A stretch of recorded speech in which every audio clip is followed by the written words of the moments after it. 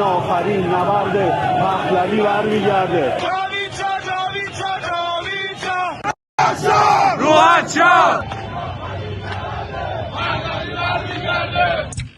ایرانیان آزادیخواه، فرزندان دلیر سرزمین پارس، با جدیت و عزم راسخ از شما می‌خواهم که قدرت جمعیتان را به نیروهای سرکوبگر نهاد جمهوری اسلامی و تمام دنیا نشان دهید. برخیزید و اتحادتان را به نمایش بگذارید تا تاریکی عقب نشیند. از شما آزادیخواهان می‌خواهم که در کنار هم و در یک روز و یک ساعت در سراسر ایران بزرگ قدرت جمعی خودتان را به صورت امن به نمایش بگذارید. نیروهای سرکوبگر توان مقابله با شما را در همه شهرها و خیابانها ندارند. به نیروهای مسلح ملی فرمان می‌دهم در خانه بمانید. در آن روز بزرگ که مردم قدرتشان را آشکار می‌کنند، از مقابله با برادران و خواهران ایرانی خودداری کنید. به یاد آورید که شما نگهبانان ملت هستید، نه ابزار سرکوب. کشورهای خارجی تنها برای پیشبرد اهداف خود عمل می‌کنند و نبایستی مسئولیت تغییر و جایگزینی حکومت را بر گردن بگیرند. این حرکت نهایی بر دوش شما مردم آزادیخواه خواهد بود. پیروزی نور بر تاریکی قطعی است. به نام ایران و به حکم رسالت تاریخی از شما می‌خواهم که به یاری ایران بیایید. افتخار شما در نگهبانی از تمامیت ارضی ایران و جان و مال ملت ایران است. برخیزید. آزادی شما در همبستگی و شجاعت شماست.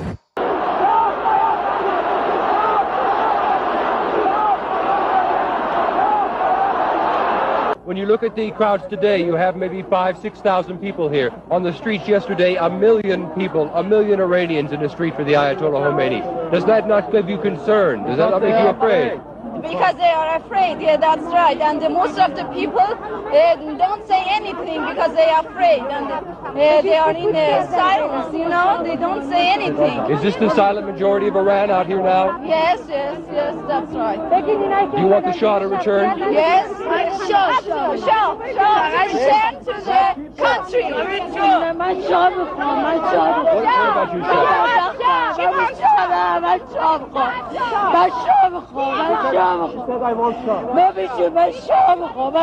Why do you want the Shah? Why does she want the Shah? چرا؟ برای این عوام یه باره بیچاره میدونه امنیت نداره خونمون رو غارت کردن زندگی داری باید ما بدیم دیگه شاه رفته شما بدبخت بدین دیگه ریختن تو خونه ما مار با چوب و چماق اینا رو همه رو بیرون ما شاه میخوایم ما بیچاره این شادی سخت کشتنش حلاله کجای قرآن گفته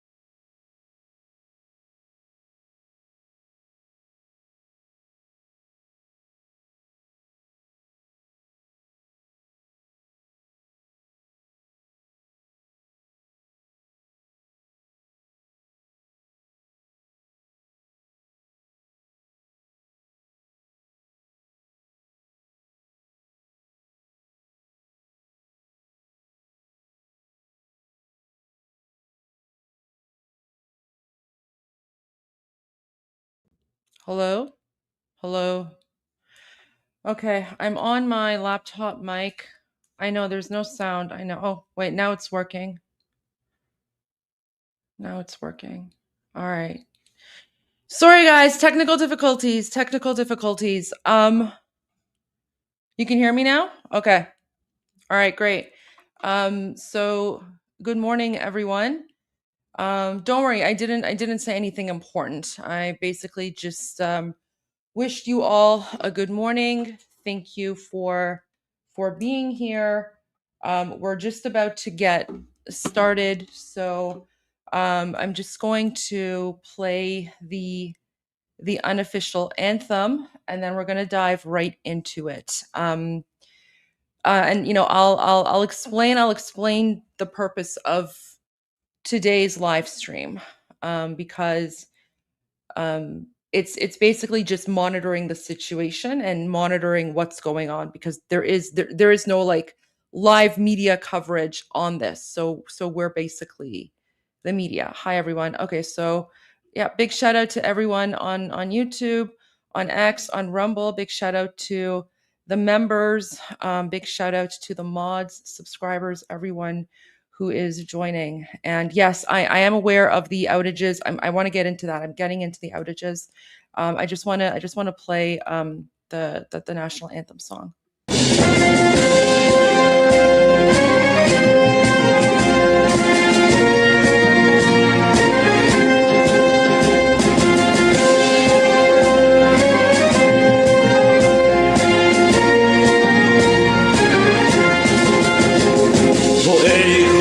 پربار ایران من، تو ای مظهر عشق و ایمان من، تو ای زادگاه نیاکان من، تو ای مهد آزاد مردان من.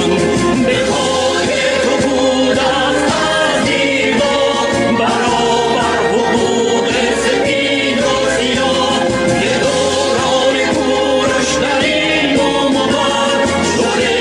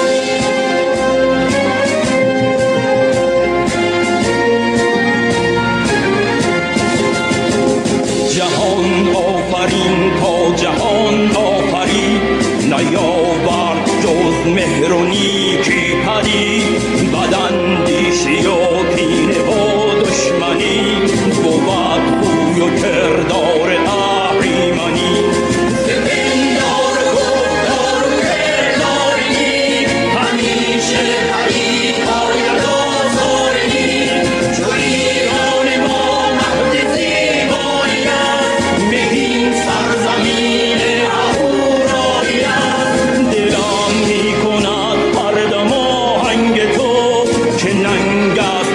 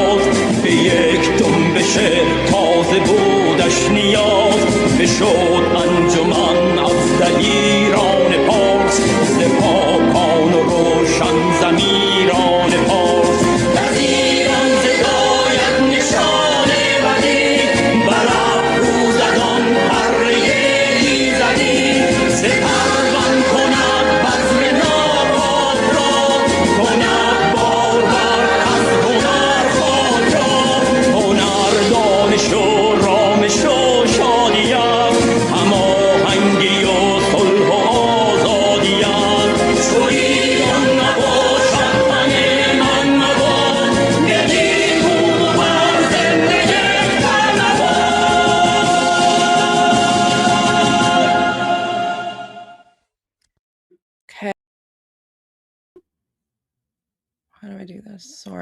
Sorry, guys. I've only had like 3 hours of sleep last night. So welcome everyone. So starting my live stream early today because there's a lot going on. Okay, so let me just explain briefly what happened. And so I just want to give a shout out to new member, Anand, thank you. Traveling Tramps, welcome. Freedom, welcome. So yes, Dijal, you're absolutely correct. NetBlock reports internet outages all over.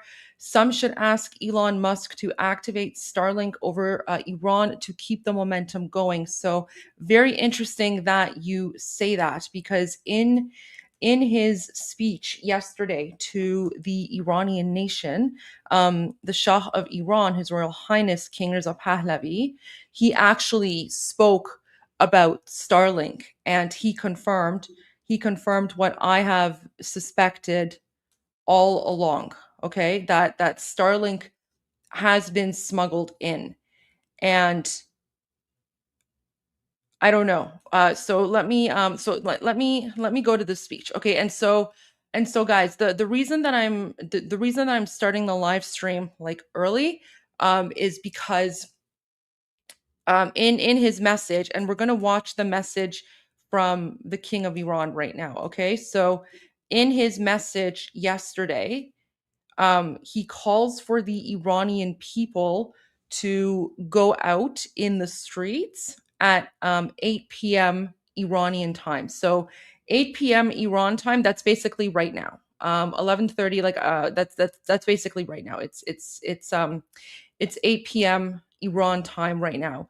We've already seen some videos of things starting to heat up, but this is like his first official order during the revolution, right? So everything up until now, the first 11 days, pretty much like, kind of organic in a way, but people have been turning to the king. They're calling for his name. They're saying, this is a final battle. Pahlavi will return. Long live the king. They're also saying, Iran shode amade, farkhan bede shahzade, which means, so Iran shode amade, that means Iran is ready. And then Farkhan bede shahzade means king, give the order, give the command. So Iranians are basically saying, we are ready for your command. So what happened last night is he put out his first, official direct command. So let me read what he said here, and then I'm going to play the video for you, okay? So he says, my fellow countrymen, today, Wednesday, January 7, your presence across Iran was unprecedented. And this constitutes a declaration of readiness for tomorrow's plan, right? So tomorrow's plan, the call for Thursday, January 8 at 8 p.m. That's 8 p.m. Iran time. So that's literally right now. Right now, it's 8 p.m. in occupied Iran. Of course, reports have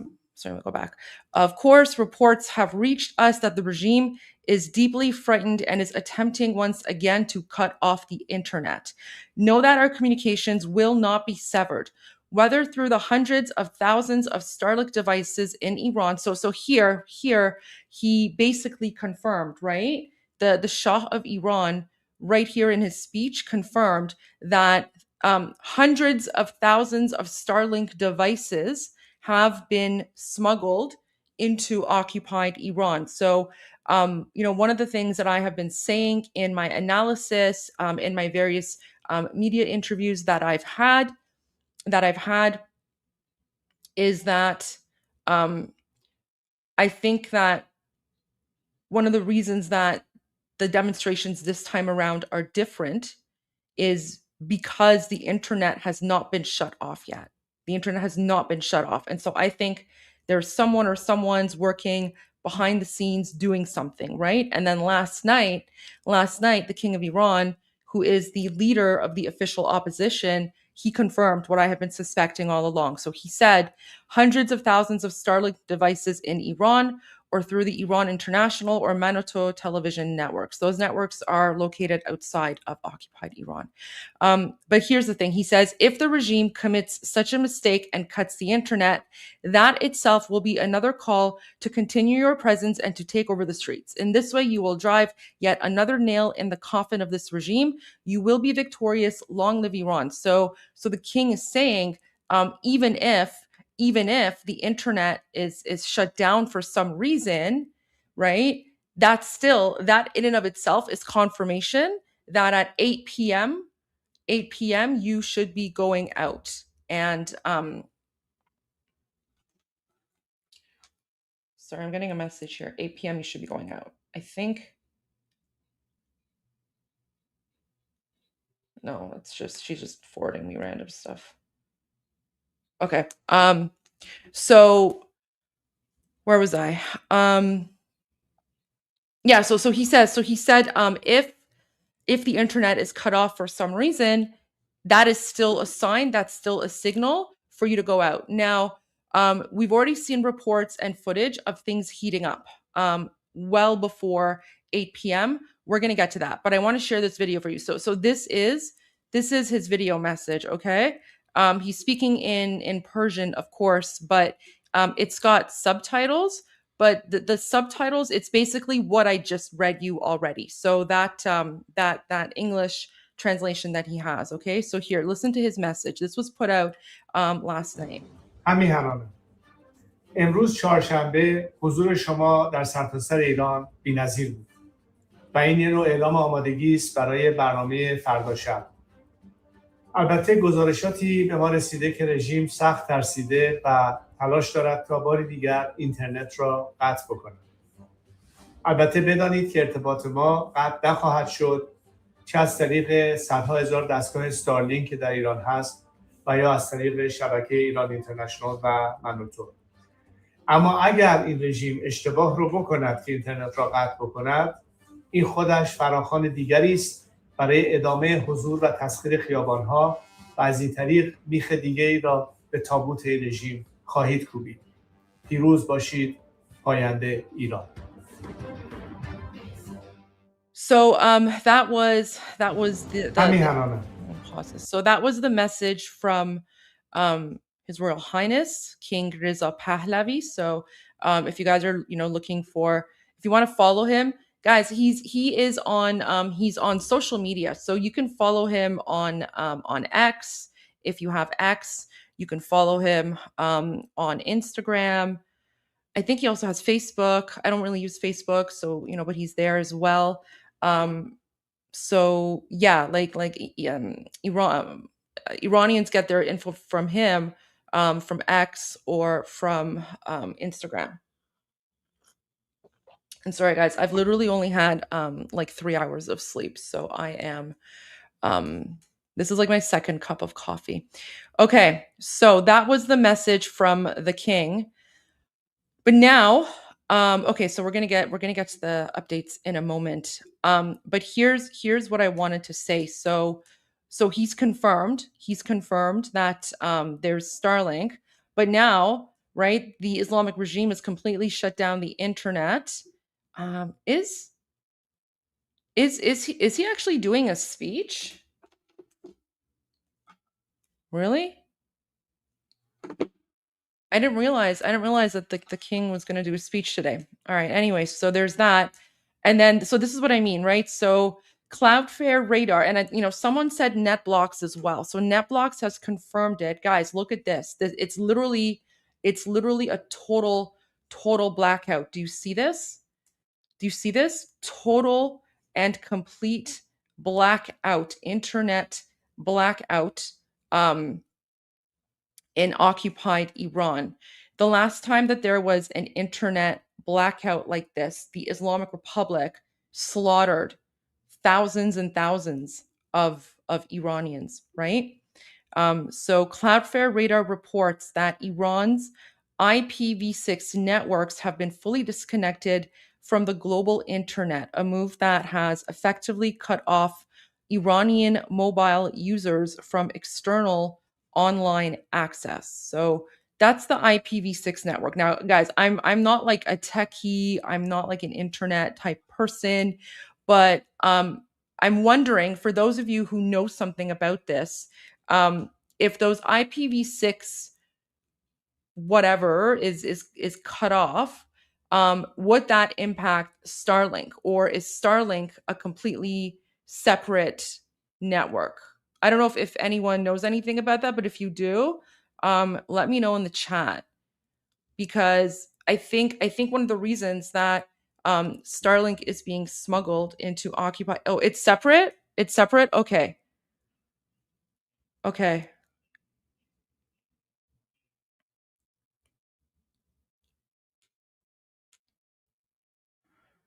Okay, so it is completely. Yeah, no, I know it's satellite. I know it's satellite. I just don't understand how these things work. So I thought it was separate. I thought that it would be separate, but I didn't want to like say it if it's not true. But okay, it is separate. So this complete shutdown then. So this complete shutdown, normally in the past, right? This would have prevented Iranians from being able to access the outside world. Like, do you see how scary that is? Do you see how scary the Islamic dictatorship, guys, is? Look at this. Like they're literally cutting off Iranians from the outside world, and basically want to keep them hostage so they can murder them, right? Oh my gosh. Okay, so that's that. And so, hopefully with Starlink, someone made this nice AI picture of Elon, just wanted to share that. Elon Musk, a hero of the Iranian Revolution. J.K. Rowling, another hero of the Iranian Revolution, using her platform and her account to raise awareness. J.K. Rowling just kind of, came in like a Patronus, shedding light on the darkness of the Islamic dictatorship. And I'm very, very grateful for her. And I'll get to her comments in a little bit as well. What's this? Inqui's X channel allegedly has live cam feed from Tehran and Isfahan. Gun sounds in the last is that something on X? Let me check.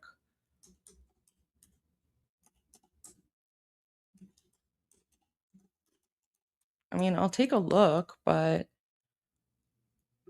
it says live stream not available. Let's see.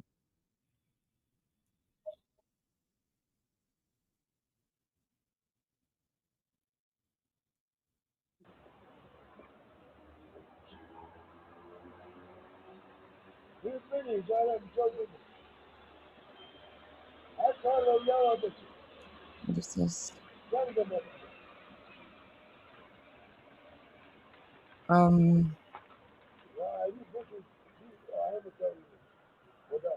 I don't know. I mean, so the voices in the background, they're definitely speaking Persian.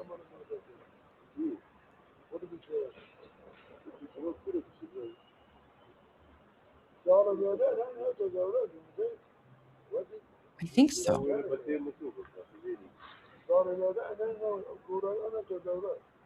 No, I don't think they're speaking.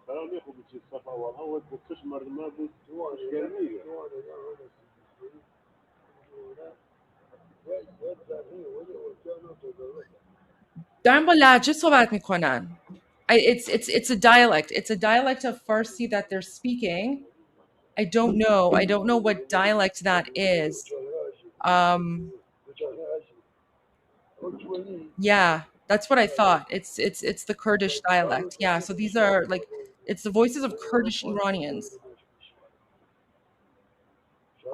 Okay. This is interesting, but like this is interesting, but this isn't going to give us the information that we want. Okay, so but thank you for that. I'm actually going to I'm gonna like make a note of this. Actually, I'm just going to subscribe to this channel so that I can come back to it when I want to. Thank you for that. That was really helpful. Okay, so we're going to go back to X, because the best way that we get news is, okay.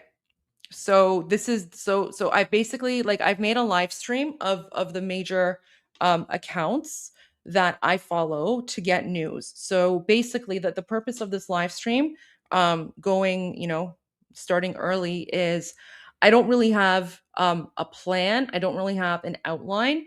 I'm just basically monitoring the internet for information, to basically see what's happening as it happens. And I figured, instead of just sitting on my laptop and doing it by myself, I'll turn on the live stream. So if you guys are interested, you can follow along as well. Okay, let's see. KP, good morning. Sunshine, step back and see. If it's a total blackout and the Mossad has been able to turn it back on daily, this could be a need to know basis as to why we can't see. I mean, yeah, maybe. I mean, I definitely know that Mossad is somewhere in there helping out, right? So 100% sure that Mossad is somehow involved, not necessarily in like overthrowing the regime, but I think they're involved somehow in helping Iranian people. That could very well be, I mean, I don't know. It could be the internet smuggling and Starlink. It could be maybe arming people. Like, I have no idea, and I don't think we're ever going to know. But I know that there is definitely Mossad presence. A medic says, my prayers go out to the people of Iran. Thank you for your support. Appreciate that. Okay, so let's go back. Okay, so پیام گزارش من و تو از نارمک تهران. Oh my gosh. Okay, so this is literally breaking news from 30 seconds ago. So Narmak is one of the neighborhoods in the capital city of Tehran, and a lot of the uprisings and a lot of the fights, right? The protests that we've seen, it's one of those places has been Narmak. So this person, this Iranian, just sent a text message, I guess on WhatsApp or something, to Manoto News. So Manoto News. Oh my gosh, where'd it go? Okay, I'm gonna get to the footage here, but let me go back to there. Okay, so Manoto News is one of the two media outlets that we trust in order to give media. They're not located in Iran, by the way. They're outside of Iran, and they get their news from people in occupied Iran through video and footage and things like that. So this person from Narmak neighborhood in Tehran sent a text message to Manoto. They say Durud and Javidsha, which means, greetings and long live the king. And then he says, Narmak Tehran bar qat kardan. So the Islamic Republic has now cut off all of the electricity. The Islamic regime has cut off all the electricity in Narmak. Okay, like they're literally, not only have they shut down the internet, they're now literally turning off the electricity to prevent people from going out and overthrowing the Islamic Republic. Right? Like, this is how messed up it is. But again, like this is what it's like. This is what it's like to live in an Islamic dictatorship and be brutally occupied. Manoto has live feed. Okay, let me go to Manoto. Let's go to Manoto, because if they have a live feed, what I can do is I can play their stuff and then maybe translate for you. Manoto. Okay, let's see.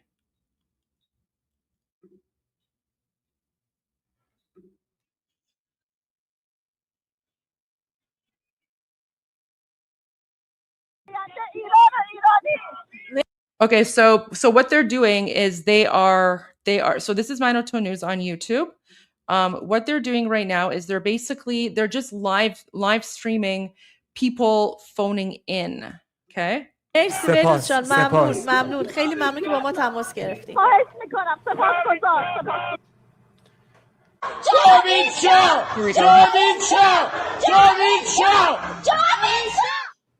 شجاعتتون واقعا ستودنیه. ساعت دقیقاً 12 دقیقه از 8 شب به وقت ایران گذشته، 12 دقیقه از آغاز این کارزار گذشته. وضع اینترنت در ایران بسیار مختل هستش. تلفن ها رو من دارم میبینم که میان و میرن تلفن های بین‌المللی. So he's saying the situation like it's just like it's like 8 minutes, it's 8 minutes past 8. The situation for the internet is really bad. اسلامی مختل میکنه اما صدای مردم ایران قطعاً شنیده خواهد شد. But he's saying that the voices of the Iranian people, the voices of the Iranian people. Here you go.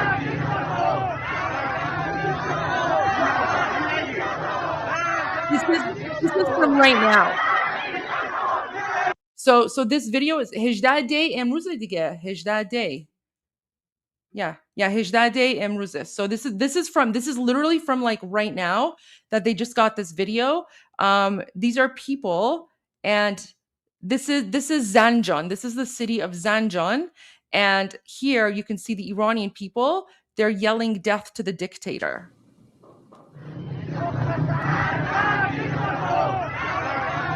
So this is from tonight.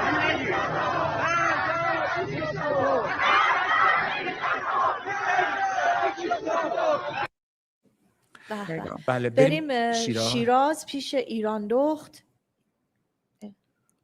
یه بار دیگه. اصلا میشه. تا سنشه بازی نشه. I mean, I could play this. I could play this, but guys, this is mostly in Persian, so I can't just like sit here and translate it for you. But so all the videos that Manoto is playing there, that's also going to be available on X, right? Because they upload. The Shah just posted. Okay, that's what I was waiting for. Guys. The Shah just posted. Let's go to the Shah. Let's go to the Shah of Iran. Come on, what's going on here? Okay, so he just posted. All right.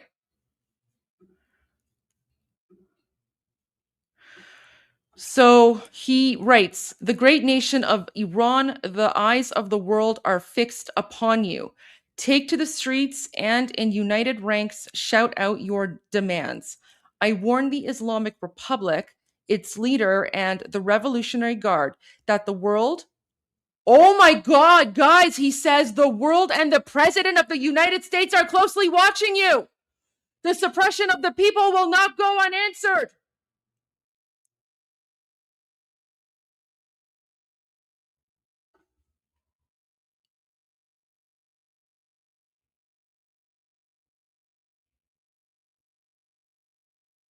Oh my God.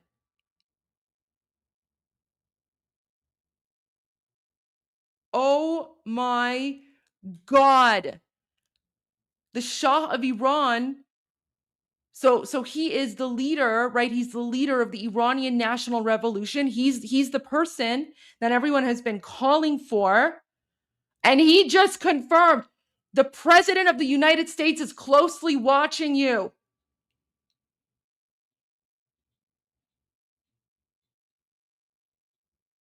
Oh my God.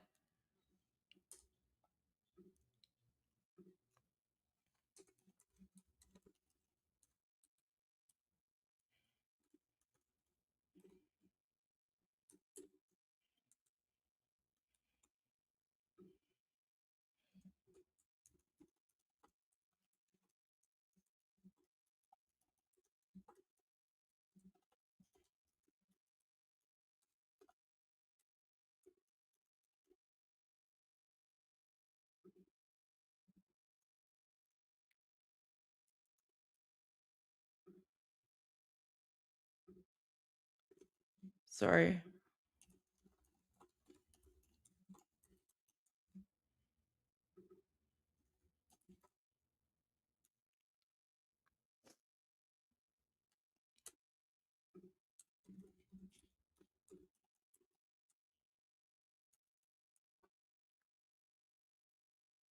Oh my gosh. Wait, I want to add a photo here. There's this AI generated photo that people have of of President Trump. Let's see if I can find it. One moment here. No, that's not it. Videos. Give me one moment. Ron Rights 101.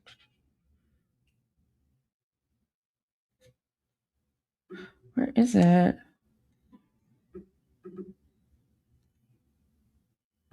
Can't find it. Here? No. Oh, here we go. Found it. Okay. Look at this. Look at this photo, guys. This is like an AI generated photo, right? But I was looking for this. I think this is a nice nice touch to my my tweet, my post here. I'm going to bold this. The President of the United States. Oh my gosh. The suppression of people will not go unanswered.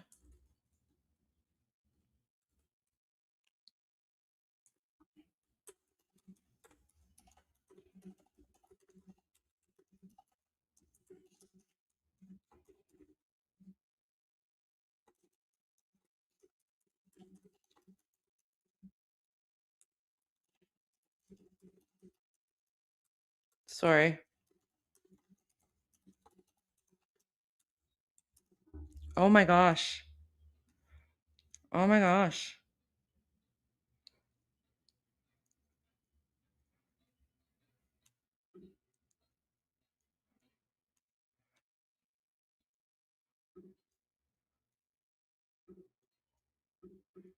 Okay, let me just see here. Look at that.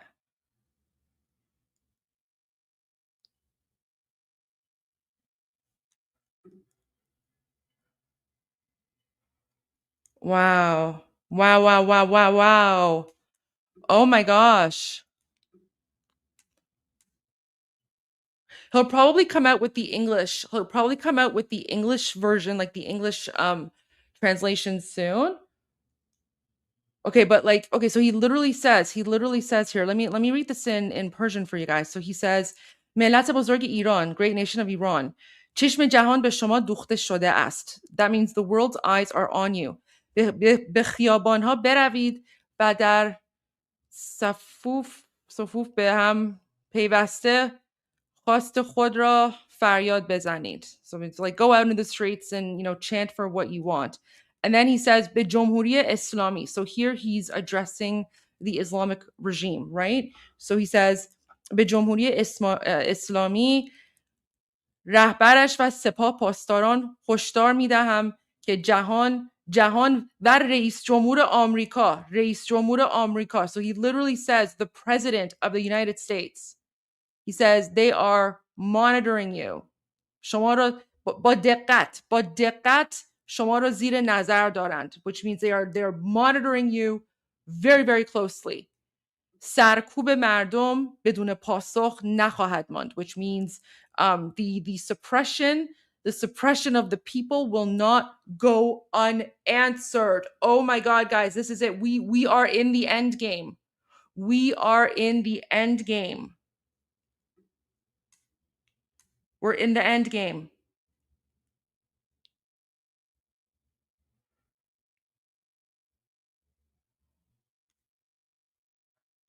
Oh my gosh. We're in the end game. Okay, let me go to some of your comments and then I'll continue. Internet available in many places. Follow the Trump Street signs that we placed in hundreds of locations in Iran. We are well armed. Shalom. Interesting. That's an interesting conspiracy theory. I kind of like that one. All right, Buffy Summers. But again, like guys, I just want to say, I'm not here to like give advice to Iranians on what to do or how to do it. Wait, sorry. Whatever. Okay, so like I'm I'm not here to like give advice to Iranians in occupied Iran on what to do and how to do it. They already know what they're doing. Okay, so Iranians already know what they're doing. So, you know, any Iranians who, if you're watching this from inside of Iran, you know, don't I would just say don't trust anyone. Don't take any advice. Like, don't take advice from me. Don't take advice from random people.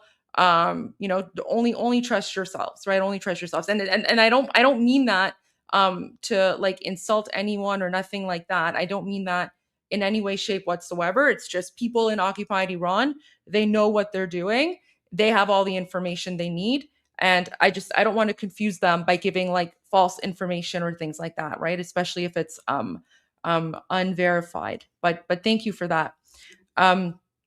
بافی سامر. آره دوستان، فقط میخواستم بگم خودتون میدونین باید چی کار بکنین. اونا که تو ایران هستن خودتون میدونین باید چی کار بکنین. حالا مثلا کسی کامنتی چیزی اینجا میذاره، به نظر من بهتره که به این کامنت ها اصلا گوش ندین، چون که خب نمیدونیم کیان یا حالا مثلا هدفشون چیه. بهتره که با همون اطلاعاتی که خود شاهزاده پادشاه و حالا اطلاعاتی که خودتون داخل کشور دارین با همون اطلاعات ها برین. یعنی به نظرهایی که حالا مثلا توی کامنت ها اینجا میاد زیاد به نظر من اهمیت ندین، بهتره. Okay, so Buffy Summer says on Iran International on YouTube, they said there's an app using Bluetooth they're using when internet is down. They have an ongoing live stream. Yeah, I know they have a live stream in Farsi as well, but again, it's Farsi, right? So I'm not a full-time translator, but what I do have is I have Iran International on my Iran Revolution like live stream here. So this live tab, it also includes updates from Iran International. So we're going to go to all of those updates right now. But thank you for that. User sent a super sticker. Thank you. Miranda says, praying for Iran. The world is watching, stands with you. Your strength is incredible. You've been heard. This is a final battle. Do not back down. Thank you. Thank you. The batteries for Starlinks last 48 hours. Okay, that's good to know. Thank you. Florida man says, Javicha from Florida. Thank you. Thank you. Where's my American flag here? Guys, we're in the timeline of the worst nightmare of the Islamic Republic, where you have Iran and America, right, working together. Iran and America are now officially working together, right, to overthrow the Islamic dictatorship and rectify the mistake that Jimmy Carter made 47 years ago, right? Iran and America together. Do you see, guys? Do you see when I tell you that we Iranians, we are not your enemy?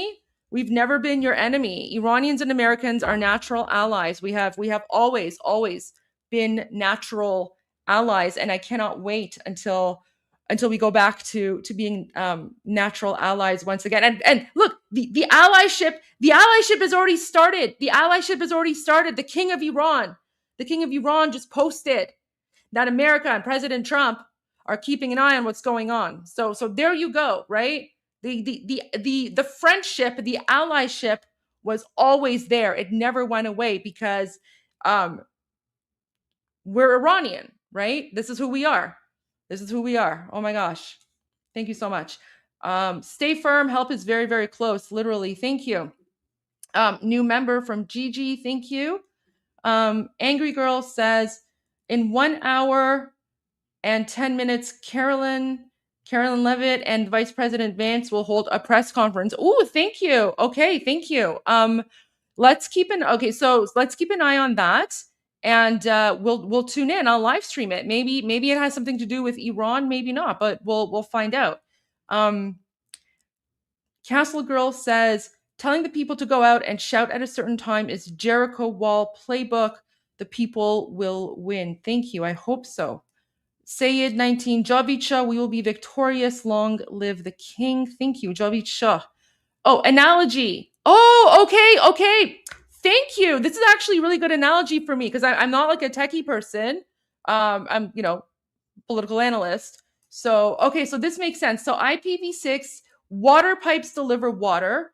Starlink rain deliver water. Okay, so that makes sense. So even though the Islamic Republic has shut off the water pipes, water can still be delivered through rain, a different means. Okay, that makes a lot of sense. Thank you for that. That was really helpful. Buffy Summers, once the world sees us as Persian, I mean, well, Iranian, right? Because we're Iranian. Persian is like the Greek word for Iran. Like we don't call ourselves Persian in our language. We call ourselves Iranian. But I get what you mean. But yeah, like we're basically disassociating Iran from Islam, because everyone always thought that like Iran and Islam is the same thing, and it's not. So we're basically undoing 47 years of historical revisionism. When do you think a general strike will be official? The general strike is already it already happened. It's already out there, right? So the strike happened, guys. The strike happened. The strike happened. Like it started on Sunday, December 28th, and it's been going on ever since, and it's massive now. And now the strike is all over the country. So I think we're, it's pretty much there. New member Peter WX7BC, thank you for joining. Brandon Kaiser, only Iranians on the ground can make the most informed decisions. Exactly, I agree. Take orders from your local leaders, the Shah. I mean, don't listen to others on the internet. I mean, I agree. And like, I always say, like, don't even listen to me, right? Like, I'm not here to give advice or information to Iranians in occupied Iran. They know what they're doing. They have been, mobilizing on the ground. They have their marching orders. They know what to do. My role really is to just be their voice and to just share with you what's happening, right? That's basically my role here, is just informational, and also to answer your questions and provide analysis. But yeah, no, I would never ever give advice to people in Iran. They're in good hands. They know where to get their info. They know who to trust and who to listen to. Michael, greetings again from Youngstown, Ohio. I donated previously. Grinding again as always. Keep up what you're doing. Oh shoot. Sorry. Okay, give me one moment, guys. I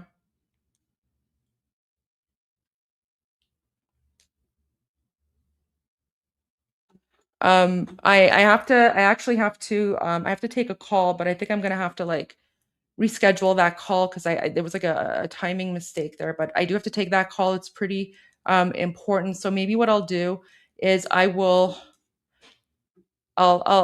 play the most recent from 2CTV while I go make my call. I shouldn't be gone for very long. Let me pull it up, and then we'll go to the rest of your super chats. Here we go. So this was streamed an hour ago. So let's go to 2CTV. I'm gonna take this phone call. Hopefully it won't be too long, and then I'll continue with my own updates.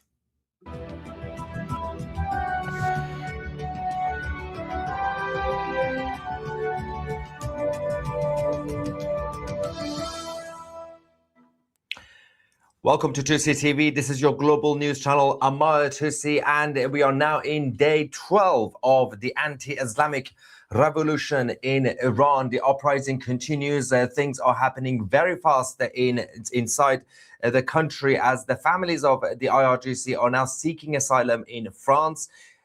That's not really that surprising, considering that everything started in Paris for the Islamic occupation. The Americans are now mobilizing their troops towards Iran in the Middle East. And we're going to give you guys all the videos that are coming in from Iran. A lot of the IRGC bases have once again been captured and destroyed. There's a lot happening live.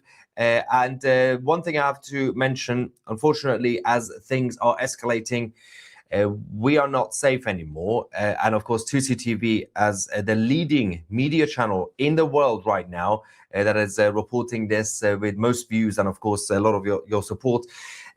It's no longer safe for me to be outside. We've been talking to obviously the authorities and security, and there's a bit of an issue with, of course, the sleeper cells in the UK and across the Western world. So I appreciate your support. I will continue to do my job despite the threats against my life. And but it's important to mention that things are still ongoing. And now let's go and talk about the situation. Of course, we are still focused on this, and that's why we are giving you guys a limited offer. If you want to support the channel, our work here, our small team, then become a member of 2CTV Plus, but you can get 50% off if you use the promo code Iran. Go on 2c.tv. The promo code is only for annual memberships, not monthly. So 50% promo code Iran. Go to 2c.tv. All right, so let's talk about the situation on the ground right now. As we're going to talk about the IRGC families, obviously, trying to flee to France, and also the United States military. But first, let's talk about on the ground, Hamadan, huge crowd. Everybody's coming out. Today and tomorrow are crucial days, as the Crown Prince of Iran, Reza Pahlavi, has instructed the people. 8 p.m. local time, which is in about, I think it's about an hour or so. People will be kicking off. Let's go to Hamadan. Started very early. Let's see.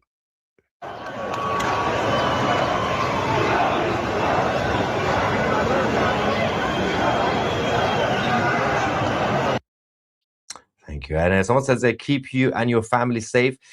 That's your priority. We will understand. Thank you so much. As long as obviously I don't really go out there in public myself on my own, it should be okay.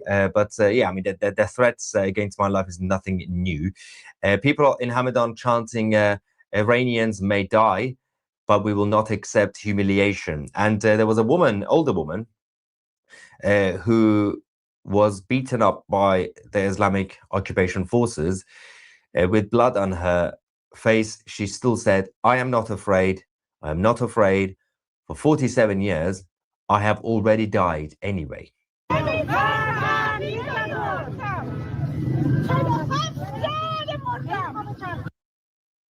47, I have already died, she says. They got nothing else to lose, only hopes and dreams for a better future, for a brighter future in Iran. Now, let's talk about the Americans. There is a whole situation with Delta Force operators in the region.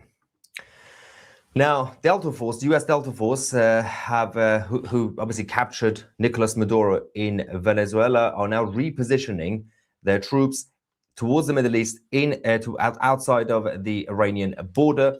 We have also over a dozen US strategic airlifters who have crossed the Atlantic towards Europe and the Middle East, but also many carrying helicopters operated by Night Stalkers, the elite units that obviously flew the Delta Force commanders into Venezuela.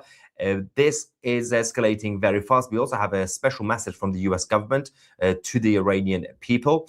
Delta Force have now pivoted to the Middle East, with Army Rangers and air assault forces from Europe also being repositioned rapidly. Now, the United States, as well as the British refueling tankers, are now headed into the region.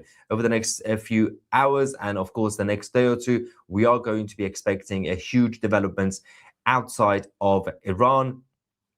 Meanwhile, the brave freedom fighters in the country continue to capture more IRGC bases, sites, shops, buildings, everything else that they can. And of course, they are destroying them. This is Ufuk, which was an IRGC base, essentially store for all the food and warehouse and everything else, equipment in the city of Lamar, has now been overtaken.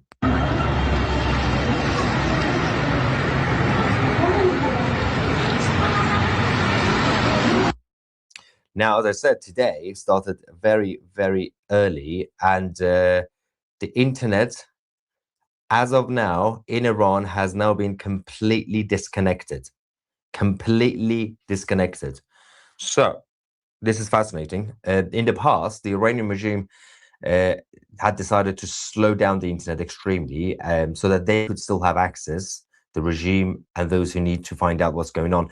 But they have now officially isolated the whole country, including their own regime, from the rest of the world.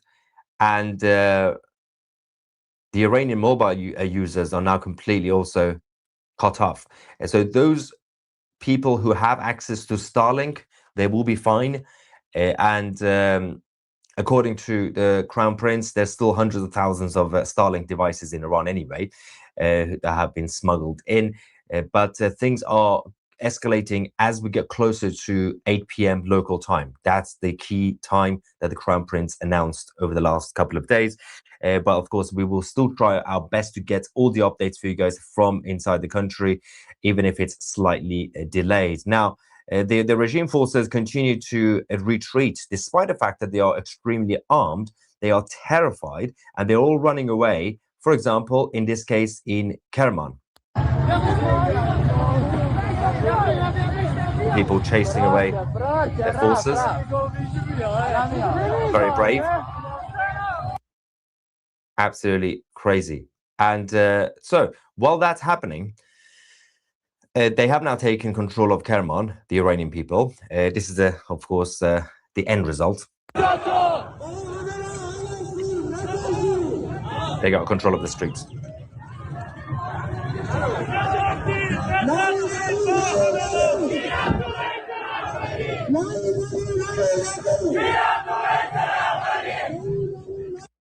Someone said the IRGC families can stay where they are. Europe neither needs nor wants them. They screwed up their country. They need to stay and fix it. No, they shouldn't, Mark. They should not stay and fix it. They should stay, face justice, and go to prison. No, nobody needs the IRGC to come and fix anything. Everybody needs to go to prison. Stay in Iran, go to prison, face your jail sentence. That's it. The European governments should not allow any of them to enter their countries. Now, over the last few days, Tehran, the capital, has been effectively under the control of the people. Last night, we had the Battle of Tehran. But this morning, the Iranian people have once again managed to take it back from the Islamic occupation. They're running away, the regime. Crazy. I'm going to show you the map, by the way, the latest map showing where all the clashes are, where all the battles are ongoing, because there's a lot of misinformation on social media, and of course a few mainstream media outlets who are basically the propaganda mouthpiece for the Islamic Republic. Sebi from Australia says, what are your thoughts on the noise around PBD and what he's saying? I've covered this many times last night, yesterday, and the day before. You can obviously watch that. I mean, he's got his own opinions on that, but the Crown Prince is doing what he's doing. The Crown Prince has taken the lead. He is leading the revolution, and he will be leading the transition government, regardless of what anybody says. Let's go to Abadan, and let's see the situation. I think this is actually overnight in Abadan, things kicked off. People, essentially the Islamic occupation forces, they can't stay out all the time. They have limited numbers, but they're also extremely exhausted. Now, the difference between the people being out there and the security forces and the police and whatever they are, the Basij units being out there, is that the IRGC side, when they're out, they have to stay out in small numbers, and they have to always be on high alert. Any moment, something could happen. But the Iranian people, there are huge crowds. So technically, people can take breaks. Okay, I'm going to go over there, take a quick nap. You go outside. We go sit down here in the corner. You go and attack the IRGC. They can do that. But the IRGC can't. They are exhausted. So in Abadan, they gave up, essentially.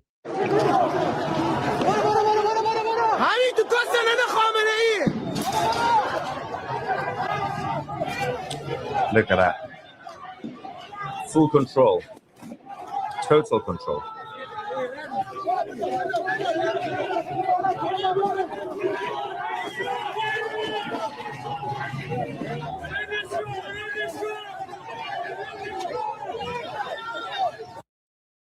Crazy stuff happening again. Day 12 of the uprising, and 11 days so far, 11 battles and 11 victories for the Iranian people. But let's also talk about, we will discuss the way the IRGC Basij units are behaving, because they are so desperate that they are once again shooting at everybody, but they're not actually able to do anything about it. We don't have the official numbers of the number of casualties, because the Islamic Republic have stopped releasing that information. We have a reaction saying, keep safe and keep your magnificent hairstyle safe. That's the most important thing, of course. God bless Donald Trump.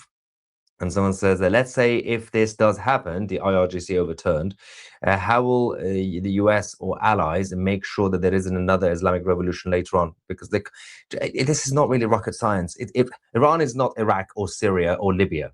There was a small group of communists backed by the Soviet Union who came and started shooting at everybody in the 1970s. The Islamic occupation was helped by CIA and France and then an element of MI6 to take over from the communists. That's all it was. There is no Islamic militants or extremist groups in Iran who can take over. You kick these people out, you're done. That's not really how it works in Iran. Anyway, let's go to the IRGC units who are being pushed back by the brave people in Shiraz, and of course a huge crowd outside.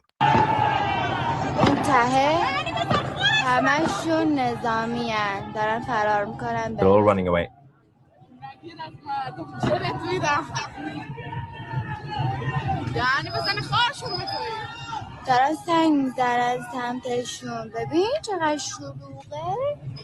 Also, to answer that question again about how do you prevent any sort of fight back from any group of Islamists? I mean, these guys, I mean, they're losing their own people anyway, and they're all basically in their 80s. They're not young enough to fight. It's the job of Iran to do this, nothing to do with the US or anybody else. It's the job of the Crown Prince and the new constitution and the military, of course, in Iran to keep their country safe. That's the priority. Iranians make Iran great again. And of course, if you become, when they become an ally to Israel and the United States, by default, of course, the US will be providing support. We got a lot of US bases in the Middle East who will protect Iran, just like what they're doing with Bahrain and many other of the allied countries. The American empire is always there. Now, the senior IRGC officials and also a group of the reformists, essentially, who are still part of the Islamic Republic, are now seeking asylum in the Fifth Republic of France. Now, this is chaotic. Over the last 24 hours, according to the French themselves, high-ranking officials from the government in Iran, including the president of the Islamic Assembly, have now been seeking asylum and asking Emmanuel Macron for visas for their family members. And there is a French lawyer who is helping them, who is from Paris. And of course, everything started in Paris for the Islamic Republic when the French government in the 1970s decided to host Khomeini, Ruhollah Khomeini, in their city, and of course help him to come back and take over from the king. But we also have this update from the French TV analysts themselves explaining what exactly is going on, who is getting the visas and why. Oh, there we go. Une partie des dignitaires en fait iraniens, notamment du clan réformateur, commencent à faire défection. Donc le clan réformateur, c'est le président Massoud Pezeshkian, qui président de la République islamique, qui voit une partie de son entourage en fait faire défection, prendre contact avec des services étrangers, mais aussi avec les mouvements d'opposition. C'est un clan mafieux, c'est un clan en fait qui est impliqué dans le trafic de drogue à grande échelle, notamment avec les mafias colombiennes, vénézuéliennes, mexicaines depuis des années, trafic d'armes, prostitution, trafic d'œuvres d'art, mais on voit que depuis 24 heures précisément, plusieurs personnalités du clan réformateur ont demandé des visas. En tout cas, ils tentent en France, via l'intermédiaire d'un avocat parisien, d'obtenir en fait des visas français pour leur famille. Pourquoi la France ? Écoutez, je vous le demande. Alors, il est vrai que depuis quelques années, ces réformateurs ont de très bonnes relations avec, les ministères des Affaires étrangères français, à commencer en fait par la France. La France s'est plutôt montrée assez généreuse et accueillante depuis 1978. Je vous rappelle qu'en octobre 78, le fondateur de la République islamique d'Iran, l'ayatollah Khomeini, était à Neuf-le-Château. Hein. Il était en exil, et il rentre en Iran dans un avion d'Air France. Bien sûr, vous l'avez compris. Donc aujourd'hui, il y a une espèce de continuité. La France est toujours vue comme un pays quand même d'accueil. Ces familles-là ont l'habitude d'ailleurs de venir en Europe, en France, en Allemagne. Là, les visas, on a une vingtaine de familles de hauts membres, de très hauts dignitaires en fait du régime iranien. Il y a notamment en fait Monsieur Khalibaf, qui est le président en fait de l'Assemblée islamique, dont une partie de la famille a demandé en fait des visas pour venir ici via encore une fois l'intermédiaire d'un avocat parisien, enfin irano-français qui œuvre à Paris. So this is extremely important. There were a couple of people in the live chat. First one of them, Willie, says France got Iranian blood on its hands. Yes, since the 1970s. And someone else said, why are they choosing the West? We don't want you scumbags. It's because the Fifth Republic of France has been an ally to the Islamic Republic of Iran since day one. And as, of course, the French analysts and journalists also confirm that France has always been welcoming to these guys. It's a choice by France. It's not really because they're like invading France. It's a decision by the French state. And to do this, it's up to you. It's your country. If you want to do it, then fine, you can do it. But your people are going to be destroyed. You are bringing the enemy into your country. But if the French people are not kicking off about this, if the French people are not going to organize protests outside the palace, Emmanuel Macron and also the government itself, then fine. That seems like the French people are happy. If they start organizing protests, if they start kicking off in Paris and other cities, then we know that the French people don't want this. Right now, the silence coming from the French population will decide whether they care enough or whether they just don't care about what the French state is doing to their country. Now, in North Khorasan, in the province in Shirvan, the Iranians have once again decided to target their facial recognition surveillance cameras because, again, that's one of the most important things you could do during this uprising.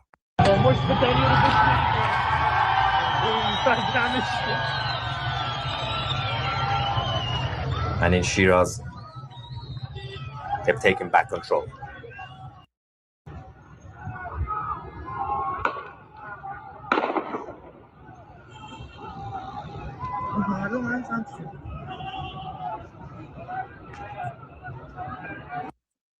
It's crazy stuff.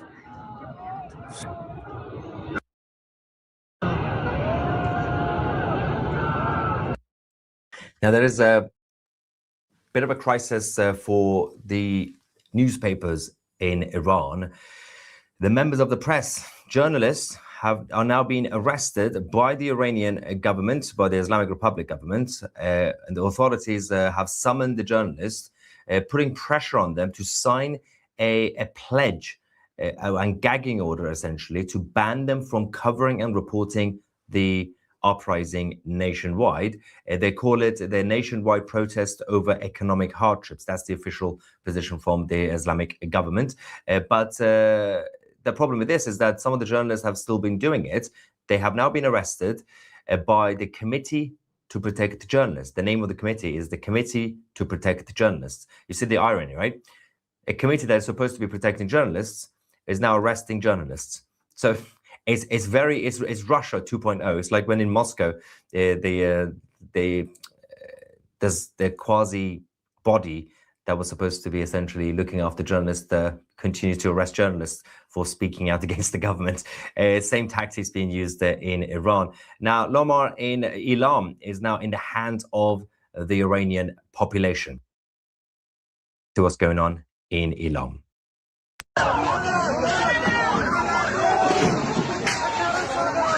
Well done, the Iranian people.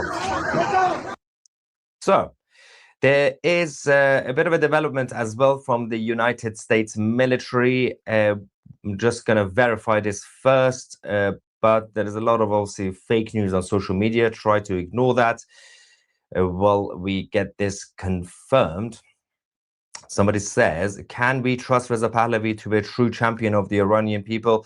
I hope self-interest and ambition will not spoil the transition. Yeah, he's not Team Walz. No, that's not how it works. So no, you won't. You'll be fine. The constitution will protect the system, the people, and of course, King Reza II also has always cared about his country, just like his father, just like his grandfather. The whole family have always been the same. That doesn't really change anything.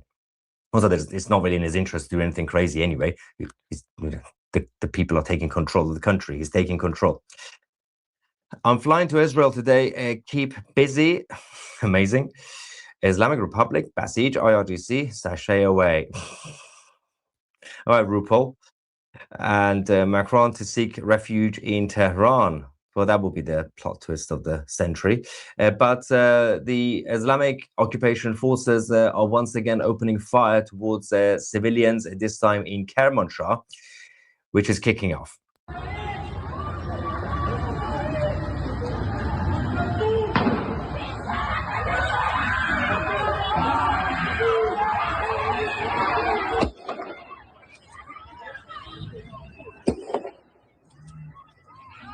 Wow.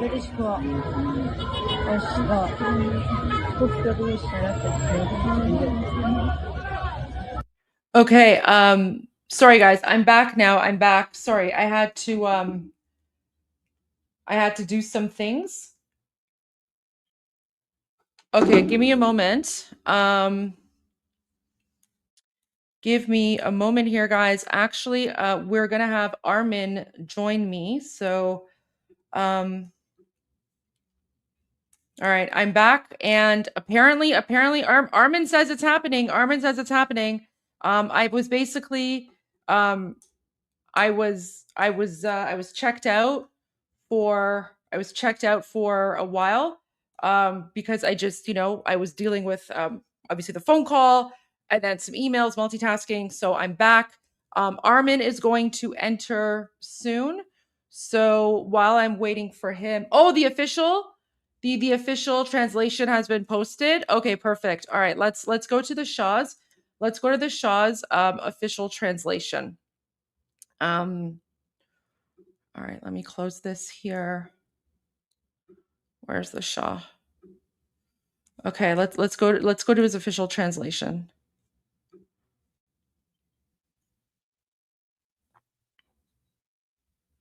Okay, and then I will go to your super chats as well, guys.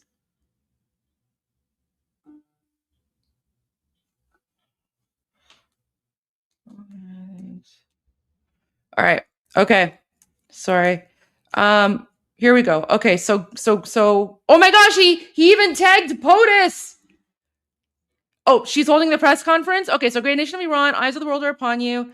Take the streets as united front, show your demands. I warn the Islamic Republic, its leader, the IRGC, the world, and POTUS are closely watching you. Suppression of the people will not go unanswered. Okay, so apparently the White House, is that what it is? Okay, let me go to the White House, guys.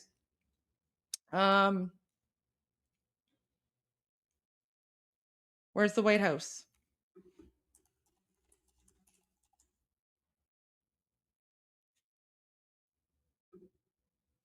They're not live streaming. Where is Carolyn Leavitt live streaming?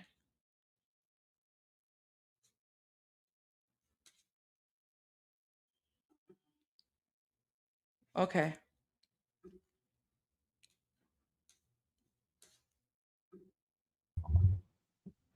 Hey. Hello.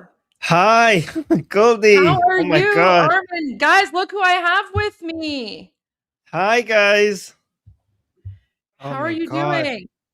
I'm very excited. Goldie, there's so many people messaging me from Iran saying, like, if something happens to me, Armin, we love you. Like, there's so many people are going. Like, everybody I know from Iran is going outside. Even the people who used to be anti-Pahlavi, they're giving up on being anti-Pahlavi, and they're going into the streets. It's really amazing. Wow. Yeah. It's insane. I was checked out. I was actually tuned out for about 15 minutes because I got a phone call and then I had to deal with that. So I literally just got back in.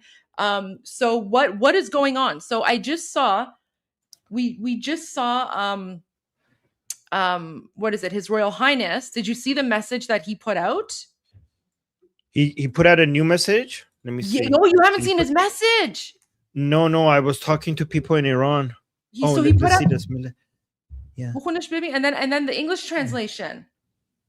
ملت بزرگ ایران چشم جهان به شما دوخته شده است. به خیابان‌ها بروید، در صفوف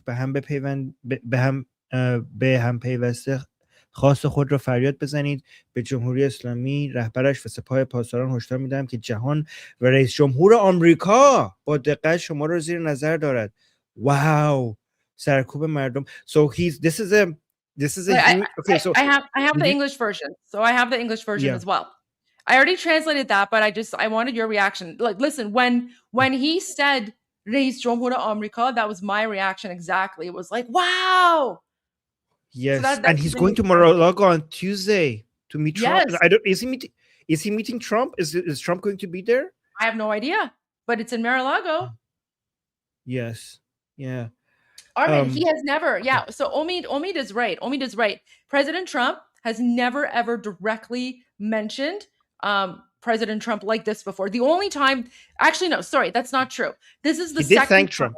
Yeah, this is the second time, because a few days ago, when President Trump posted about how he's going to, go after the Islamic Republic if they continue murdering Iranians, Reza Pahlavi did thank President Trump. That was the first time, but now this is the second. The first message was him basically just thanking President Trump. So I don't really even count that as significant as this message here, because in this message, he's basically saying to the Islamic regime, he's saying to Khamenei that if United States is watching you. So I don't know, but there's the English version if you want to read it as well. I think this might be in preparation for the Mar-a-Lago visit. It might be. So great nation. So here's the English. Great nation of Iran, the eyes of the world are upon you. Take to the streets and as a united front shout your demands. I warn the Islamic Republic, its leader, basically Khamenei, and the IRGC that the world and POTUS, Trump, are closely watching you. The suppression of the people will not go unanswered. And I really do think a lot of people, hold on, I made a mistake. Let me remove this 1 second. Delete on YouTube. I should have done it horizontally. So do you want to link it again? Are you going to link your channel again? Yeah, I'm going to do it landscape because I made a mistake. Yeah. Let me just try it again. Sorry. Yeah. Take your time. Take your time. Yeah, I do think that they are doing this in preparation. What the hell? They're doing this in preparation for the Mar-a-Lago visit. I think they're trying to get on the Trump's good side so that what Trump did to Machado doesn't happen to Prince Reza Pahlavi. But I think I don't think that's going to happen. I don't think that's going to happen because there's no other name. There's no other person, right? Yeah. And I think the fact that President Trump is going to Mar-a-Lago, His Royal Highness is going to Mar-a-Lago. That's huge. The other thing as well is did you see Laura Loomer's tweets yesterday? Yes, so she is actually going after the MEK, which is really important because I didn't actually. I didn't know how much the MEK still has power. Oh, they have so much power. Right. So much power. But listen. Oh yeah. Well, I mean, ish, right? Like they basically have power with like the people who aren't really relevant or important, but it's more than just the MEK. She also posted about Reza Pahlavi. Did you see that? Like that was just totally out of the blue. Yep.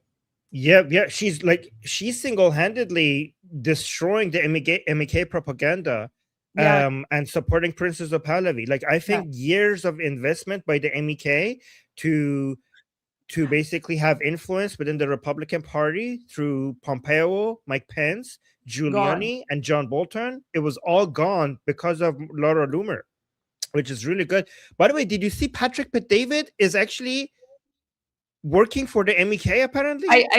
So I saw that and I actually tweeted about it and I tagged Laura Loomer and I said I hope everyone like tags Laura Loomer Here you go. This is the message from about King Reza Pahlavi. Yeah, so I actually put a post about Patrick Bet-David working with the MEK, and I basically tagged Laura Loomer, and I said, please, everyone, like, tag Laura, and let her know. Tag Laura, let her know this is going on so she can take care of PBD and add him to the list. But yeah, like Laura Loomer, out of nowhere, she just like came out and she's endorsing Reza Pahlavi, and like she has been very quiet on this, right? I was speaking about this last night, and I was saying like Laura Loomer is a very smart person, so I think given what is happening in Iran, she probably did her digging. And even Laura Loomer, very, very smart person, she's realized that the only person is Reza Pahlavi. So I don't think the Venezuela situation is going to happen in Iran, but we have to continue. Like, we have to continue the push to support His Royal Highness, right? Yeah, because it's exactly because of this push that it's not going to happen in Iran, because the Venezuelan people didn't come out and support Machado in the way that the Iranian people are coming in and supporting Princess Pahlavi. Like, they weren't shouting her name in the streets. What happened in Venezuela is it was only America. It wasn't the Venezuelan people. But what's happening in Iran is it's an Iranian revolution. It's not an American revolution. Even though we appreciate the support, though, but it's Iranian led. Yeah. By the way, I saw J.K. Rowling. She retweeted you. She quoted you. That was amazing. Oh, you know what? It gets even better. It gets even better.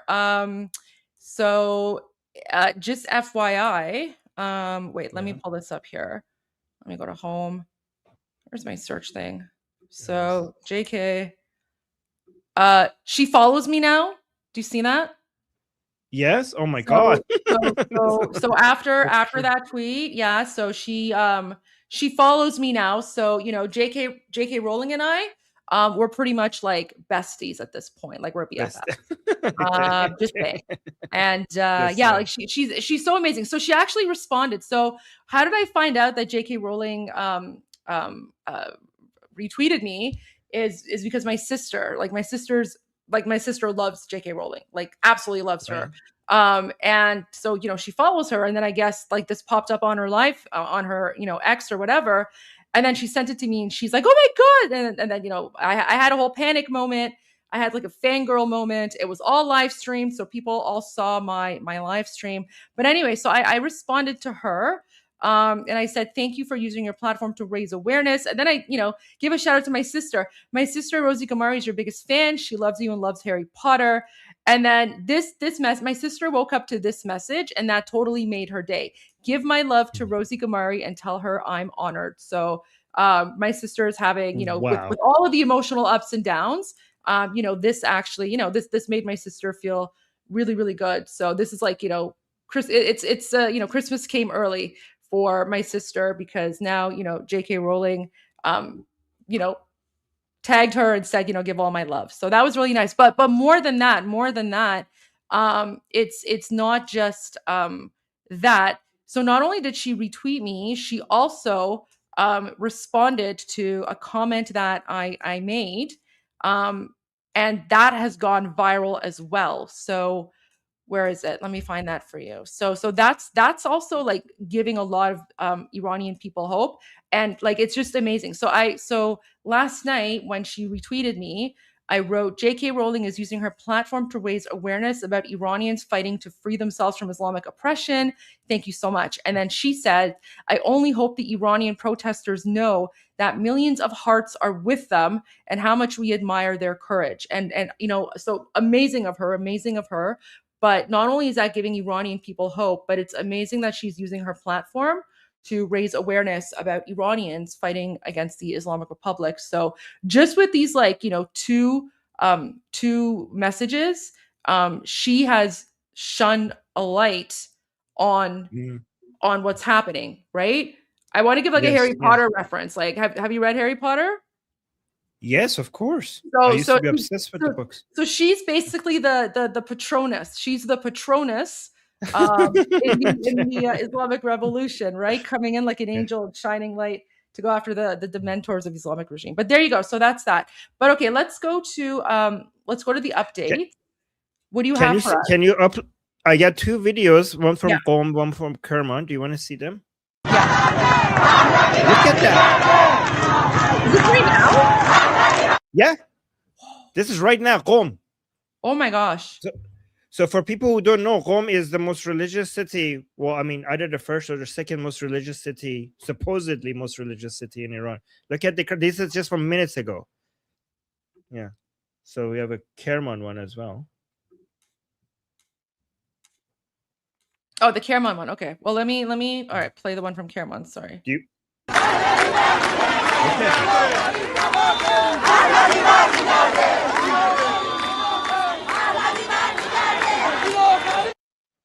So both this of them are. confirmed, Armin, this confirms that Starlink is working. Then Starlink is working because did you see the reports of the Islamic Republic shutting down the internet? Well, the shutdown is in some places, but not in others. Because I don't know if this is because of Starlink is there, but it's very limited, very limited. So No, I don't. No, it's not very limited. There's apparently there's hundreds of thousands of Starlink devices across the country. That's what hundreds of thousands. Are you sure? Because I thought it was like no. Did you not see the Shah's message last night? He did. He said there's Starlink, but he did he say Yes, hundreds of thousands? he said hundreds of thousands. What? Can you play that again? Yes, absolutely. Yeah. He said hundreds of thousands. Wait, I even screenshotted it. Let me find the screenshot first. Wait, let me remove this. Bring this up. Where is it? He screenshotted this. Let me find it. You could go to his account. Oh. No, but I want to find the screenshot of the message too. See, look. So this was his message, okay? And then here he says, whether through the hundreds of thousands of Starlink devices in Iran. Hundreds of thousands? How did all of that get into Iran? That's amazing. Okay. I think it's definitely smuggled in somehow. Mossad, CIA, I mean, who knows, right? But here, listen to his message again in Persian, right? In Farsi. He says امروز چهارشنبه حضور شما در سرتاسر ایران بی‌نظیر بود و این یه نوع اعلام آمادگی است برای برنامه فردا شب. البته گزارشاتی به ما رسیده که رژیم سخت ترسیده و تلاش دارد تا باری دیگر اینترنت را قطع بکند. البته بدانید که ارتباط ما قطع نخواهد شد چه از طریق صدها هزار دستگاه استارلینک که در ایران هست و یا از طریق شبکه ایران اینترنشنال و منوتو. صدها هزار. And then his team translate, because this is the official translation from his team, right? Yep. So hundreds of thousands of Starlink devices. He said that. Yeah, that's pretty crazy. What was his last message? Did you see his call to action got more than 80 million views? Like it's now 90, I think now it got to 90 million views on Instagram. 90 on million Instagram. views on Instagram. Oh yeah, Yes. Instagram is huge. A lot of Iranians use Instagram, right? So Instagram is where. But this is historic. Like 90 million views, like almost the same size of the population of Iran inside and outside. 90 million views is call to action. But Goldie, you have no idea. There are so many people that we didn't ever expect to say no, to say yes to the prince. They're coming out and they're giving up being anti-Pahlavi. Like some of the last people that we expected, some of the people that we thought these people are going to go, they're going to die and they're going to go to the grave still being anti-Pahlavi, and they're coming out and saying yes to the call to action. So I think it's over. Like I really think it's over. You think so? Yeah, I think this is the beginning of the end.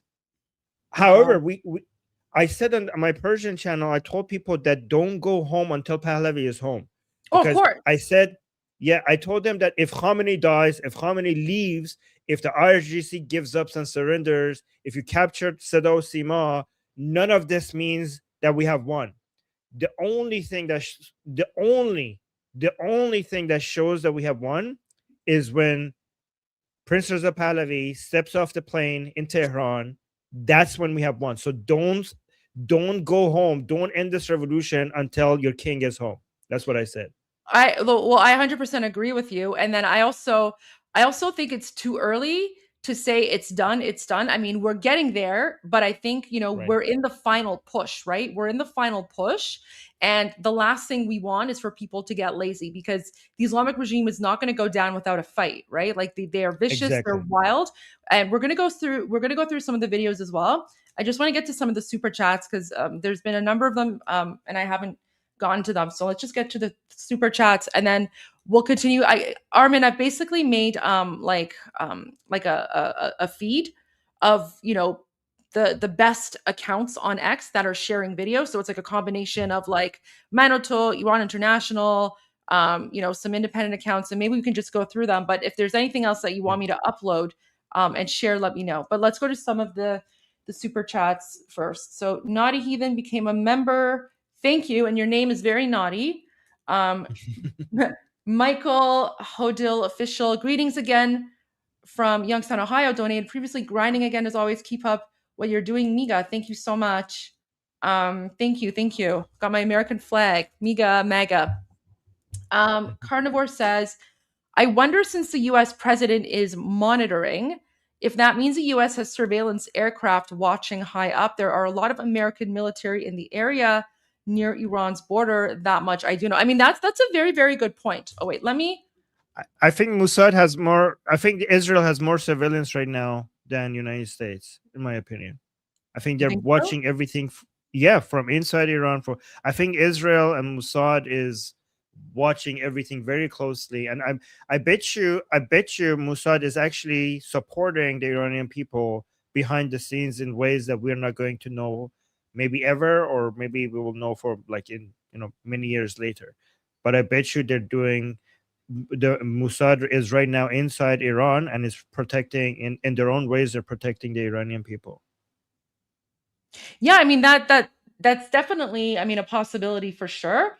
I would think that the way that Mossad is helping right now is that they're helping bring in internet, right? So the Starlink didn't come in by accident, I don't think. So that's definitely but no, I think do they're also I also think that they're threatening. They might be threatening some regime forces.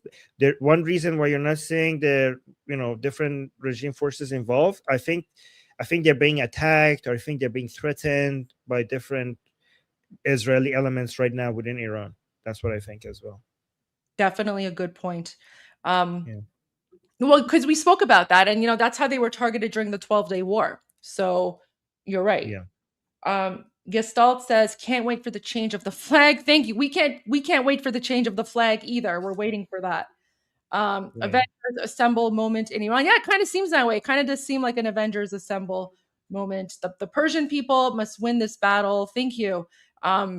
We refer to ourselves as Iranian, but I do appreciate the sentiment. Thank you so much. Guys, I just want to make it, I just want to provide this explanation again.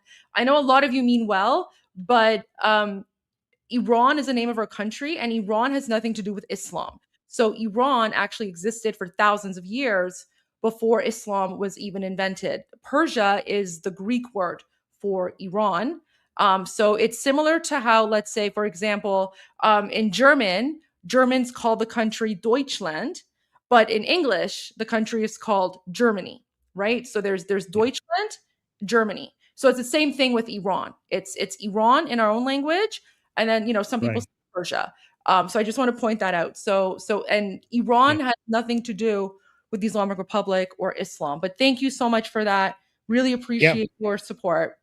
Armin, anything you want to add? Another thing you want to mention is that Iran is 50% Persian, or a little bit more, I think.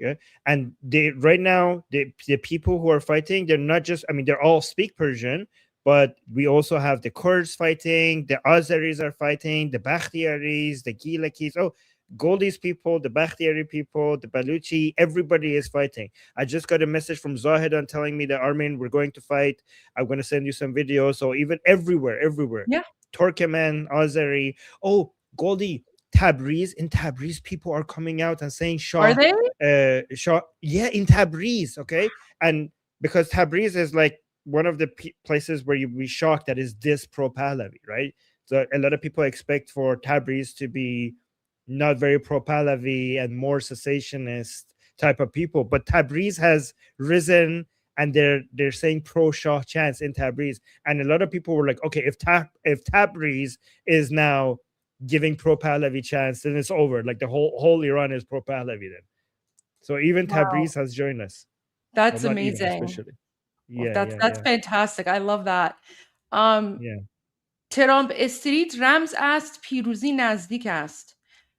اینو میخوام به فارسی بگم. اینو باور میکنی شما؟ چون من دومین کسیه که اینو به من گفته، ولی من نمیدونم اگه این واقعیت داره یا نه. حالا نمیدونم. I have the video. نه I'm not talking about whether or not it's real. این که میگم مثلا رمز پیروزیه or whatever. I don't know. Like I'm just saying این اطلاعاتو من فقط میخوام بگم خوشداریم اینه که کسایی که تو ایران هستند خودشون این حالا اطلاعاتو میدونن چی درسته چی درست نیست. حالا we'll see. But what is he like? What are they suggesting? Are they talking about the sign, the Trump Street sign? They're basically saying like follow the signs, but I just want to like follow the Trump Street signs or something. It could be true, it could be not, but I just want to say like I don't want to give advice or information. Like people in Iran, they already know what's going on, and I don't think it's our place to give info that may very well be false. So my message again is really good point, Goldie. And I think really good point. And I think the only message that we need to be amplifying is whatever the prince, whatever the king is saying. Nothing more, nothing less. Any extra information that is needed, the Iranian people will figure that out inside the streets as they are going through the revolution. But for Iranians outside of Iran, the only messages that needs to be recommended and amplified is whatever the prince himself is putting out there.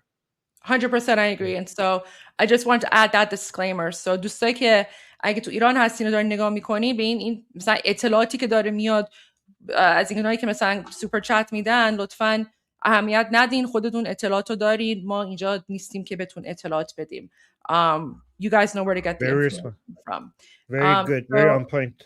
Well, I just want to say that. I mean, I'm sure it's, it's good intentions, but again, like this is our role here is to give the outside world an insight into what's going on in Iran. Starlink is up in Tehran. Okay, thank you. That's great to know. Vaka says Tehran is entering a digital blackout as internet connectivity falling in various regions in Iran per NetBlocks. So NetBlocks monitors the regular internet. Starlink is separate. So even if like because I already said the Islamic Republic has shut down internet, the IVP6, but that's not going to impact Starlink. And so a lot of Iranians still have access to internet, even though it's been shut down and even though NetBlocks is showing it. Yeah, Armin? And also another thing that Prince has warned, that when the internet gets cut out, that itself is a call to action to go into the streets. I mean, think about it. What do you do? Like the regime is now cutting the internet and also cutting. Sorry, let me just turn this off. And cutting electricity. So what would that achieve? Basically, that's actually good. Like if you were at home in Iran, like scrolling on Instagram, trying to figure out what's happening, shut down the internet, get into the street. Like you shouldn't be scrolling on all Iranians should be in the streets right now. You shouldn't be like on Twitter or on X or on Instagram, on YouTube. So maybe the regime cutting the internet to some people helps them have nothing else to do but go into the streets. So that might actually work in our favor. Yeah. Oh, I agree. Okay, so Amit Yanuka says saw the president of Israel today. Cool. Okay, Apollo Zeus, JK Rowling asked me to give you this. Oh, it's a wand. Thank you for that. Ori Deckel, we love you from Tel Aviv. Thank you. Love you back. I'm Israel Chai. Cristiano Ronaldo, I just heard the news that north of Tehran has come out. Before it was just the south. Okay, well, we're gonna get to the news in a moment as well. But thank you for that. So you're saying don't call my mother and wake her up yet. I can't wait to make that call. It's the dream for so many of us. I know it's the dream for all of us, but I don't know. I mean, it's not over until it's over, right? I mean, this is the final push, guys. This is the final push. We have to remain vigilant. We can't take it for granted. These people are savage and they're not going to go out without a fight. W Sky X ABC, do you guys worry that armed Kurdish groups will try to take advantage? No, because Kurdish people are very loyal to Iran. We're not worried about that whatsoever. The Kurdish people themselves, they will take care of the Kurdish separatists who are actually outside of Iran. They don't live in Iran. The Kurdish separatists are outside in like Iraq or wherever, and Iranian Kurds themselves will take care of the Kurdish separatists. Very true, Goldie. I always tell people that Iranians have the best Kurds. Our Kurds are better than your Kurds because our Kurds are mostly patriotic. They're Iranian first, Kurdish second, and we don't even need to fight the Kurdish separatists because our Iranian Kurds will fight them themselves before we even get to them. So yeah. Iranian Kurds will take care of them themselves. Yes. Good. Yes, he says, hello, Armin. Love seeing you both together. Can't wait to hear the words, the Shah is back. Love you both. Oh, yes. Could you imagine the Shah is back? Yeah, and I think that's very symbolic because when the Shah left Iran, there was the title of the newspaper that everybody was holding in the streets, Shah Raft, means Shah left. So it's very symbolic if now people will hold signs similar to the sign that people were holding in 1979 that the Shah has returned or the Shah is back. That would be very symbolic. Goldie, imagine if you're doing a live stream and we're tracking the prince's flight from United States to Tehran and we're all watching it and we're looking at the countdown. We're saying like how 2 hours left and all the Iranians are in Tehran next to the airport. The crowd that is waiting for I know. Imagine that. Imagine the amount of tears and joy and dancing, everybody watching that historic moment. Oh my gosh. That would be oh my god. Sorry, my phone is just blowing up with messages. I'm getting like a lot of media requests, and I actually have someone in PR who's helping me out, so she's just like going through all the media requests. Nice. Well, I mean, yes and no. Like, yes, I'm interested in doing media hits, but my focus is more on the live stream and just like live streaming updates about Iran, because no one else is doing it. It's basically you, me, and like Tusi, and that's about it, right? Goldie, when you go on these, you always mention Pahlavi every single time, right? Yes, always. Amazing. Did you not hear my my interview with Glenn Beck? It's on my watch later list, but can you tell me about it? How'd it go? It went really well. It was about 15 minutes long, and yeah, we just spoke about Pahlavi. So I just spoke about Pahlavi. That's all I do. Goldie, can I just tell you how? Can I swear here?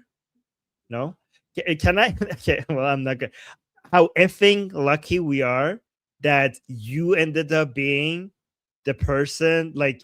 You're pro Pahlavi, you're like, you have all the right views, you have the right understanding. Like, imagine if it was somebody else. Imagine if they were calling on, I don't know, like Nargis Mohammadi or Masih Ali Najad. Like, we got so lucky that you, with the pro Pahlavi understanding, you are representing us. Like, I know I told you this already, but we're so proud and we're so lucky that you are out there and representing our views, because the English media right now is retarded. Like, their views, like, I'm looking at everyone else's analysis and they're getting everything wrong. I'm like getting so frustrated.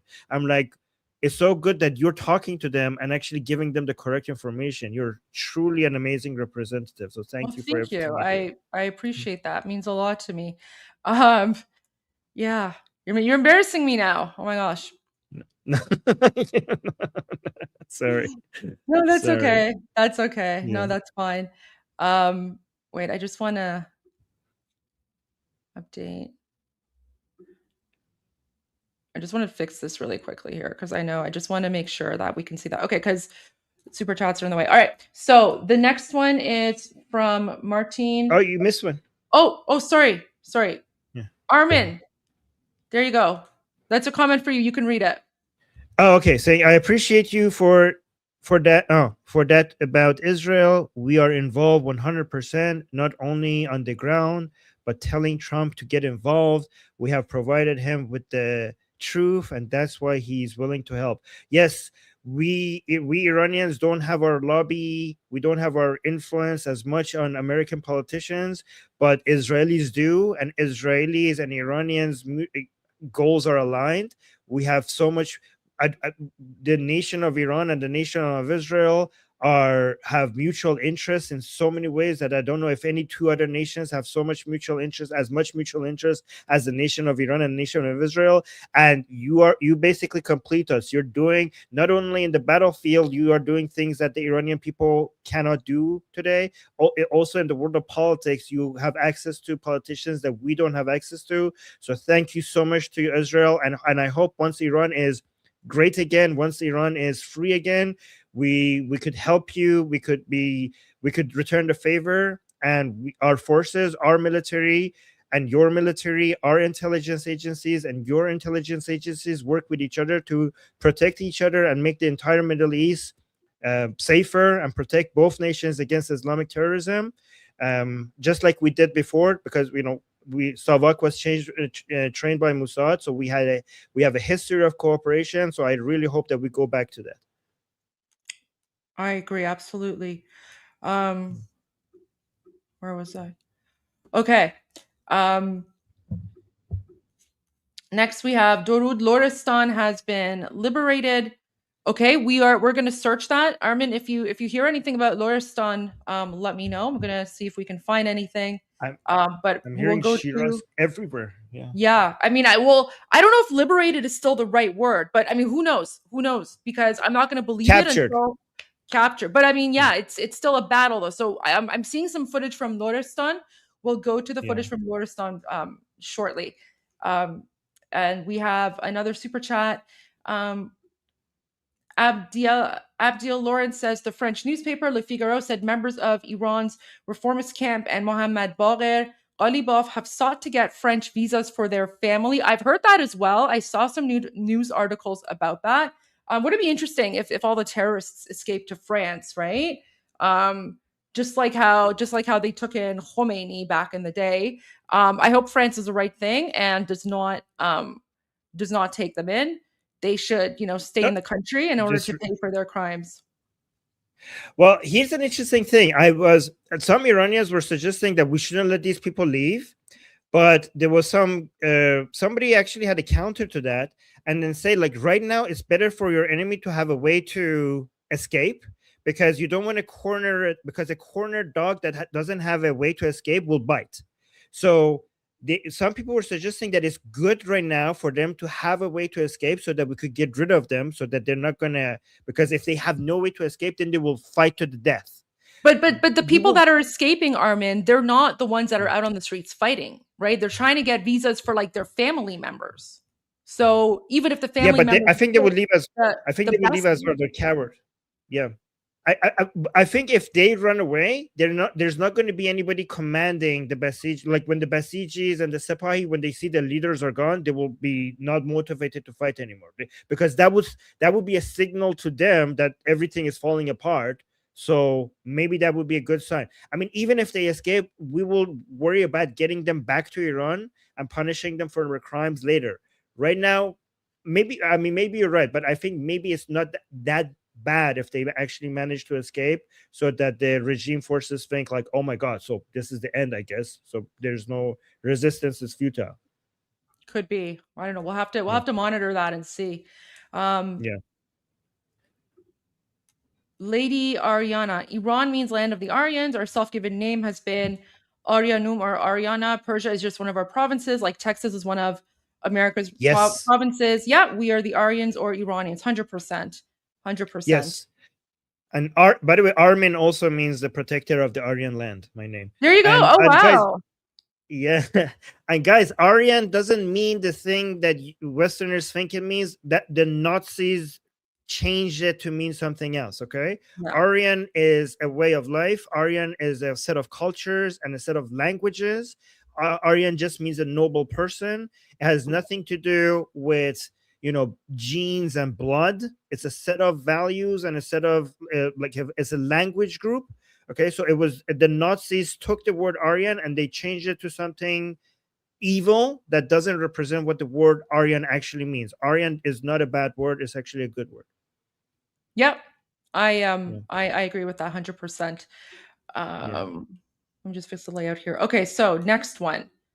Channel says at 100K Starlinks, one can do 10 to 20 people or up to 2 million, 2 minutes. 2 million. No, Okay. up to 2 million. So you're saying like Oh, right. So 100K if Starlinks once to do. Okay. yeah. So if one Starlink device could cover 20 people, then 100K Starlinks could cover 2 million people. That's what he's saying. Okay.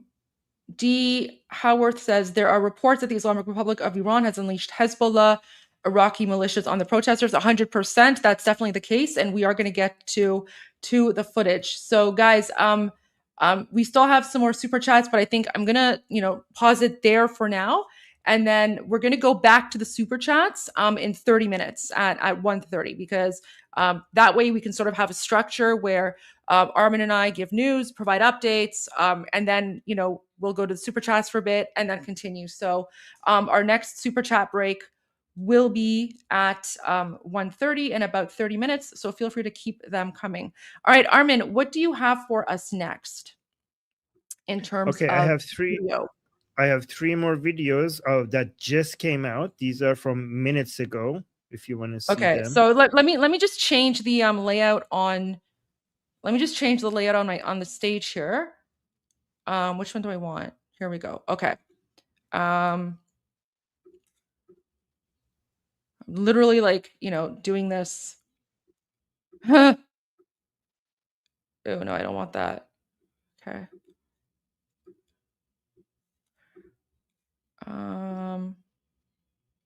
Okay. Give me one moment, guys. Sorry. There we go. Okay. So let me bring up the first video.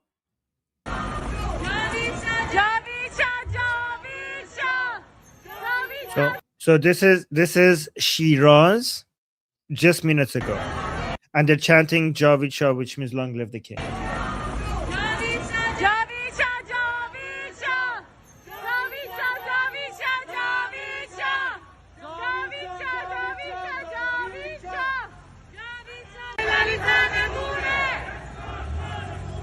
So they're saying Emsal Sal Khune, Sayyid Ali Sarnegune, which means this is the year of blood, and Ali Khamenei is going to be toppled.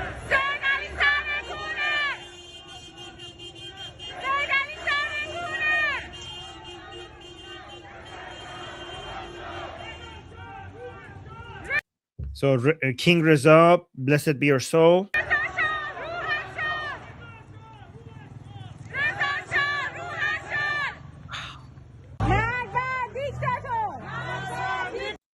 Death to the dictator.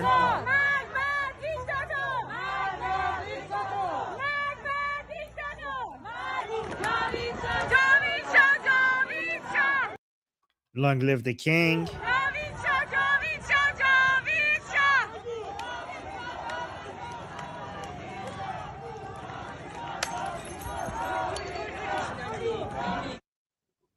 So, by the way, do you want me to keep downloading videos as they come? You can definitely do that. I'm also want to go to like my live stream feed. So let's play the videos that you have, and then we'll go to the live stream feed, and then that way that'll give you some time to download more videos, and add them as well. So I think that would be a good way to do it as well.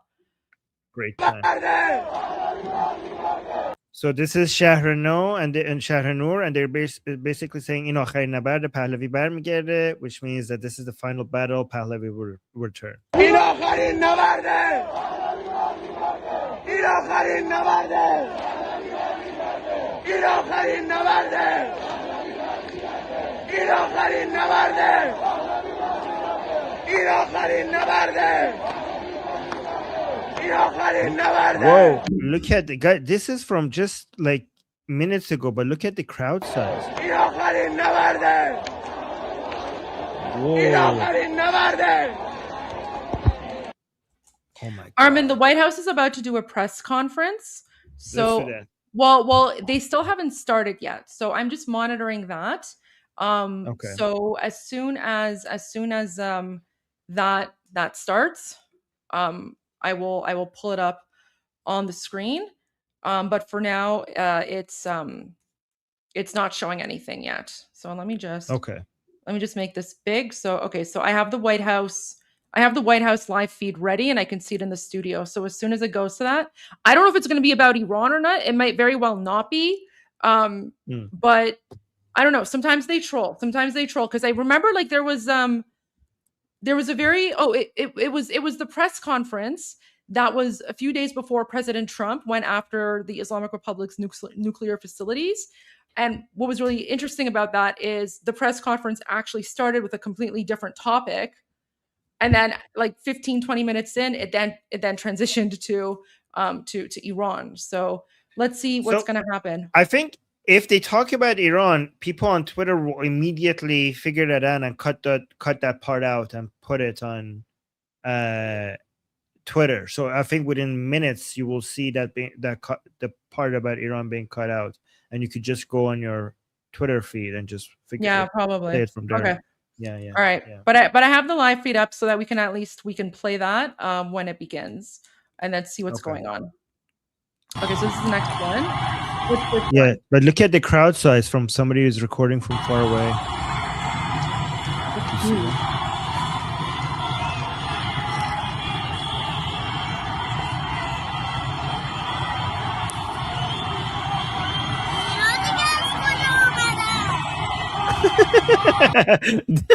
The kid is shouting, "Where did these people came from?" That's so cute.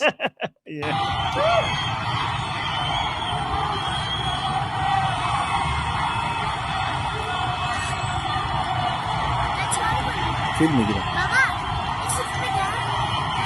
بس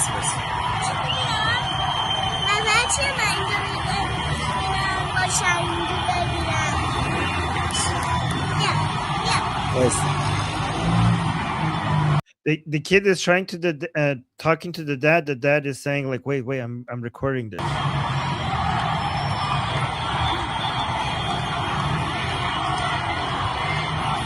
Armin, we've never seen anything like this. No.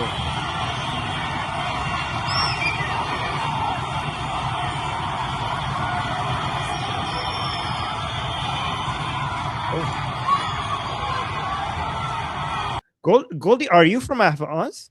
I am. Ahvaziyam. Okay.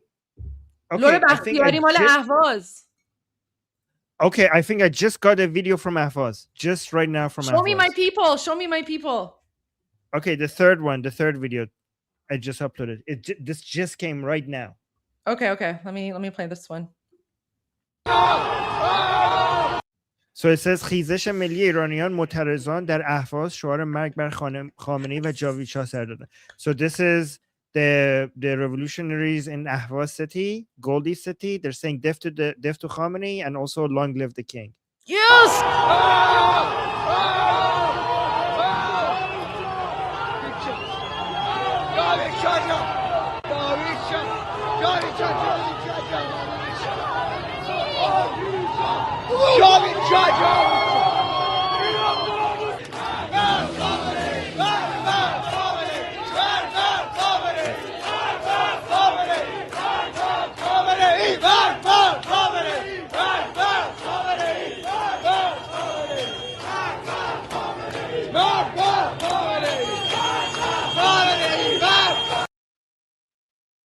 Oh my God! Wow. More videos are coming in. So yeah, go to the next you want to one. do the two? Yeah. Okay. So wait. So this one has disturb. Maybe it's blurred. It's blurred, Yeah, but it disturbing might be content. disturbing.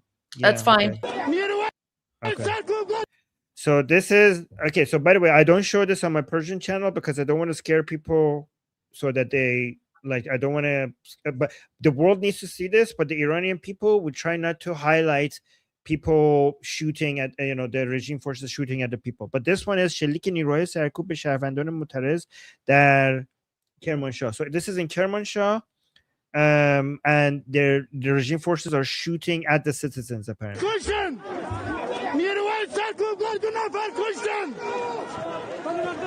Oh, he's saying they killed they killed us. 2 نفر or 3 نفر? گفت 2 نفر فکر کنم. Okay, so they killed 2 people.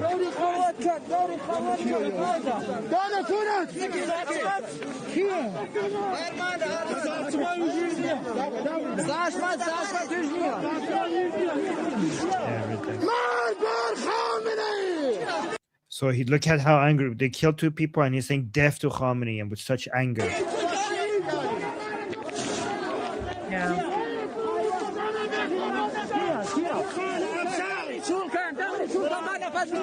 So when it's showing the body, it blurs it out. So that's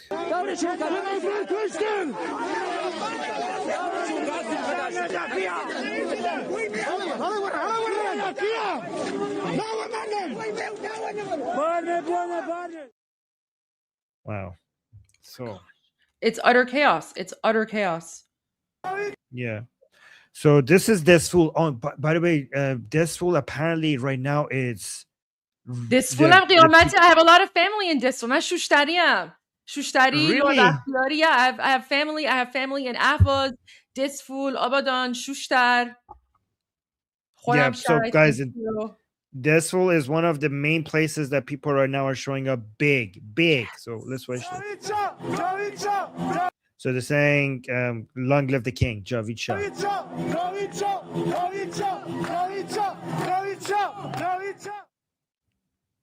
And then we have one from Tehran.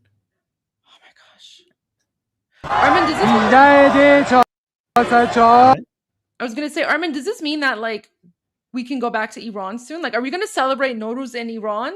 Could you imagine? Yeah, no, right? Oh my God. Could you imagine being able to like actually go back to like our home country and not have to worry about being murdered? Right? I'm having a hard time believing that's possible. Are you? Is this actually actually?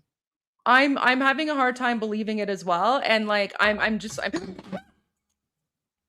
spilled coffee over myself. Oh my gosh, too funny! I spilled coffee all over myself.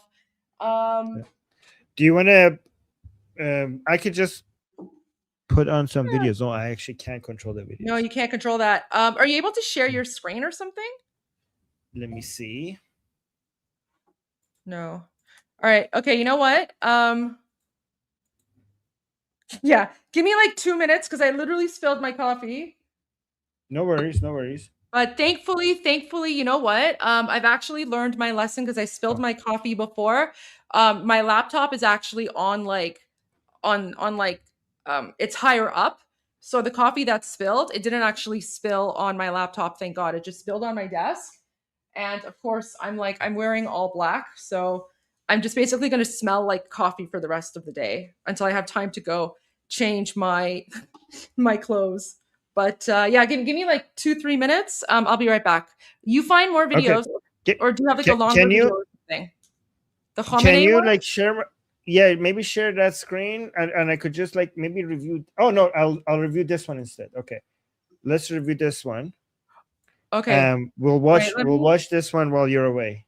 Okay, and so then let we me could go back remove. to the video. But I think if you're able to share your screen, right, then you can do this for a while. Screen.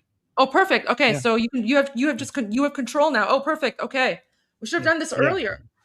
Okay. So yeah, you every time you have me on, I could just fill in for you while you're away. There we go. I love that. Well, whatever I spill my coffee, right? So I'll be back. Yeah. I'll be back. I'm sure it happens very often.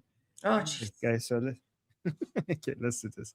More than 30 people have been killed and over 2,000 arrested as massive anti-government protests continue to spread across Iran, bringing into question the stability of the ruling regime. Meanwhile, a U.S. senator sent a message to the people of Iran saying, quote, help is on the way. So let's get into what we know so far, including what prompted these protests, how the Iranian government is responding, and what to watch for going forward. Now, starting out, these protests were triggered in late December by an economic crisis in Iran that drove inflation to over 40% and saw a corresponding sharp rise in the price of food and basic goods. The Associated Press said, quote, the protests began first with merchants in Tehran before spreading. While initially focused on economic issues, the demonstrations soon saw protesters chanting anti-government statements as well. Understanding the scale of the protests has been difficult. Iranians. Yeah, guys, none of the chants has anything to do with the economy. It's very important for people to know that. Okay.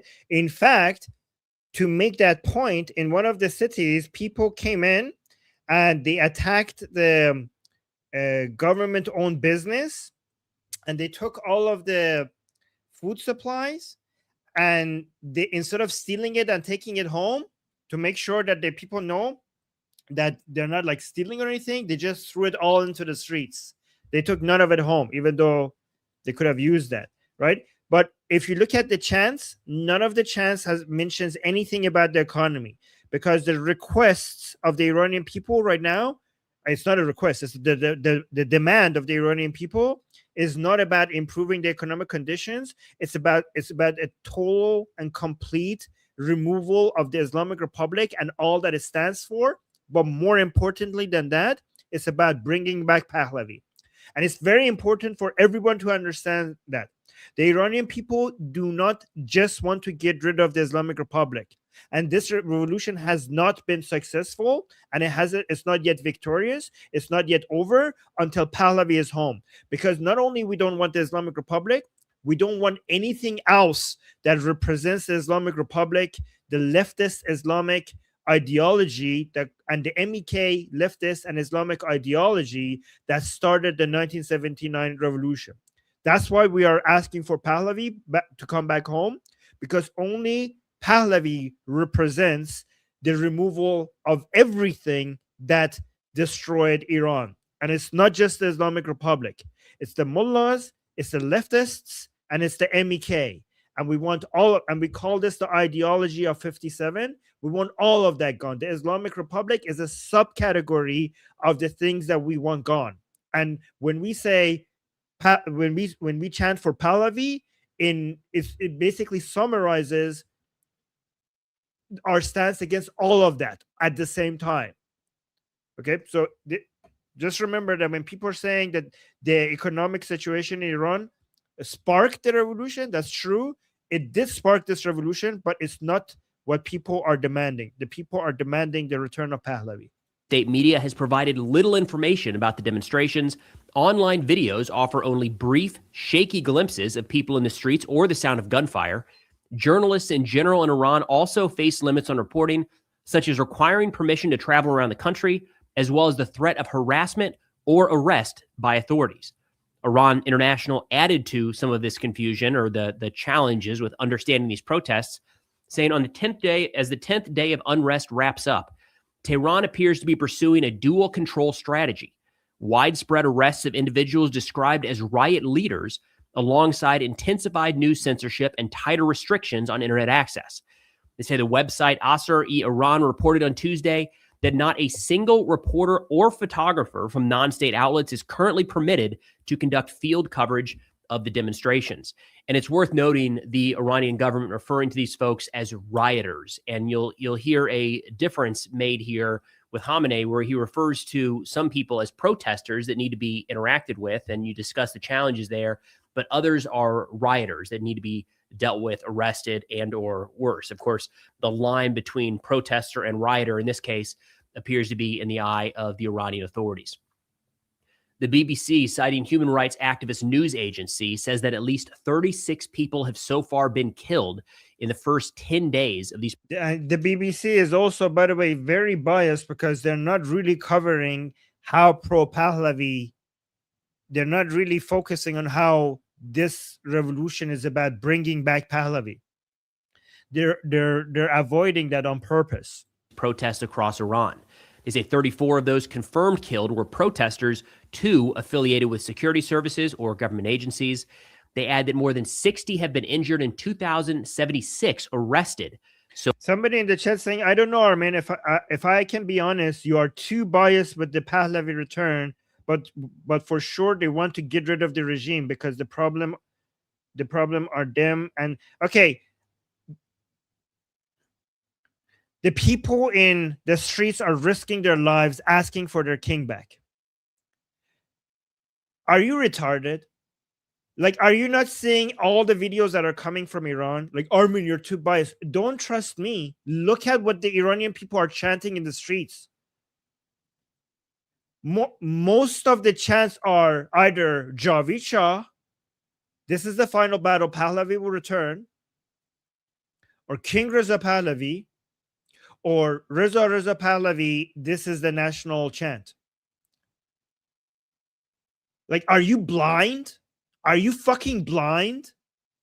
People are risking their lives coming into the streets to tell the world that they want Pahlavi. Are like, oh, I don't know, Armin. You seem so biased. Just open your fucking eyes. Sitting in a safe place with nothing to risk, and people are out there in the streets bleeding, calling out for their Shah, are like, oh, I don't know. So far, which has already spread the protests, which have already spread to 27 out of 31 Iranian provinces. I want to see if this channel, which is a channel that I often like, Preston Stewart, I want to see if he mentions Pahlavi, because if it doesn't, that's really a big disappointment. I am very disappointed with so many English-speaking channels. This is why we need people like Goldie and also 2CTV, because they're constantly mentioning Pahlavi. The people in the streets are shouting the Pahlavi name, and like mainstream media is not covering that much, not as much.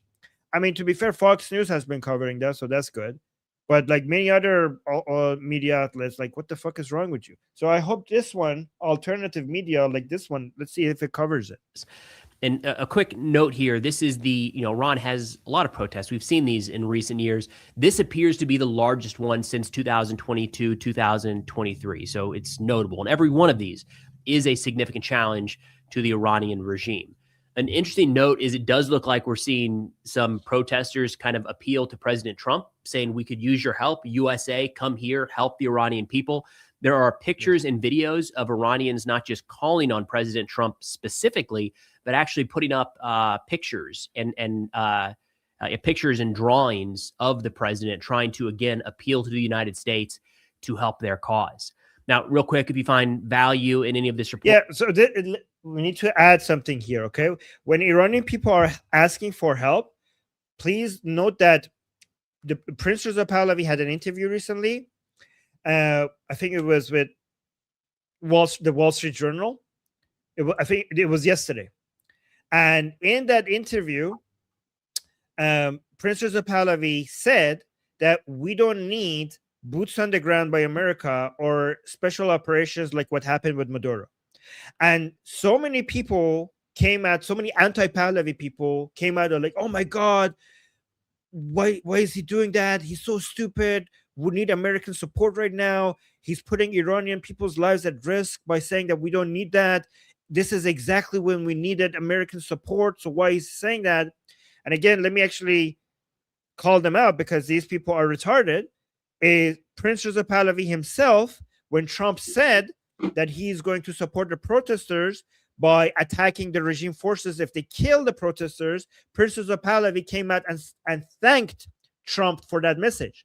What Prince Reza Pahlavi was specifically saying in that interview is that the type of help that we don't want and we don't need, more importantly, don't need, is any troops on the ground, and we don't need America to come get involved and do a Maduro-type operation and take Khamenei.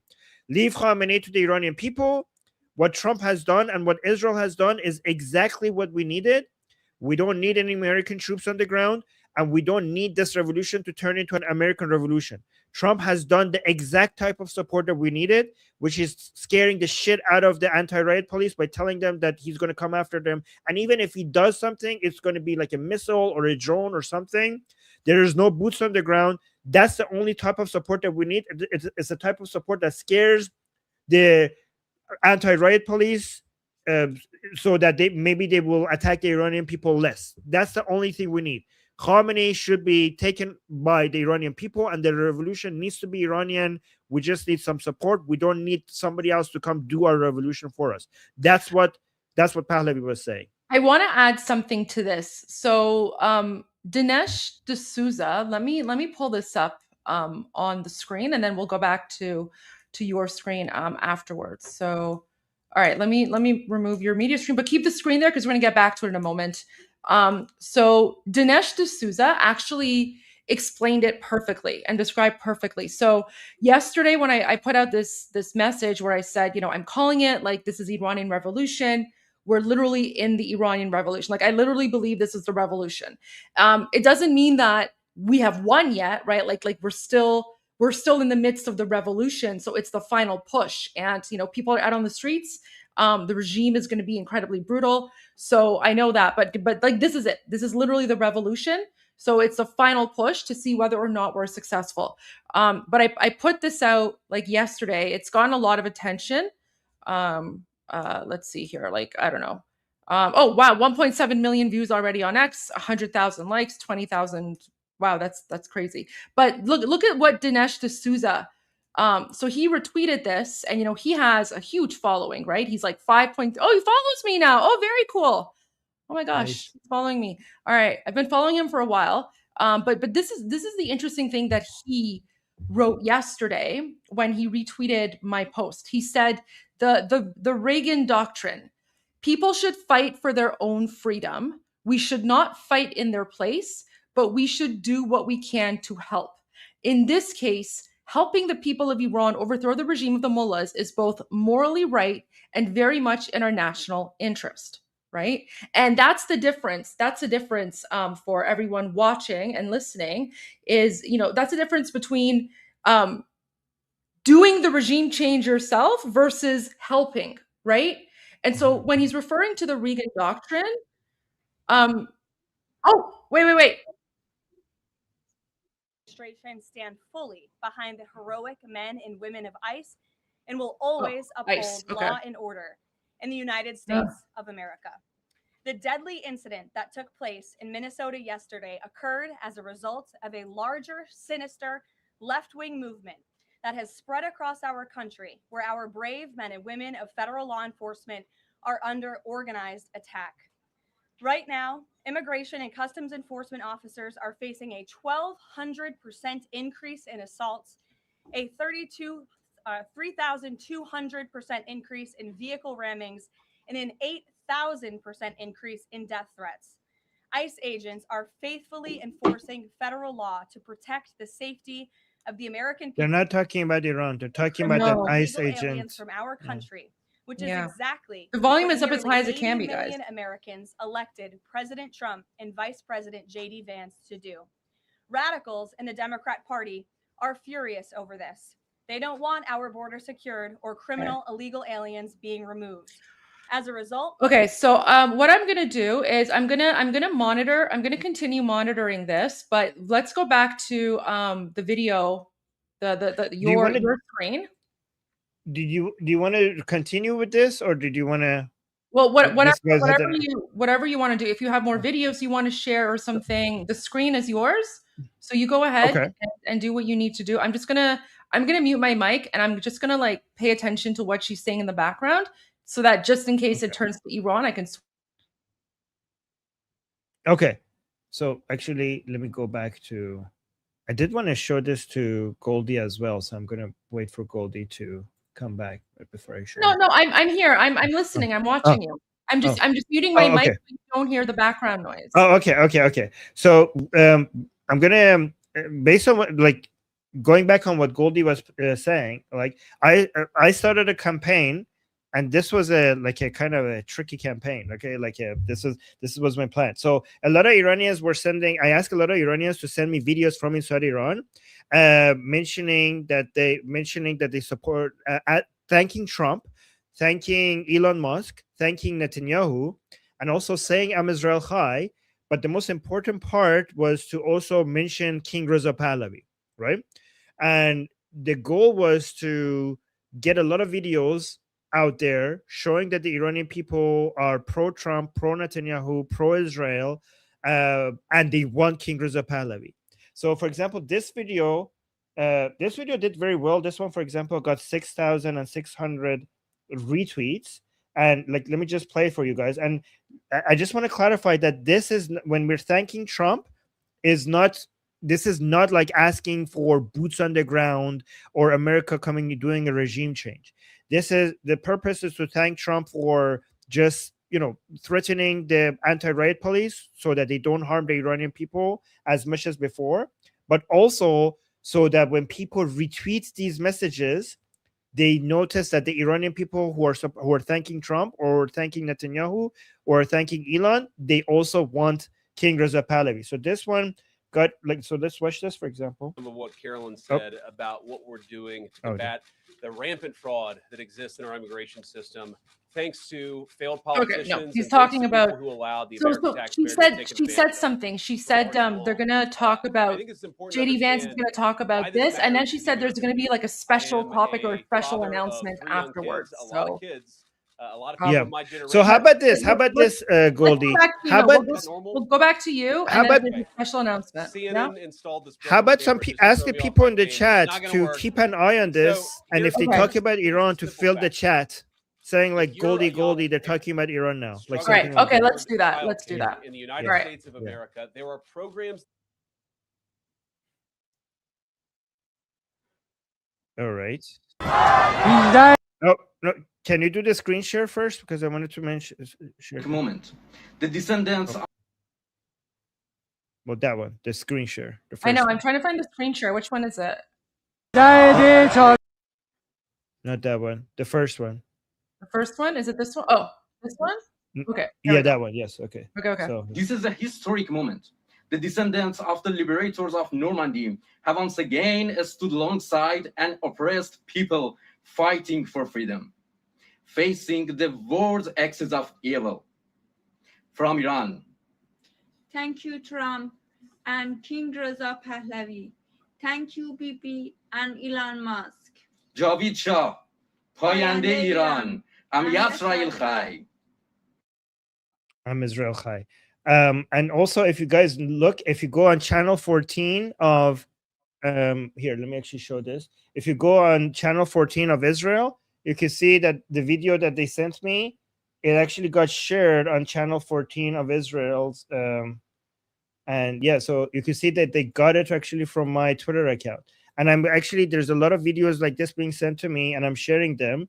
And this is our plan to try to get more Americans and Israelis know that the Iranian people who support Israel and the Iranian people who support America, they want Prince Reza Pahlavi. So this was, I was really happy to see this, Goldie, that that a lot of Iran, that this got a lot of attention, a lot of different accounts. And I'm doing this, like this one, for example, hold on. Like this one, I just posted this recently. This was also from the streets of Iran. President Trump, Prime Minister Bibi Netanyahu, this is a message from Iran. Please help us. Don't let them kill us. The Iranian people will always be thankful of your support. Javid Shah. Javid Shah. Yeah, so we're getting a lot of messages like that. I'm getting a lot of videos like that from Iran, and I'm sharing them. I think let me share with you. I want to share with you some of the videos on the X live stream, because some of the things I'm seeing, like this is literally from like 10, 12, seconds ago, whatever. Let me pull it up. Let me just fix this. I think I do that, and then, but keep your screen. I got some new videos. I got some new videos as well. Okay, we'll go to your videos in a second as well. So this is one. Protesters in Cholos have answered the call and decided to chant "Long live the Shah." There's no longer a question. So this is Cholos. Okay. Let me just go here. So.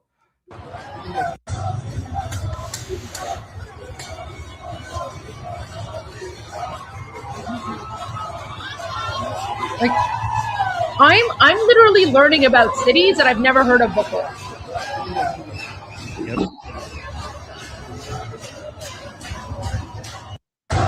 I'm learning about cities that I've never heard of before. It's literally every single part of the country, every single corner of the country.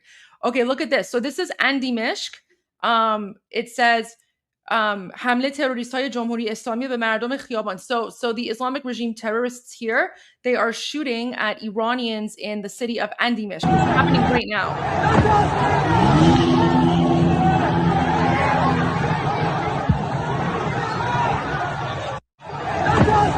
Armin, if you don't follow this account, you should. They're really, really good account.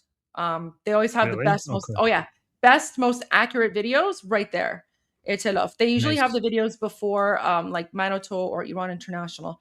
Okay, so this one says But it's the reason why I like Manotor is because the reason why they take a little bit longer because they spend a little bit more time trying to make sure verify it. That's why I like Manotor. but this account has been like I've been following this account for 2 years. Everything they post is accurate. Like they have yet to post something that is wrong or inaccurate. So I just want to put that out as well. But you know, do what you want to do. But I just want to let you know. So they say Panshambe Hijdam Dema. Can you read it? Your Farsi is better than mine. Panshambe Hijdam Dema. This is basically Thursday. What's that? That's today. Today. That's today. پنجشنبه. So Thursday ارسالی همراهان میهن پرست و پادشاهی خواهان از اعتراضات مردمی در بوشهر با فراخوان اعلیحضرت رضا شاه دوم. So it's saying this is from today. This is our patriotic and monarchist Iranians from basically the city of Bushehr, and they're chanting for Reza Shah Dovom, which is Reza Shah II. That's the current Shah of Iran, right? Yeah. So let's listen. پهلوی برمیگرده. این آخرین نبرده. پهلوی برمیگرده. این آخرین نبرده. پهلوی برمیگرده. این آخرین نبرده. پهلوی برمیگرده. این آخرین نبرده. پهلوی برمیگرده. این آخرین نبرده. پهلوی برمیگرده. There you go. So the there's chant that. is that the chant is that this is the final battle. Pahlavi will return. Oh, fireworks. Fireworks from Shahryar. Look at this. Wait. People are putting fireworks in here. Long live the king.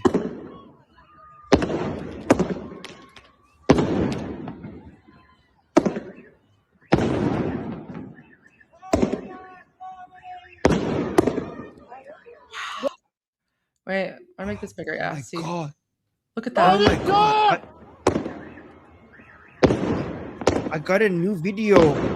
Okay, put it up. Let's see. Put it up. Okay. 1 second. Remove. I'm uploading it. Okay. Look, the third one, the last one that I just uploaded. Okay. Look at this.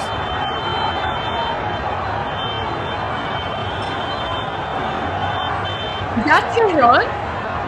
Yeah, well, I don't know the city. I'm gonna ask her. Wait. I think I saw it. What city? I think that's Tehran. Emily Schrader posted it and said this year in Tehran.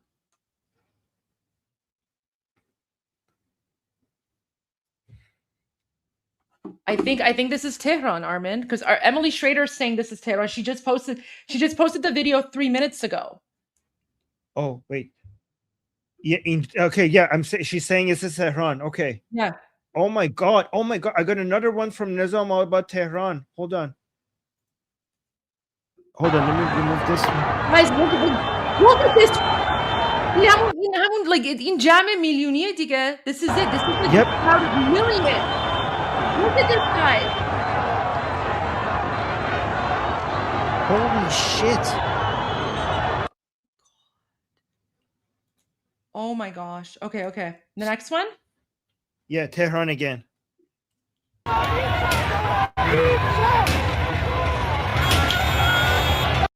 You gotta turn the head. Yes. Sideways. Yes, I'll turn my screen. I'll turn my screen sideways. Oh my gosh. Wow. That's a massive, massive crowd. Wait, I got more. Hold on. I got one crazy one from Mashhad. Okay. Let me remove this one. Oh, come on. It's taking some time to download. Sorry. It's okay. Okay. I'll go back to the live stream here. Look got at it. this. Oh, you got it? It's here. Yeah, it's Mashhad. This one? No, the other one. The other one. Look at this.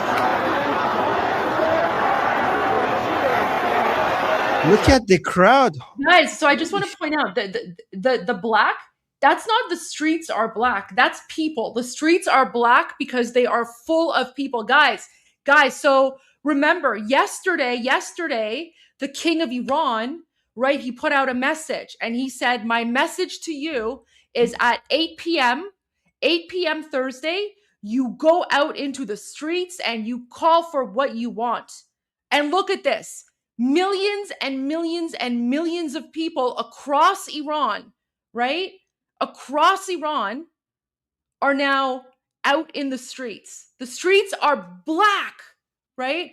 Armin, this in and of itself, wouldn't you agree? This in and of itself counters any doubt, right, that anyone had as to whether or not Iranians support the Shah of Iran, right? Like this is proof that Iranians only support the Shah, they only trust the Shah, they only listen to the Shah, right? And all those people who are like, oh, he's not the real leader, he has no support. Even Haaretz was like, oh, it's just a few Israeli bots or whatever, right? Look at this.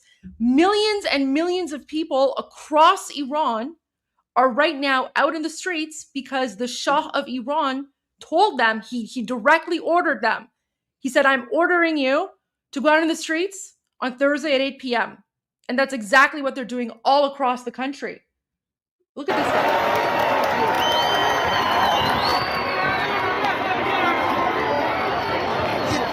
Look at that.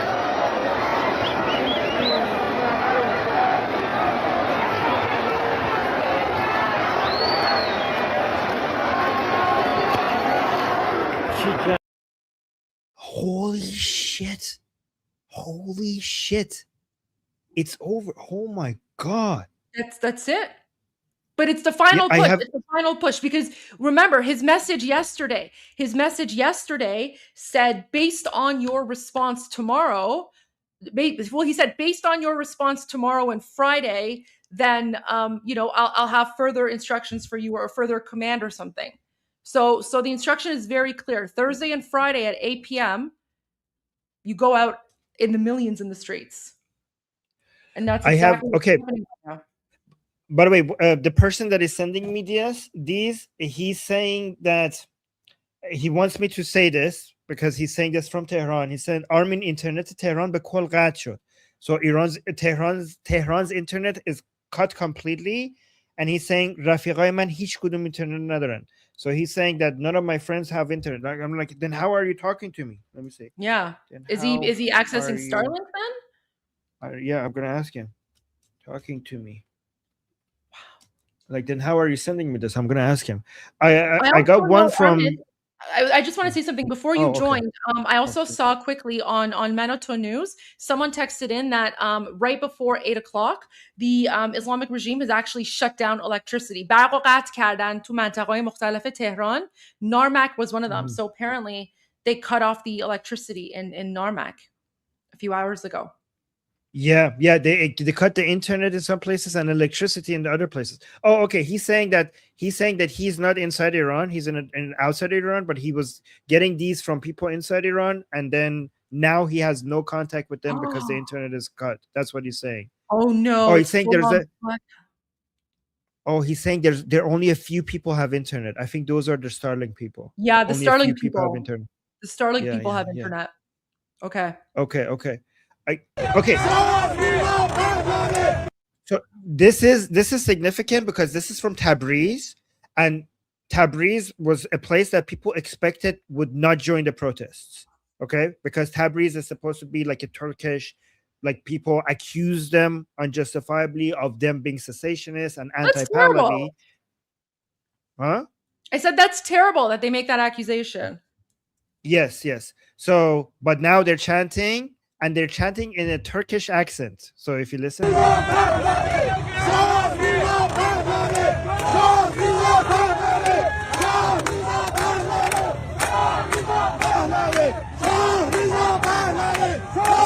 Oh, he's saying Shah Reza Pahlavi, which means King Reza Pahlavi. Okay, so guys, if Tabriz is saying King Reza Pahlavi... Wait. So wait, someone just sent a super chat. Did you see what Trump just said about Iran? Is that the live stream? Where? I don't know. Let me see. Where did he say that about Iran? I only see JD Vance. JD Vance is talking right now. I don't see anyone else speaking.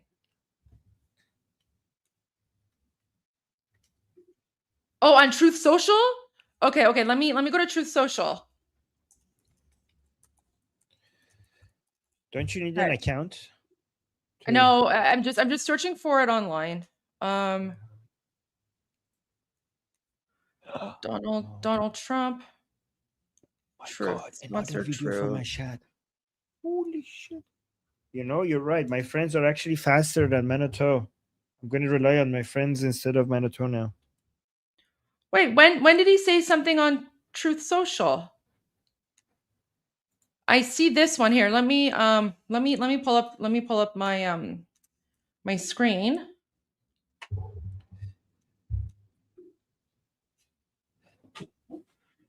So he put up this Truth Social 57 minutes ago.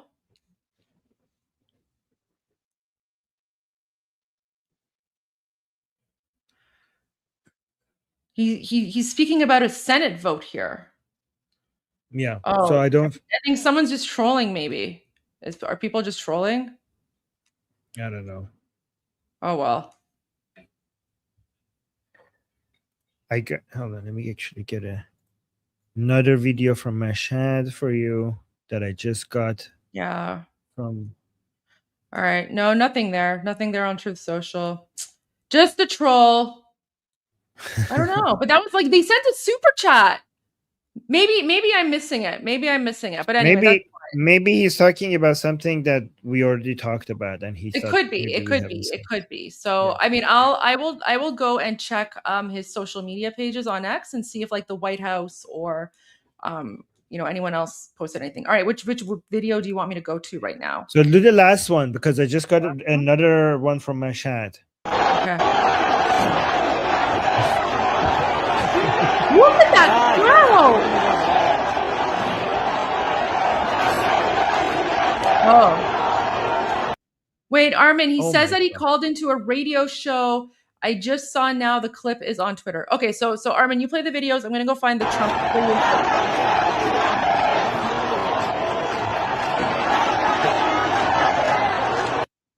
Maybe you could put on my screen so I could just go and look at the feed while you look like the X feed, see what other people are saying. Let's do that. Yeah, I think that's probably easier than you just if it's probably easier for you to just share your screen.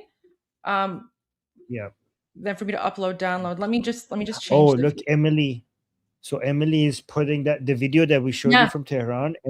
Emily Schrader is sharing that right now. Look at that. Okay, let me retweet her. And so let's see who else. Laura Loomer.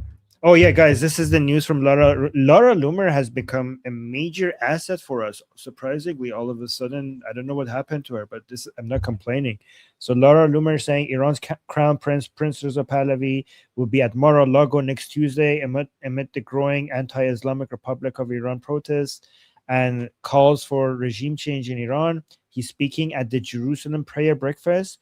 No word yet on whether he will be meeting with President Trump. Guys, please pressure Trump so that this happens, so that Trump actually comes and because I know Trump is at Mar-a-Lago right now, I think. So if the Armin, I found the radio clip here. Okay, sure. So this was just like literally a few minutes ago. All right, let's listen into what President Trump just said. Mark Dubovitz, so this is a quote. If President Trump brings down the Islamic Republic of Iran, he will cement his place as the greatest foreign policy president since Ronald Reagan. I think it would actually. I thought I already did that. I was just about to add. With Midnight Hammer, you did that. How much more can I do? You know, we just had Venezuela. We just had Midnight Hammer. Yeah. We settled 8 wars. 8 and a quarter. But I'm willing to accept that. You know, I'm willing to accept it. What about Iran? Is the aim with Iran the collapse of that awful 47-year tyranny? Well, I don't want to say it, but I will tell you they're not doing well, as you know, probably better than anybody. They're doing very poorly. And I have let them know that if they start killing people, which they tend to do during their riots, they have lots of riots. If they do it, we're going to hit them very hard. Now, dozens have been killed. I know you don't do red lines, but have you communicated to them what that limit of your patience is? Well, some have been killed by, problems of crowd control and other things. And we're watching it very closely. The crowds are so large, there's been a stampede. There's been 3 stampedes, and people have been killed in that. And I'm not sure I can necessarily hold somebody responsible for that. That's not true. They know. That's and not they've been told true. very strongly, even more strongly than I'm speaking to you right now, that if they do that, they're going to have to pay hell. That was weird. That was Crowd wrong. control? Stampede. They're shooting at people. That's what the regime is saying. I mean, we haven't seen a single video of like crowd, but you know what though? You know what? I mean, he could be trolling the regime, right? Like he could be saying that as a way to maybe lower the guard and lower the defenses of the regime, right? Similar to how when he attacked the nuclear bases, right? When he attacked Fordo, what he said to the press was that we're going to make a decision within 2 weeks, right? So he said within 2 weeks, we're going to decide whether or not to get involved. But then within 48 hours, right, they had gone after Fordo. So perhaps this could just be, maybe they're trying to, I don't know, catch the regime off guard. I think he might just trying to find an excuse not to get involved right now, and then see if they do more. But just to be clear to your audience, nobody is dying from stampede. All the people who have died so far, they have been killed by the regime. They have been shot at by the regime. There is no stampede. Nobody, not a single person has died from stampede. So I don't know why he's saying that, but I just wanted you guys to know that that's not the reason why anyone is dying. I agree. I 100% agree on that.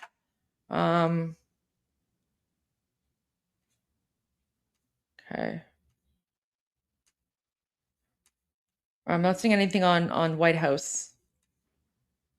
Listen, I honestly, so Armin, I actually find it incredibly hard to believe that President Trump actually thinks people are being murdered in like crowd control or whatever. And I'll tell you why, because the message from His Royal Highness, right, King Reza Pahlavi, the message that he put out, right, he said that the United States are closely watching you. So this lets me know, right? This gives me hope that, wait, let me just fix my screen here.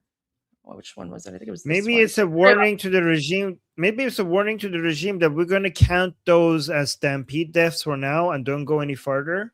No, I don't think that's it. I listen, if they are, oh my gosh, I'm getting like voice messages. So I just want to say this. If they are speaking with the King of Iran and his team, then they are 100% aware of what's going on. 100% aware of going on, right? Like the King's team, right? They're the ones who are also putting out all these videos through their own accounts, through Nufti. They're doing like media, press, all of that stuff. And no one, I have not seen a single crowd control, video or whatever. So my theory, and like you can quote me on this. My theory is that this is just President Trump, just maybe throwing a red herring, trying to catch the Islamic Republic off guard.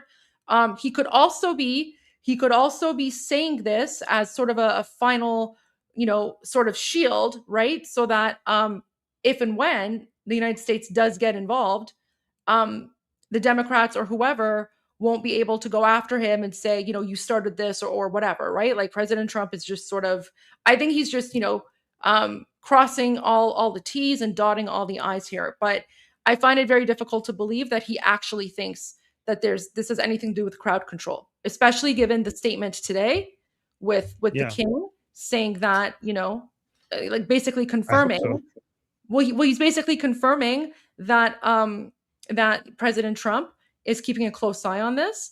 And I think this is a way to make the regime. I think it's just to confuse the regime. You know what I mean? I think Yeah, something yeah. bigger is happening. I think something's bigger happening because that's what happened last time. Last time he said we're going to make a decision within 2 weeks, but then 48 hours later, the nuclear facilities were completely destroyed, and we didn't even know about it until President Trump announced it. Right? That's a good point. That's a good comparison. You might be like you. That's a Yeah. good theory. Hopefully that's right. But I mean, whatever his intentions are, it's important that we do tell people that nobody's dying from Yeah, I agree. stampedes. Yeah. Okay. 100%. Well, actually, I got 2 new videos. One Oh, okay. from. Let me pull that up again. This is new. So this is Tehran have the hose.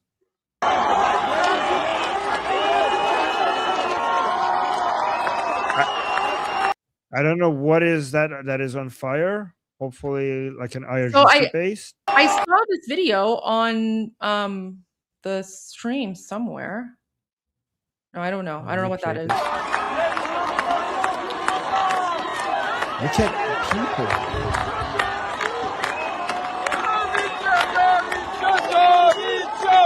So they're saying Javicha, which means long live the king. Where? People are saying where? This is Tehran. This is Tehran, half the host.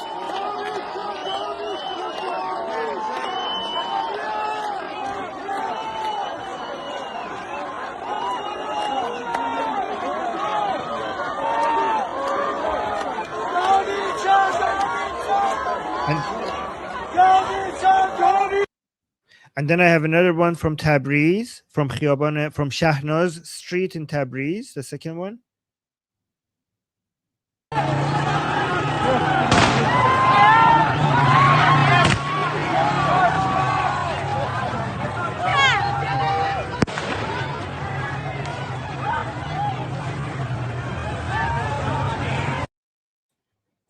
Oh, also I have another one from Manoto, a third video. All right, let me know. Okay, I just have to respond to voicemail. Yeah, no worries. Just give me like a minute or so. Okay, then put the screen on so I have more control then. Okay. Yeah, so that you could do that. Yeah. I'm getting like a media request, so I have to. Oh my gosh. All right, I'm getting a media request, so I have to respond to that. All okay, right, you go take care of that then. Yeah, give me like a few minutes and I will be back. Let me just fix the screen for you. There you go. Okay. Awesome. Thank you. All right, let's see what the new updates are. Oh, so this is a new update from the Prince saying, "Great nation of Iran, the eyes of the world." Oh yeah, this was from an hour ago or 2 hours ago. Great nation. So the Prince just had a post 2 hours ago saying, "Great nation of Iran, the eyes of the world are upon you. Take to the streets and as a united front, shout your demands. I warn the Islamic Republic, its leader, and the IRGC that the world and POTUS are closely watching you. Suppression of the people will not go unanswered." So let me actually retweet this. And then this is the video that me and Goldie showed you. You see Emily also is sharing that. You saw the crowd sizes. Let's watch this one more time. Look at that.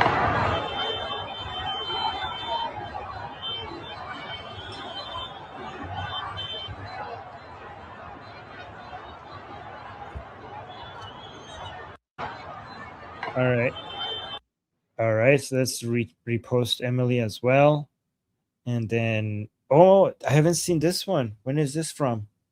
This is from an hour ago. This is in Ahvaz. Okay, Ahvaz.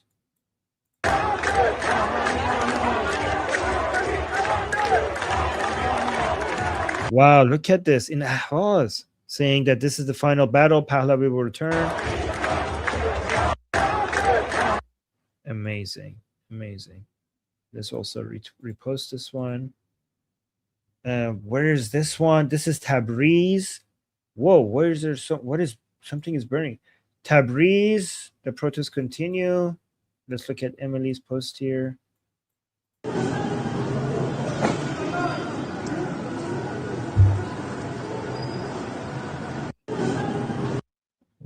Okay. What is that on fire? And then this one is from an hour ago.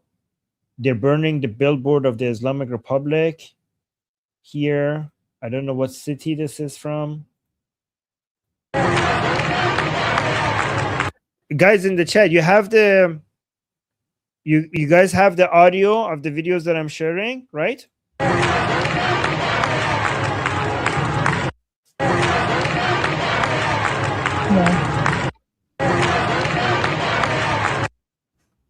Yeah, we do. Okay, you're saying we do. Fantastic. Okay, good.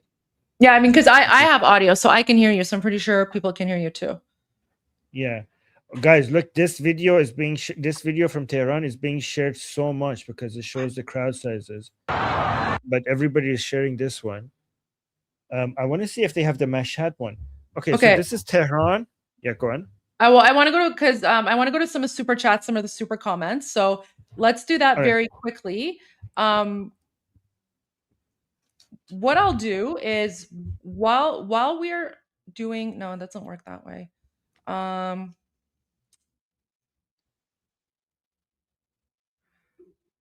right, how do I do this? Add. Wait, because what I could do is while I go through the super chats, you could just maybe share some videos, but without sound or something if you want, or we'll just actually, you know what? Let's just leave it there. Let's just leave it there, and we'll go through the super chats, and then we'll continue. Yeah, let's go to the super chat because they could. Yeah. Yeah. Okay. All right. Let me just do this really quickly, so that we have a nice backdrop here for the super chats. All right. So we're going to get through some more of your super chats, everyone. So the first one is, we already did that one. Thank you. So Wayne writes, after the fall of the IRGC, Iranians should find the dirtiest toilet in Iran and name it the Jimmy Carter Memorial.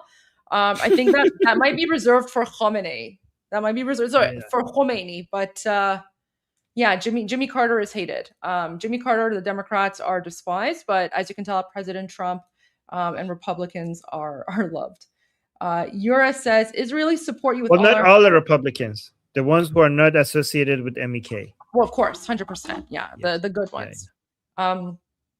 Yura says, Israelis support you with all our heart. Don't give up. Look what happened in Belarus when they stopped. Iran will be free, 100%. And she's absolutely right. Or he or she, they are absolutely right. Even though this is it's the final push, and we cannot give up. Nail Bunny in the chat is saying JD Vance is talking about Iran. Where JD? Where? Okay. Where? I have it. Oh, the press card. JD. Okay. Thank you, Nail Bunny.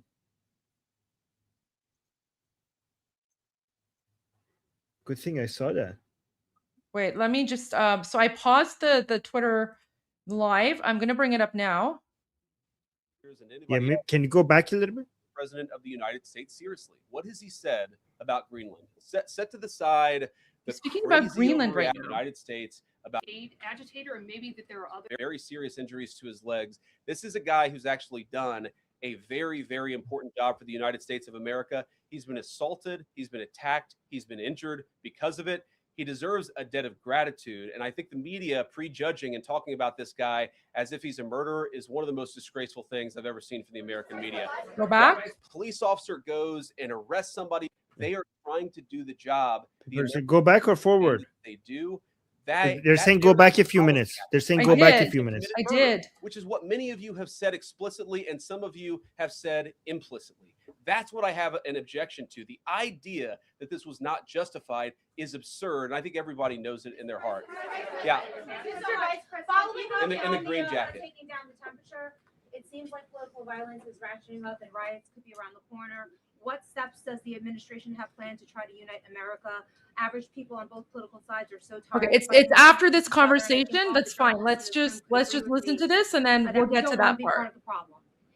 Do you have any words to unite America? You know, I know you don't want to be a part of the problem, and I think that's true of a lot of you. I'm not sure it's true for everybody because the reporting over this has been 1 hour, 21 minutes. Okay. I've never seen a case so misrepresented and misreported when you have a guy who was defending himself and is now being treated as some sort of federal assassin by so many of the people in this room. First of all, let me say about crime. You mentioned violence. One of the things we're proudest about is that you saw violent crime over the last year drop by 20%. Why is that drop by 20%? At least 4 years. So here's the problem. That's not the debate so many people are having. They are actively covering for people who are committing acts of violence against federal law enforcement. What young mother shows up and decides they're going to throw that in Minnesota, the governor of Minnesota, the mayor of Minneapolis. About disagreement with our policy, don't use your protest as a justification or an encouragement for people to go and incite violence and participate in violence against our law enforcement officials. To the people on the ground in Minneapolis, meaning the local officials in Minneapolis, people and white people, there are Democrats, clear fraud. We're going to take off of this. We know that there were schools who either had no involvement or unconstitutional. One of the big issues there is that person was not an appointed general agency White House that's being led from the president of the United States on down. And that's going to give them the resources, the access to material and information to make this person more effective. I think a lot of people have asked, how are you really going to get to the heart of the fraud? We've been asking ourselves that question for the past couple of months than it has ever been investigated in the United States of America. We are doing so much to try to find the financing networks and the domestic terrorism networks that legitimate this violence, that fund this violence. Help us out in the chat. Is it forward These or? people should not feel emboldened because they have Oh, here. for the first time, 10751. maybe in American history, an administration that is not going to tolerate political violence of any Neil Bunny, are you kind there? from anywhere. Someone said 107.51 on the right note. It's not clear today that the entire weight of the federal government is behind these ICE agents and this. Oh my God. Okay. Nail Bunny, can you give us the timestamp? Nail Bunny. It only goes to 103, so how could it be 103? President Trump. Yeah, what the hell? It has to be here because we're at the end of we it. kept this op. So I've heard a couple of things. One, that I was kept out of the planning for the Venezuela in violation of our immigration laws. Then we have the mandate, and in fact, we have the legal duty to enforce those immigration laws. Whether he's been placed on administrative leave, I don't know the answer to that question. I'd refer it to the Department of Homeland Security, and they can follow up. I What will is the say, look, I timestamp? would appreciate everybody saying a prayer for that agent. Look, in the past, So it's the 6 last All right, 4 minutes, so I think. I don't know. So here's what's gonna happen. So the YouTube, sorry, the Twitter live stream is what? It's like 103.56. So if someone can give us the timestamp, we'll do it. We'll play it. But otherwise, we're gonna just go back because if it was just one question, or I think that's not really. People are saying he didn't really say much. Yeah, he didn't say much anyway. All right, so let's just go back. Let's just go back to the super chats then, so we can answer some more of the questions here. Wait, where's the layout? There we go.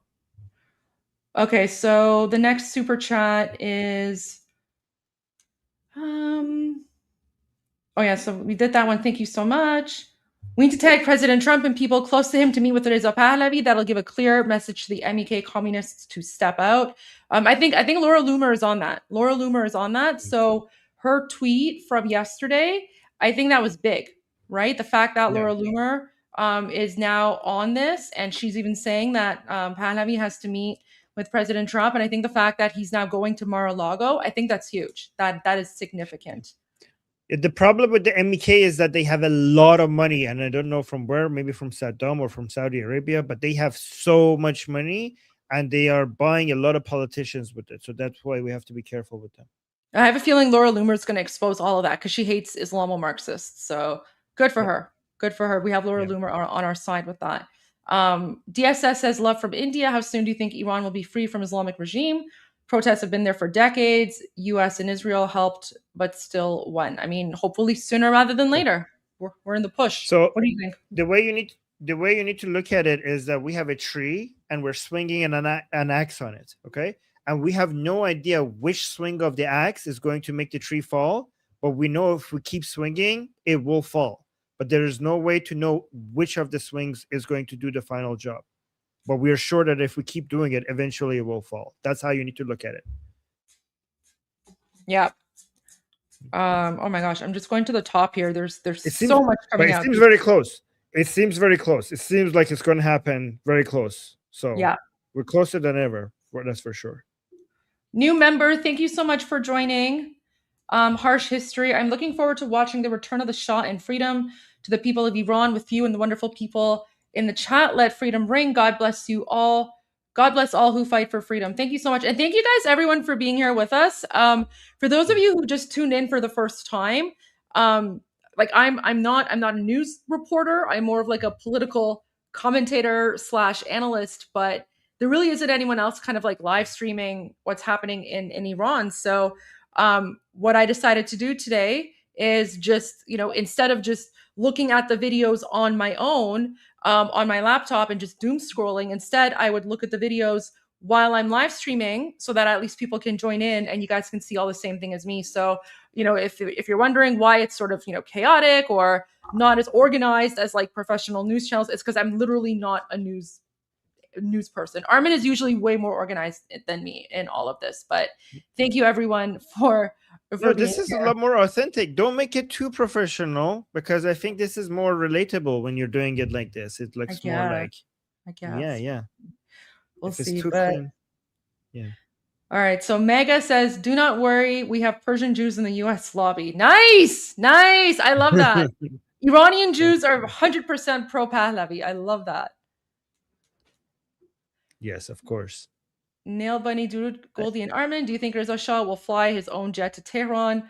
Love you both. I don't think he has a private jet. He doesn't have a jet. He's not that rich. I think I would only trust if Israel flew him in. Yeah. Like if I had to pick like a country or an airline that would provide like 100% security, I would say Israel first, America second, but definitely Israel. So Nail Bunny is saying he's a pilot. Yeah, I mean, he's a fighter pilot. But he doesn't have a plane. He's a pilot for fighter jets. Yes, but he doesn't have a plane. So when King returns, Goldie for Iran representative. I don't know about that. I don't know about that's too funny. Maybe Armin. No. I think we're happy with what we're doing right now, aren't we? Like, I think we're just going to continue doing what we're doing. Probably. That's the thing. Yeah. Jessica, I don't know, but Goldie, I would love to see you being a ambassador or something. Oh my gosh. It's way too early to talk about that kind of stuff. I mean, honestly, those decisions are up to the Shah's team, and I have full faith in Reza Pahlavi's team to decide who is best for what position, and who joins transitional government, who doesn't. It's not my place to judge or anything. I think you should be the ambassador of Iran in Canada. That would be kind of cool. Yes, that's what you should be. Yeah, that's what that guys. Goldie for ambassador of Iran in Canada. That would be yeah. That'd be kind of cool, wouldn't it? Yeah. Wow. Okay, so the next one, Sarah Gold says J.R.R. Tolkien pointed the true Aryan out to the Germans in one of the neatest smackdowns. Oh, cool. Okay, I didn't know that. Let me make a note of that. I'm gonna see if I can find that video. So J.R.R. Oh, really? Tolkien. I didn't know that. Is that true? I don't know. I'm gonna look it up. True Aryans to the Germans. Yeah, because we are the actual Aryans. It's just I don't know why like Hitler took that name and just took it for their own. It was so weird. He did the same thing with the swastika. He took it from the East Asian religions, which was supposed to be a symbol of peace, and he used a mirror image of that the swastika was basically taken from Buddhism as a symbol for peace, and the word Aryan was taken from us, and these things had like the origins of these things were actually peaceful and noble, and he just destroyed them. Like it doesn't really mean All right, Armin, you're keeping an eye on the live chat, right? While I go through the super chats, because I can't have both tabs open. Oh, okay. You'll Okay, I will let me do know that. if you'll let me know if there's a crazy message or some breaking news while I go through the rest of the super chats. Lazy Okay. Hunk says, "Will new Iran help India against Islamist Pakistan?" I think that I can't speak on government foreign policy, but I know that Iran wants to have peace with everyone. But I do know that the new Iran will take a very, very strong anti-Islamic terrorism policy. So I think that in that sense, the new Iran will definitely be, collaborating with all countries, including India, to combat Islamic terrorism, 100%.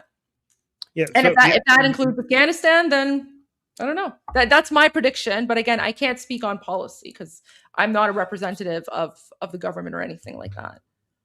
So based on the emergency booklet of the Prince Reza Pahlavi's team, the attempt is going to be to have a good relationship with every country, right? Yeah.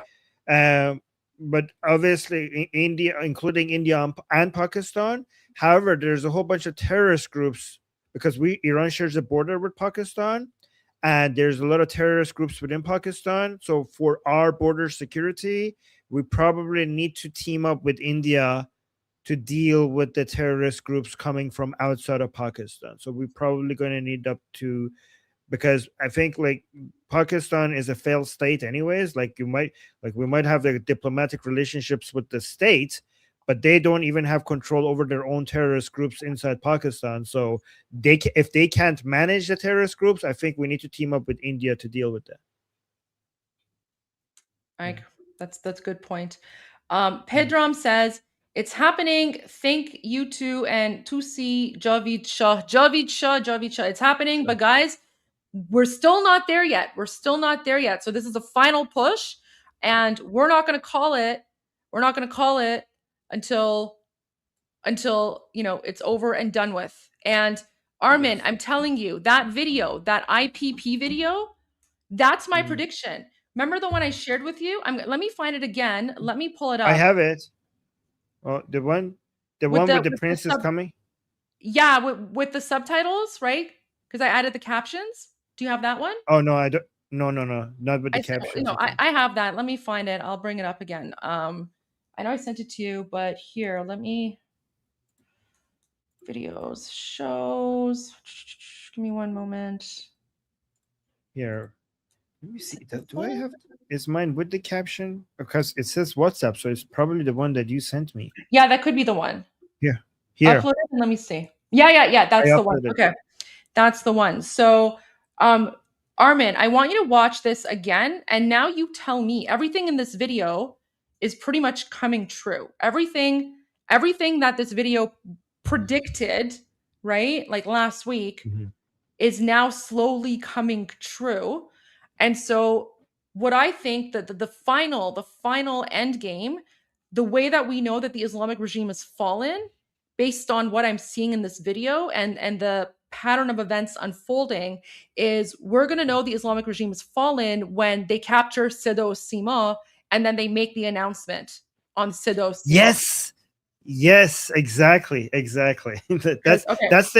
is why we know Venezuela's government has not fallen yet, because their state media is still broadcasting pro-Maduro propaganda. So there's no regime change if your national TV station is still broadcasting the regime's propaganda. So you know that the regime has fallen when you capture the state media and you start announcing to the people. And that's how, Goldie, you're so right, because that's how people figured out that the Shah has left in 1979, like people when they captured the Saddam Sima. So it's very symbolic. If we recapture it back to our side, it will be a repeat of history. Armin, I'm always right. I was in politics for 10 years, right? Yes, I know these things. So guys, Armin, everything that I've predicted so far has come to pass. Even like last week when I was like, the internet is still on, I think there's Starlink or something inside. Even that theory was confirmed last night by the Shah. So let's watch this, because I'm telling you, this right here, this is basically giving us the roadmap. This is showing us, and some of these things have already happened. Some have not yet happened, but just watch and let me know what you think.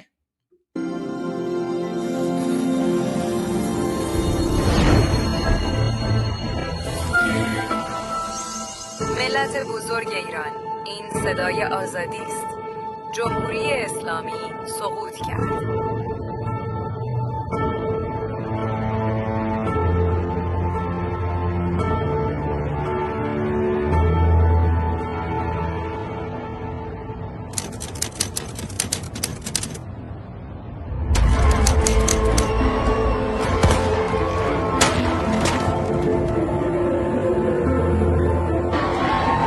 مسئولین کشور و همه So wait, I want to go back because guys, I want to point out something to you. So this building, where is it? Let me bring it up.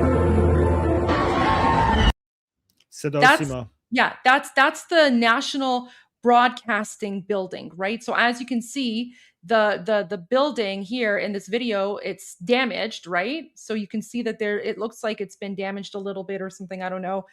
But it's surrounded by people, right? This is significant, guys. I think that this is a code. And this goes back to how do we know when the Islamic regime has fallen?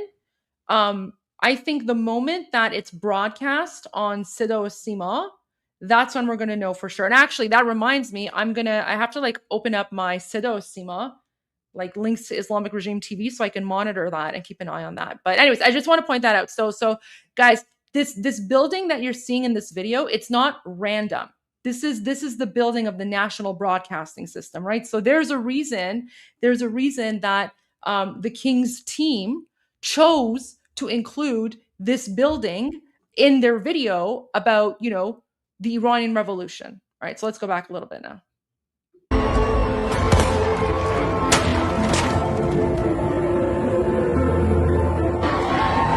مسئولین کشور و همه آحاد مردم پشت سر نیروهای مسلح‌اند.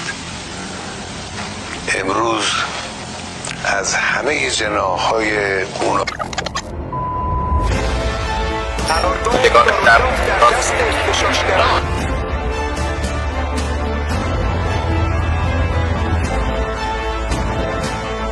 آنچه آغاز شده برگشت ناپذیر است. دستگاه سرکوب رژیم در حال فروپاشی است. خطاب به نیروهای نظامی و انتظامی و دولتی برای حفظ رژیمی که سقوط آن آغاز شده روبروی ملت ایران نایستید. با ایستادن در کنار ملت جان خود را حفظ کنید. باشد که به زودی در کنار شما باشم.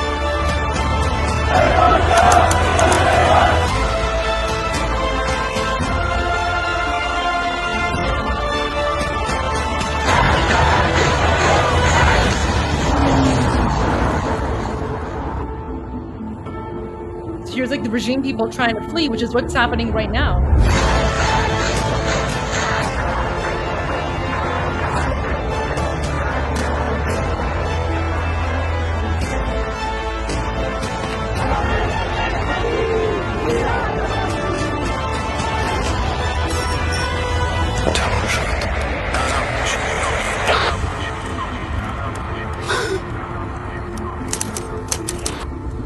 اینجا دیگر صدا و سیمای جمهوری اسلامی نیست. این صدا و تصویر تلویزیون ملی ایران است. ملت بزرگ ایران، این صدای آزادی است. جمهوری اسلامی سقوط کرد.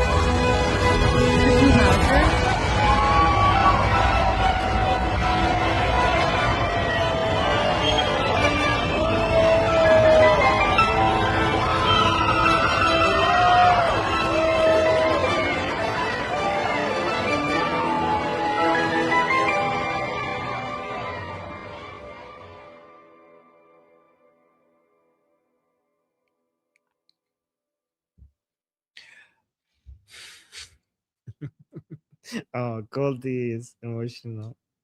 Same here. We will see this soon, and it will be on live TV. You know what's interesting about this, Armin? There's a countdown. There's a countdown. So my question is,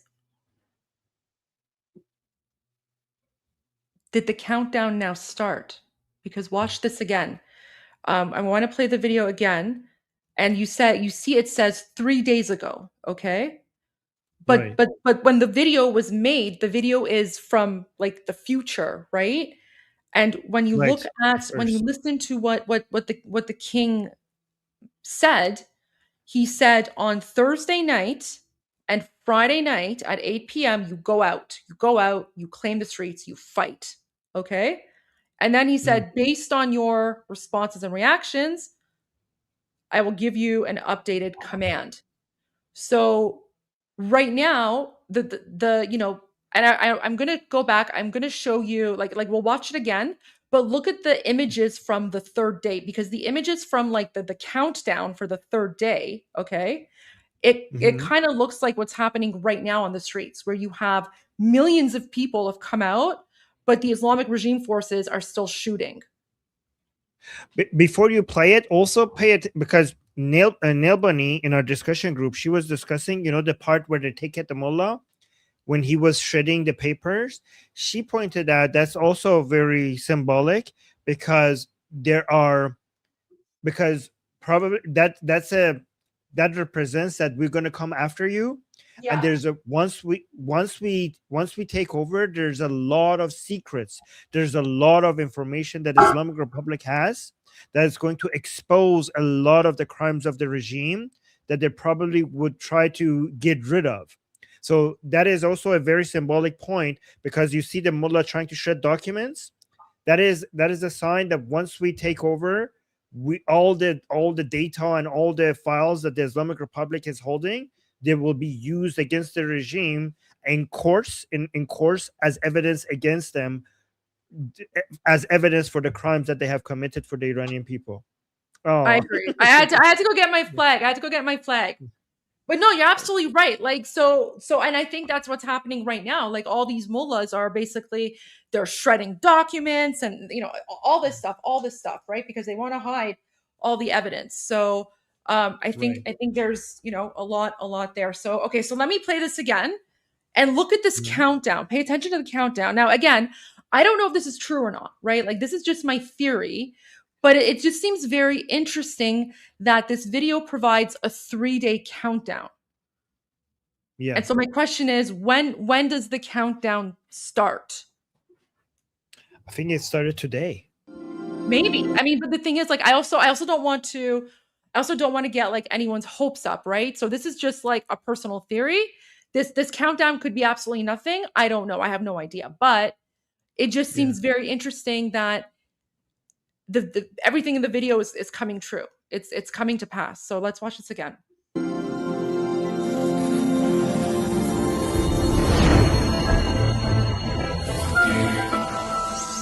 ملت بزرگ ایران، این صدای آزادی است. جمهوری اسلامی سقوط کرد.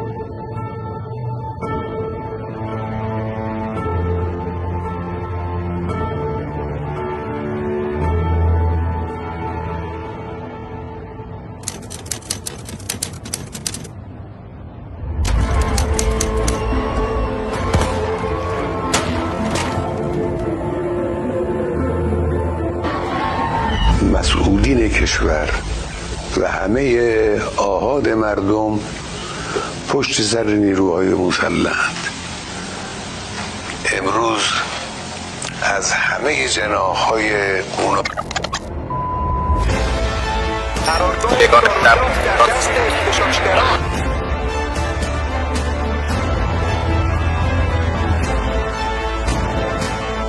آنچه آغاز شده برگشت ناپذیر است.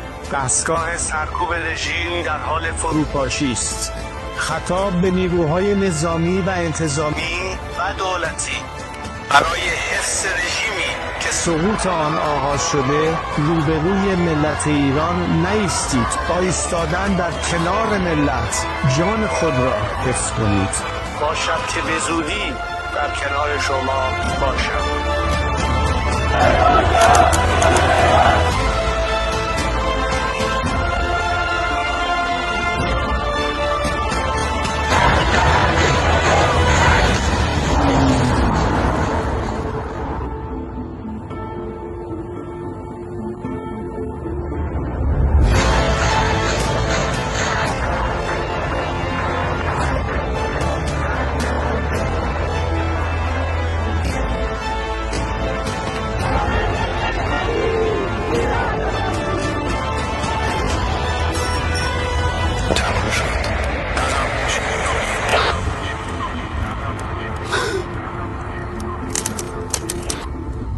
اینجا دیگر صدا و سیمای جمهوری اسلامی نیست. این صدا و تصویر تلویزیون ملی ایران است. ملت بزرگ ایران، این صدای آزادی است. جمهوری اسلامی سقوط کرد.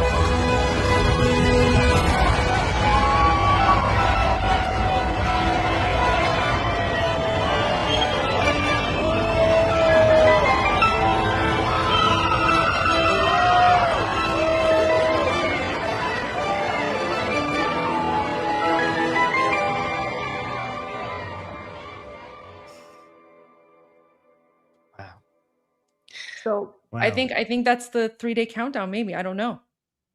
We'll see. We'll see. We'll see. Armin, do you have access to Islamic regime TV channels? Like, do you ever monitor them online to see what they're saying on TV? Do you have like a go-to website or something? Well, I usually just search for Google and Google, and Okay, whatever shows up so- first, I'll do. But I have some new videos that Yeah, just no, came I from the streets.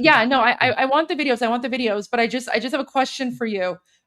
Can you Yeah. just check at some point, just check and see if like while we're playing the videos or something, let me go through through one or two more super chats because we haven't gone through too many.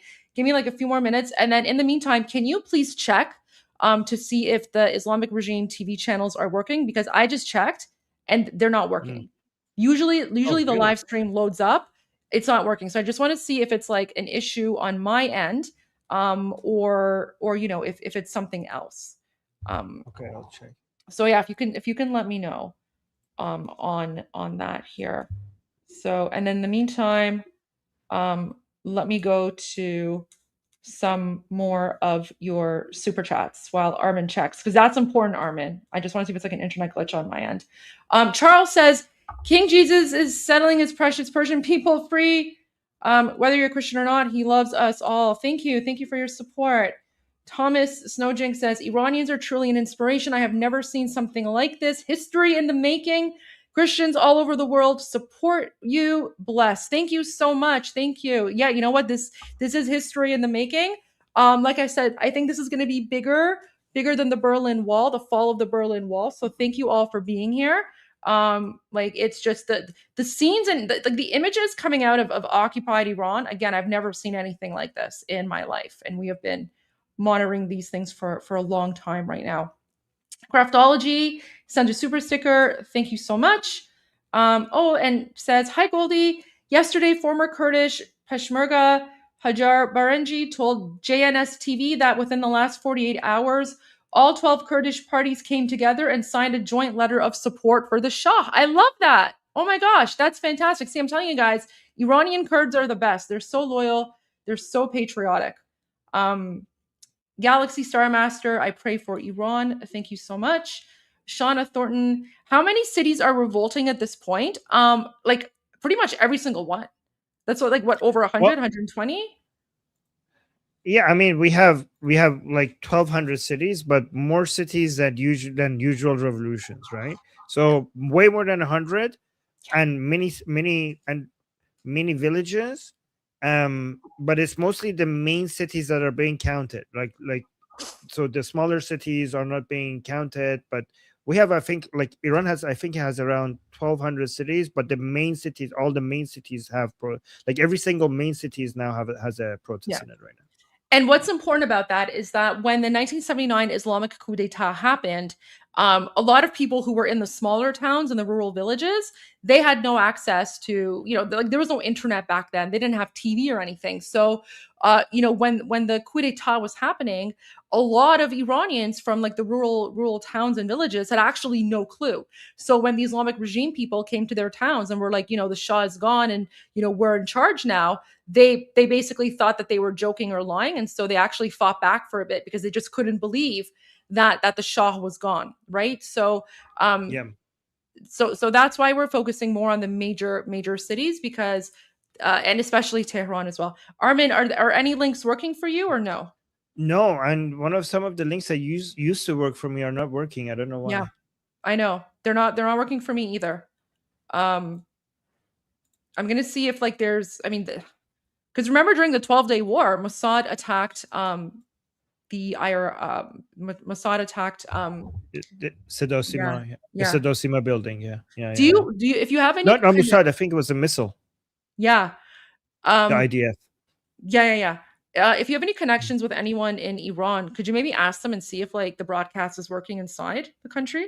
Well, it's actually very interesting because none of the people that are from Iranians that are messaging me right now are Iranians outside of Iran, and most of my contacts from inside Iran, they're missing in action. Like none of them are messaging me. I think because they cut the internet. Okay, give me one moment. Let me see.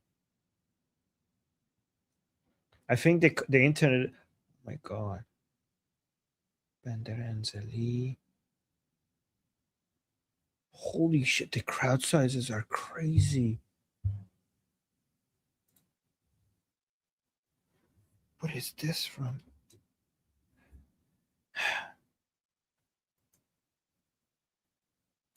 Goldie, I have some crazy new videos. Okay, all right. Let's go to your videos. Okay. Where's the first one here? Let me move the. You want to do the Mashhad first? Sure. And then this. Please call to Iran. Please help to Iranian people. Ayatollah killed my people. Please help. He's speaking in English, guys. He's speaking in English. Yeah, so this is it from Mashhad. He's speaking in English. Can you play that again? So one more time. Okay, I'll play it, mate. Yeah. Okay. Go ahead. Hi, Mr. Trump. Here is Mashhad City. Okay, so he said, so he has a bit of an accent, right? But he said, "Hi, Mr. Trump." So Iranians, when they say the word Trump, it's Trump. So, "Hi, Mr. Trump. This is Mashhad City." Ayatollah killed my people. Please help. And then he says, "Ayatollah is killing my people. Please help." My people. Please. He's crying. You see that? He's crying. My people. Please.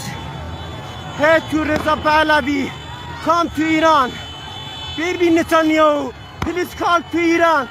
Please help to Iranian people. Did you see that? Ayatollah killed my people. Please help.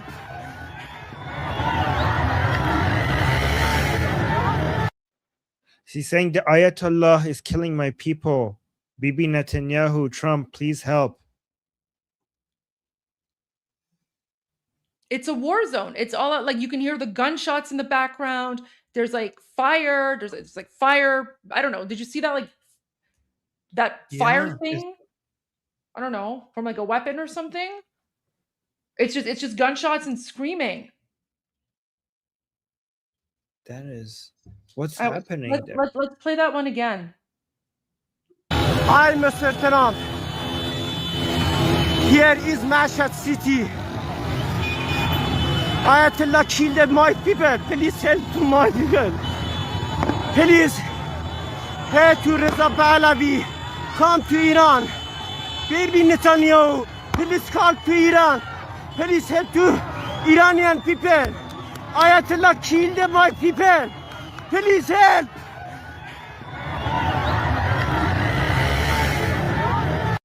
So he's saying, please help to my people. Please help to my people.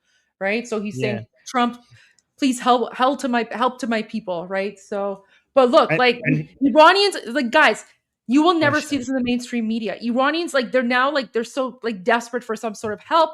They're literally speaking in English, right? They're speaking in English so that the message is direct and that the message cannot be confused or, try to, because like the communists and Islamists and those people all lie, right? So, oh my gosh. So we have internet blackout and now the violent crackdown. Like that it's the regime strategy. They shut down the internet, they cut people off from the outside world, and then they start murdering people en masse.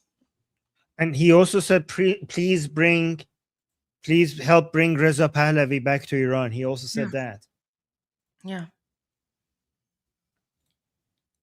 That is. Oh my gosh. Oh my gosh. Okay. Wow. Can you send that video to me after so that I can post it later tonight? Yeah. I'm gonna do it right now, actually. Okay. All right. I'll go to the next video. The next one is Disful, I think. Yeah, Disful, yes. Yeah.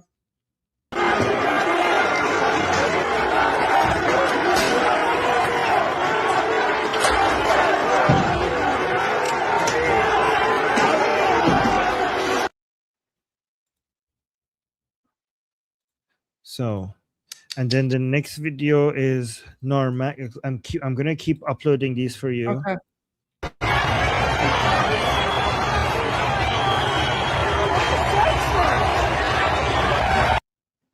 So this is Tehran. That's the capital city. So do you see, Arvin? Do you see how all the lights are out in Narmak? Oh shit! You're right. Remember, I told you earlier that when I was looking at the live feed, Manoto News said that like this was right before 8 o'clock local time in occupied Iran. Someone sent a text to Manoto saying they've shut off the electricity in Narmak. So they said there's literally no electricity in Narmak, and that's why this video is so dark, because it's a total blackout, because the Islamic regime is trying to prevent people from going out, and yet Iranians are still going out, but it's pitch black. There's like maybe one or two emergency lights.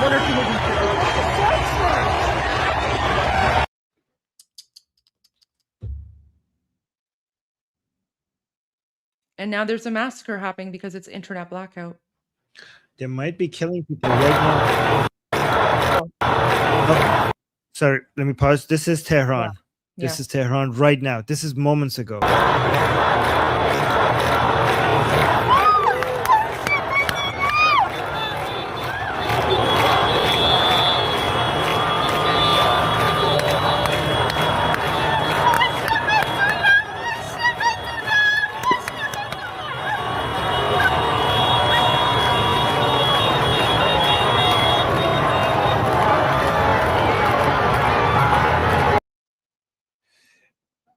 I'm going to post a Mashhad video on Twitter because I think that man's message is urgent. Should I do that right now? I'm going to say urgent video message from Iran. Send it to me. I want to put it up as well. Okay, hold on. I'm doing that right now. Hold on. The tweet or the video? The video. Okay. Let me do that right now.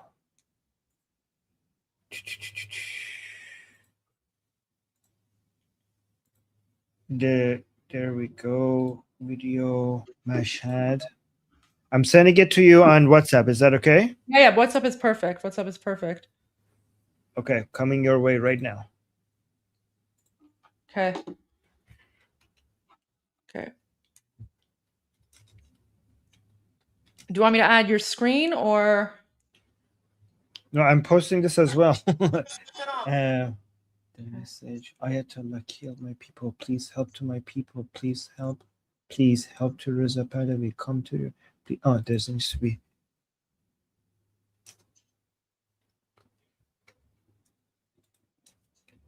Okay, help him. Help bring him to Iran. Okay, that's my caption. Bibi Netanyahu, please call to Iran. What did he say? Let me actually go back to that video. Do you want me to pull up the video? Here. Yeah, because I want to know what to put on the caption. Well, I think you removed the video. Put up the video again. Yep, sorry. Here, I'll upload it one more time. Yeah. Because he's trying to, guys, sorry about this, because he's trying to send out a message in the world, and me and Goldie want to help out making sure. Hi, Mr. Trump. Here is Mashhad City. Ayatollah killed my people. Please help to my people. Please help to Reza Pahlavi. Come to Iran. Baby Netanyahu, please call to Iran. Please help to Iranian people. Ayatollah killed my people. Please help.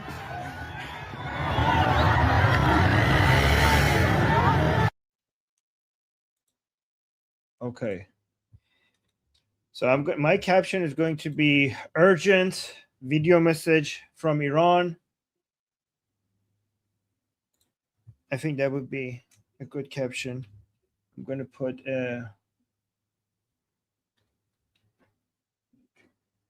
alarm emoticon or something. I'm putting in like an SOS or something. Iranian man speaks in English. So the entire world hears. I think this is a good enough caption. So guys, my caption is urgent video message from Iran. The message: Hi, Mr. Trump. Here's Mashhad City. Okay, I'm just gonna put his message there. Post. Hopefully that does these 2 tweets does something.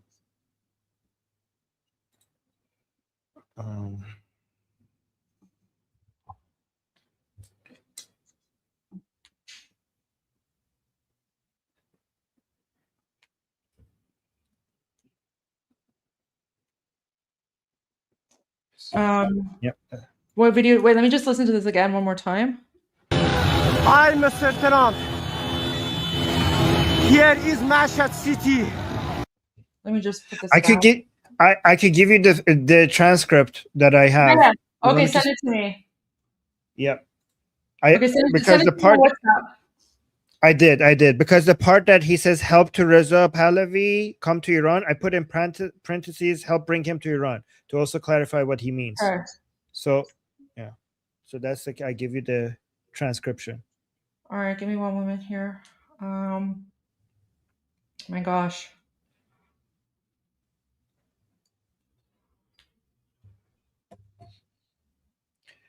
Guys, go check out our Twitter, Armin Navabi and Goldie Ghamari, and please retweet this tweet.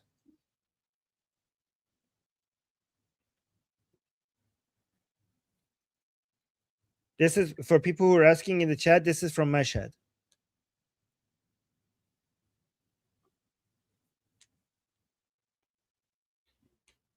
Oh my gosh. Shit. I'll link in the chat. I don't have access to the chat. Here, actually, yeah, I'll do it.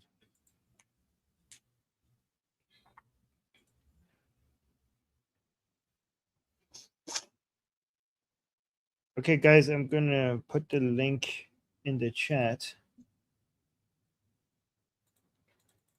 to the tweet. Hold on. Here and here. Okay. I put the link in the chat. Oh, thank you.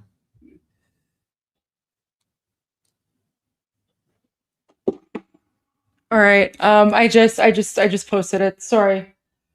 Nice. You know what? Let me I'm just gonna go retweet you. Okay. I just want to post this on Instagram as well because I do have I have a bigger following. I have a bigger following on Instagram. Oh, by the way, the people who are in I need to go tell my discussion group that I'm gonna have to stay here. Guys from the discussion group, from our discussion group, would you guys be able to have the discussion group today without me? Would you guys be able to do that? Because I'm gonna stay here with Goldie. Can you let me know in the chat if anybody is going to be able to go manage it starts in 10 minutes.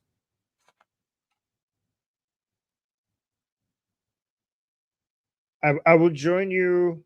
Okay, Deborah, you will be able to do that, but I will join you later if you guys are still there. We're good. Okay, Deborah, would you be able to manage that? I will make you admin in the discussion group. I mean, I know like normally you would do your discussion groups, but like this isn't a normal live stream today, right? Like we're literally live streaming the revolution. But I mean, I feel bad for your No, it's okay. Okay, guys, I'm gonna post the link as well. So I posted I posted the link to my my X post in usually I would even add like captions to this video, but like this just needs to go out right now. So Oh shit. Okay, somebody is telling me that I need to really read the messages that he's sending me. It's very important. okay, read the Something messages. else. Read the messages. Okay, so why don't you like read the messages, regroup. I will share my screen with some of the most recent updates while you read the messages. Okay. Oh my God! The Islamic Republic is broadcasting Tucker Carlson. Is airing Tucker Carlson. What? Are you What? sure? What? Where? Yeah, I'll send you the link. Hold on. Are you fucking kidding me? Sohail, is that real? Okay, I'll send you the link. Okay. Let me pull it up. What is this nonsense? Yeah, they're airing. It's live on the Islamic Republic's.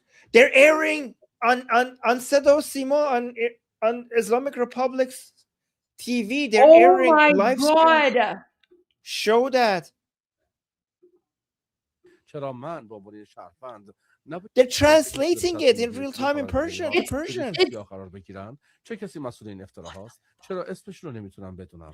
جوابشون اونا با یه چیه؟ جمله خشک و خالی جواب میدن که طبق سیاست‌های بخش ویرایشی ما Guys, so when I tell you that Tucker Carlson is Islamic regime propaganda, look at this. The Islamic Republic یعنی is میگن now آره تو میتونی taking قدرتمندترین مدیر right? ویرایش They're باشی لازم taking نیست حتی یه اسم واقعی هم داشته باشی این قوانین ماست they're literally taking his garbage interviews and they're translating it because this is propaganda. میدونی اصلا پاسخی نیست. این فقط یه توجیه نادرسته. در واقع دارن میگن ما هویتمون رو مخفی میکنیم. درسته. چون قانون خودمون بهمون اجازه رو میده. آقا این که منطق نداره. فکر کنم ریشش برمیگرده به فرهنگ اینترنتی دهه 90. Like imagine how much of a traitor you have to be to your own country to the point where the Islamic Republic is literally, guys, you know what's crazy about this? Wait, let me pause this for a moment. تو همه جای ویکی‌پدیا می‌بینی What's crazy about this is that it's literally civil war. It's civil war in Iran right now. Like we're seeing all these videos of like people out in the streets in the millions. People are being massacred. You heard that man from Mashhad. He's literally begging President Trump. Now this channel, guys, this is actually considered the 24-hour news channel. Okay, so Khabar.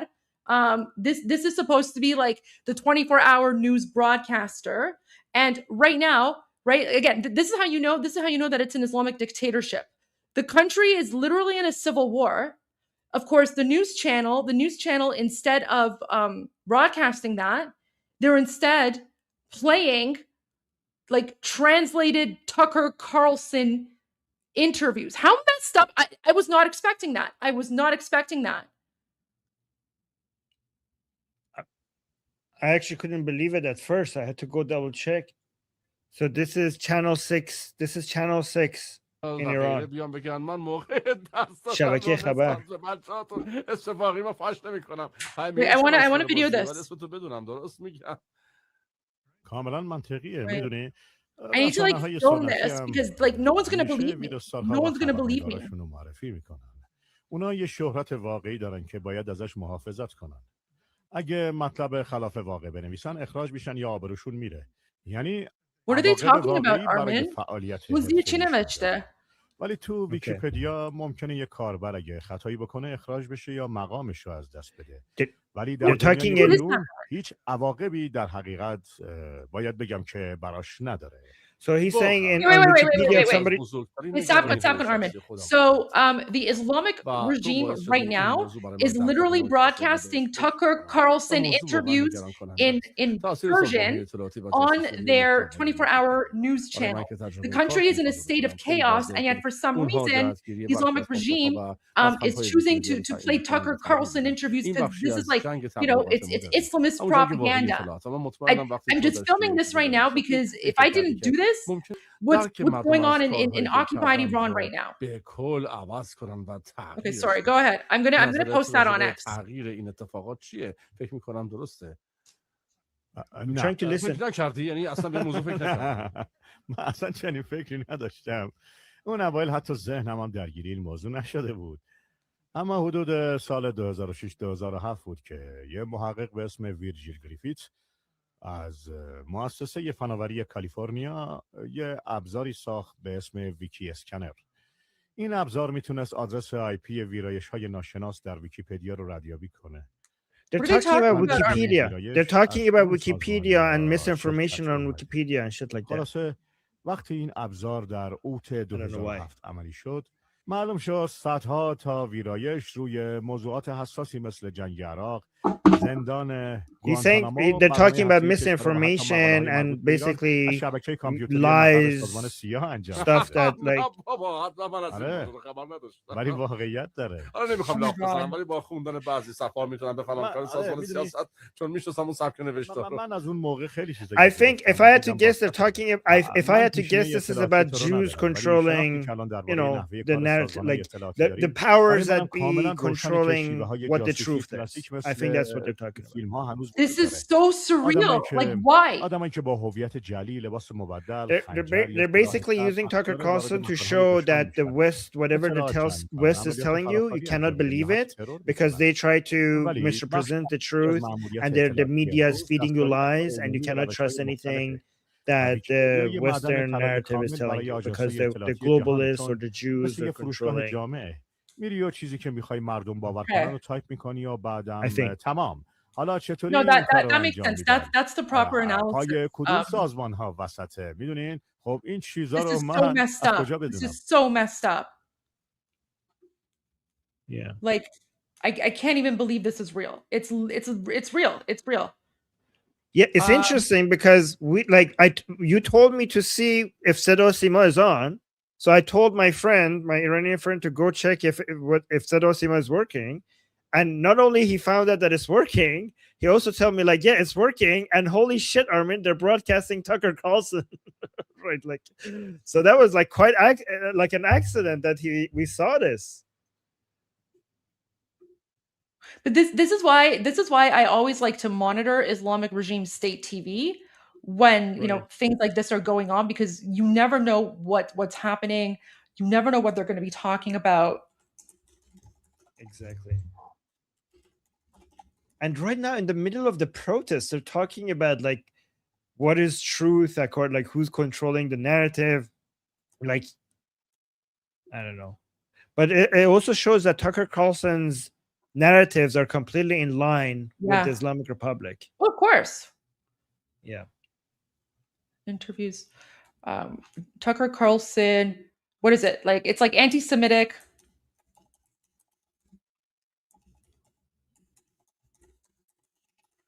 Why is Islamic Republic state TV currently casting Tucker Carlson's? Sorry. That's okay. Anti-specific theory.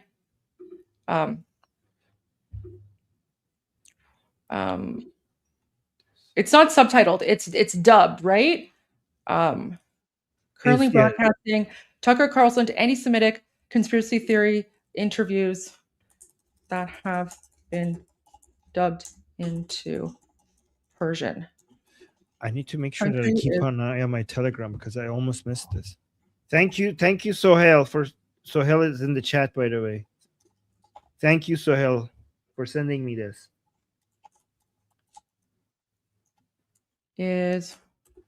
By the way, tagging Trump doesn't really help because Trump is not on X. Trump is on Truth Social. So tagging Trump rarely helps.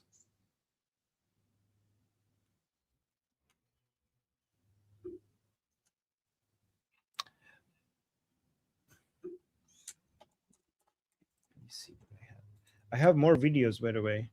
Okay, yeah, we'll get to in a moment. I just want to put this up. Why is Islamic Republic state TV? The country is in a state of chaos and civil war. The regime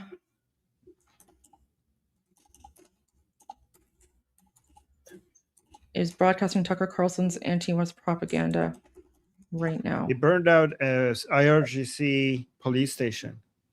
Oh, really? Yeah, I just got the. Okay. Let me just put this out there, and then I'm also going to add the link.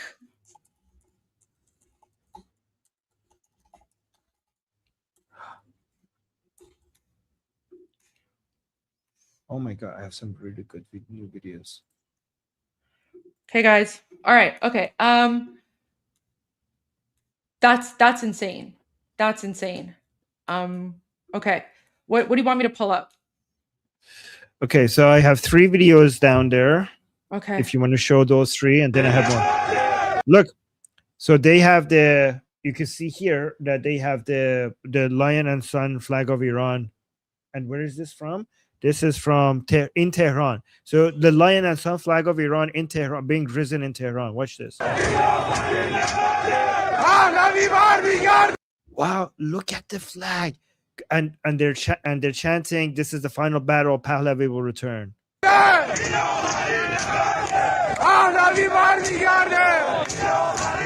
Look, the true flag of Iran is being held in the middle of That's the Tehran. crown. That's the crown one. Yeah, That's the in one I have here.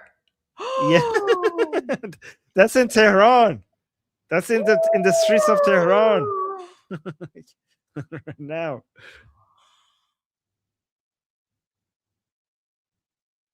Should I play? You play it. Okay.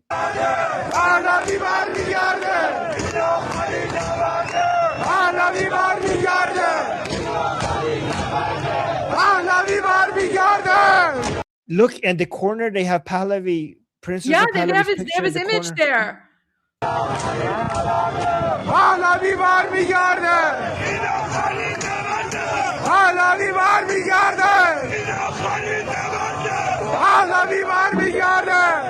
You want me to send you this video so you could tweet this? Oh my God.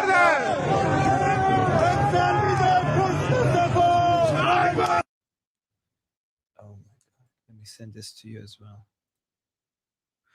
Oh my gosh. Honestly, so I can confirm it's total blackout. Even like not just in Tehran, but all across the country, because I just asked a few people who have family members in different cities across the country, and they can't get in touch with anyone. So it's complete like internet blackout in the country right now. Okay, so I have another one from Gorgon, the second video. Okay. Oh, sorry. I wish I had. I'm so sorry. I'm so sorry. Yeah. Well, this is why I'm thinking like if you go to screen control, then you can just play everything on your screen, and then you don't have to worry about uploading and downloading, right? Yeah, actually, let me see if I just move the videos on the screen. Would that, because I have the files, I don't have the.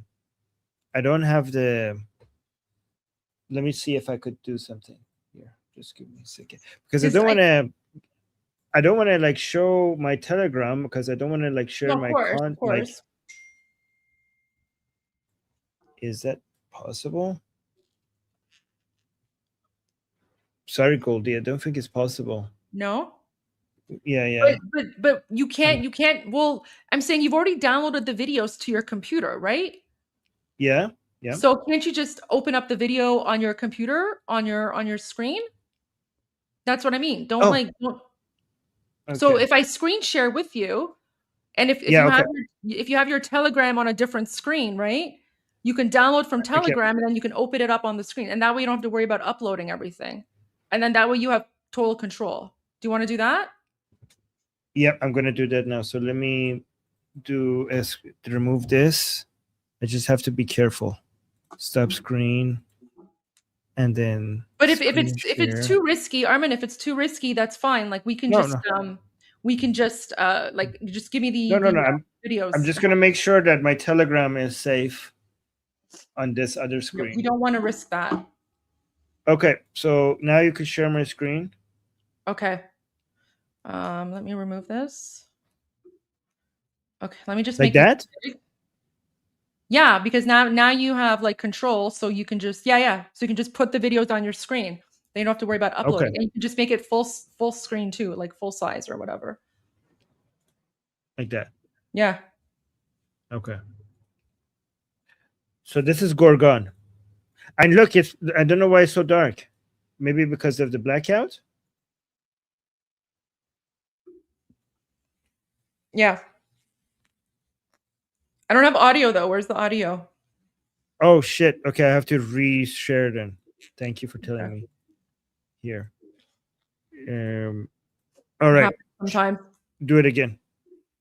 Okay. There we go. Now you should have audio. Hold on.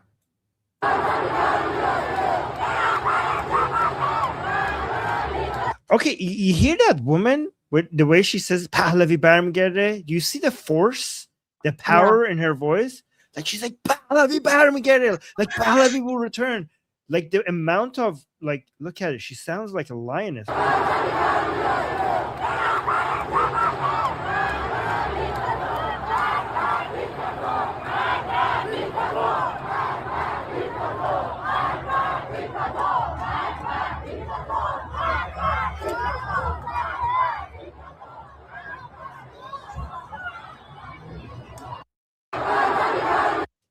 Okay, so now let's go to the next video that I have. This is from Tehran.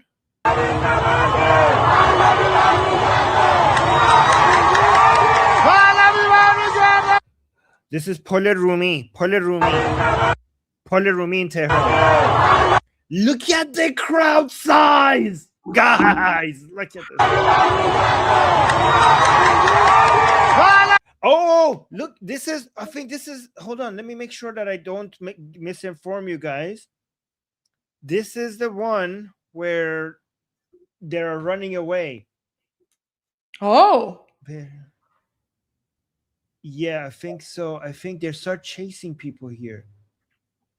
Let me make sure that I'm not misrepresenting. Oh my God. Oh my God. I have too many videos. So that's Tabriz. That's Chaharrah Talaqani, Tabriz, Said Khandan, Shahin Shahr, Punak Tehran, Mardom Migan. Okay, not that one. Like me, guys, give me a second. I want to make sure that I get this information correctly for you guys. So here, let me know in Telegram if I'm correct about this, because it seems like they start chasing people away. That's Tabriz. I don't know where that is. So let me see. Let me look at this. Oh, maybe I think I know who sent this to me. Yeah. So look at this. Look.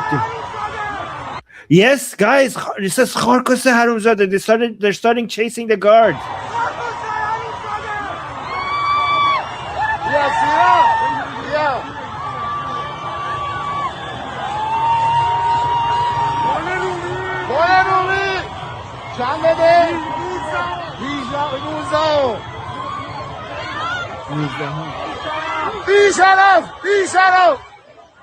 The honorless, they're chasing.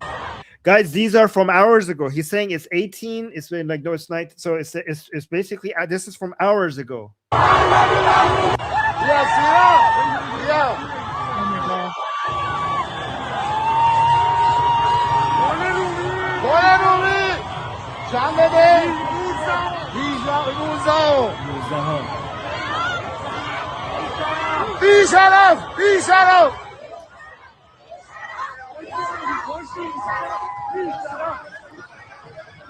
No, the people don't have weapons. They're mostly unarmed, although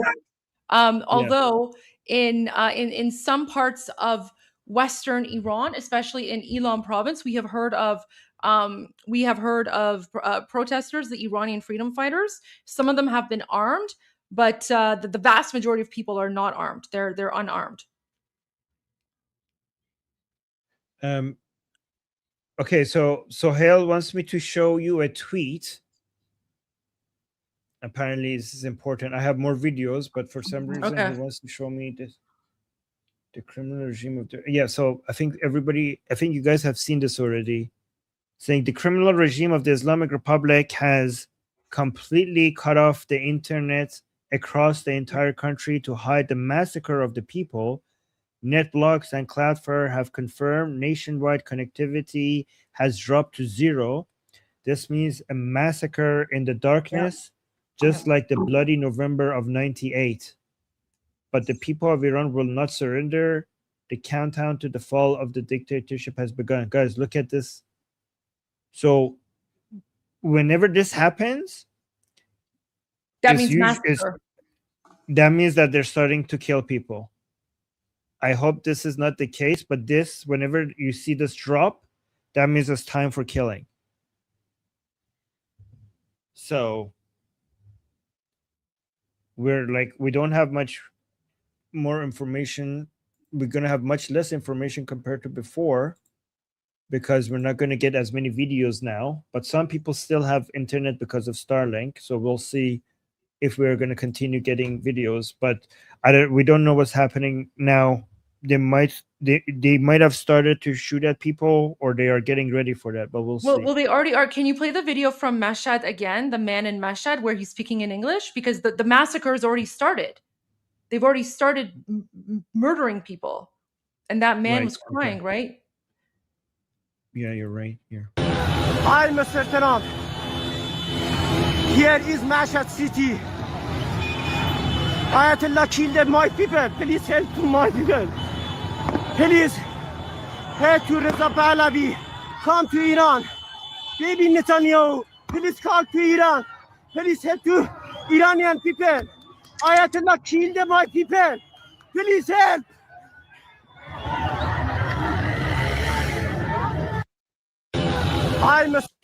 Guys, please help us get this message out to the world, because I don't want people to saying that this is a stampede anymore. Okay, if the internet is cut and the Iranian people are now in darkness, they might be dying in large numbers right now. We need Trump and Netanyahu to come help us out now, if that's what's happening. So we need everyone on X right now to be posting, to be go on Goldie's X account. Go look at her. I just posted the link in the super chat. Sorry, not super chat. I just posted the link in the live feed chat. And yeah, for everyone following me on YouTube, on X. Sorry, everyone watching on X. Of course, you all have access to my X account. So yeah, please go follow that. I'm actually, you know what? I'm gonna pin this to the top of my profile. Because this is like, everyone needs to know this, and it's not getting that many views. Guys, if you have a Truth Social account, I don't know if that helps, like getting this to Trump or like POTUS or something, like whatever you can, because Trump promised that if they start shooting the Iranian people, he's going to get involved. They're calling out his name. They're calling out Trump's name. They're saying that we're being killed. So please, if you can do anything you can to get the message out, make it amplified as much as you can. I have another video from Tehran that apparently the IRGC base has been burned. This is from Tehran. So let me actually look. It says مردم میگن کلانتری پاسداران آتش زدن. So IRGC base has been burned. Okay.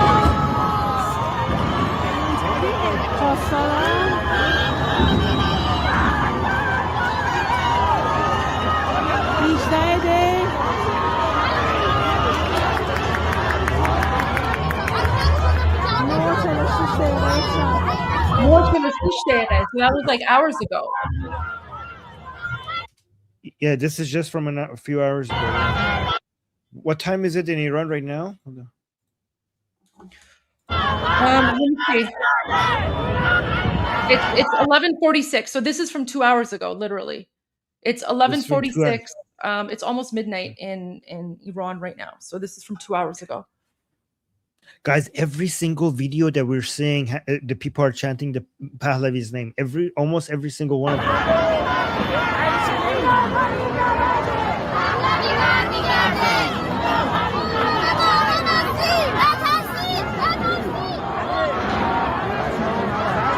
So that lady was shouting, "Don't be afraid, we're together."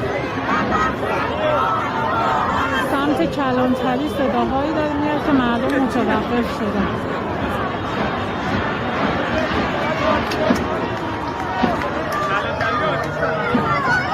So she said from the police, from the station, from the IRGC station, there's some sounds are coming from there that has made people stop for some reason. صداهایی داره میاد که مردم متوقف شدن.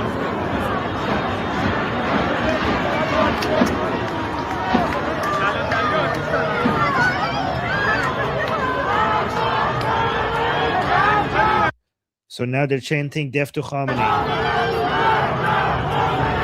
صدایی که میاد مردم میگن ظاهرا کلانتری پاسداران آتیش زدن. میفرستم برای مردم.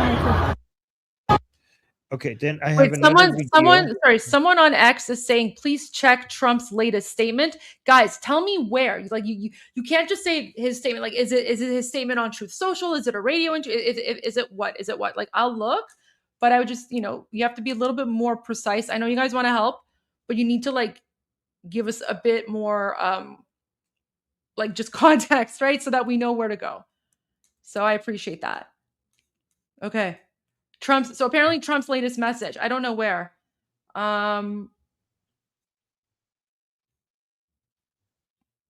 don't know where. Okay, Iran International is confirming that the presents were in the millions.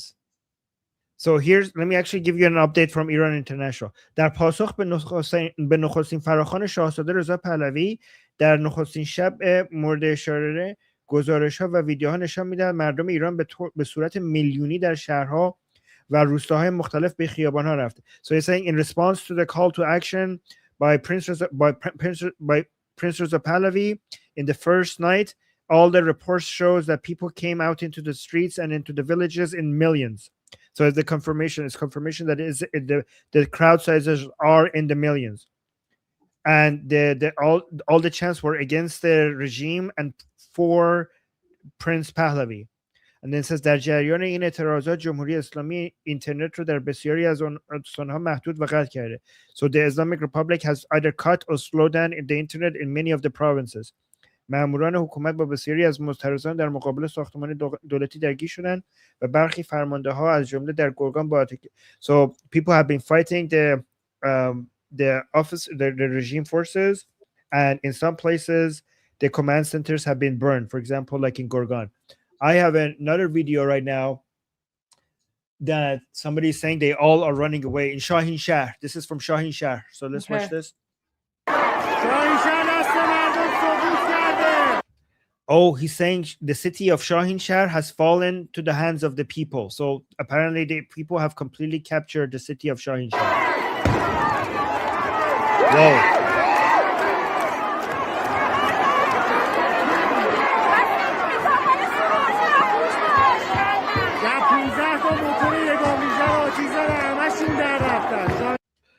So he's saying they burned 10 to 15 motorcycles from their special forces, and all of them have run away. All of the special forces have run away.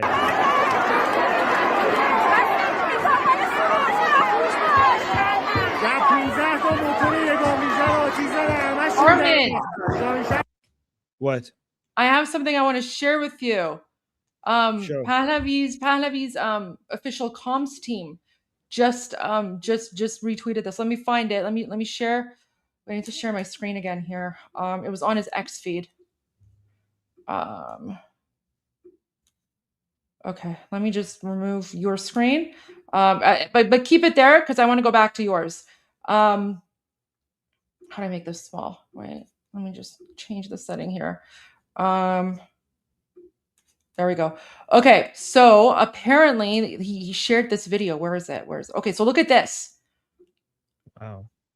In Mashhad, okay? So نوشته, so Mashhad, January 8, despite the severe suppressions in the birthplace of the leader of the Islamic Republic under the domination of the government of Ahmad Alam-Hoda, the presence of this crowd of more than 100,000 people on the night of the public call by Prince Reza Pahlavi once again demonstrated the widespread popularity, who they call Reza Shah.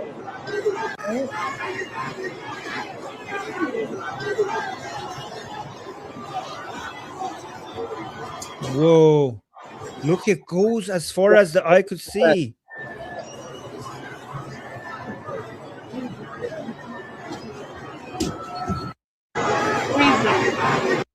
Okay, so there's that one, but no, where's the one that I found?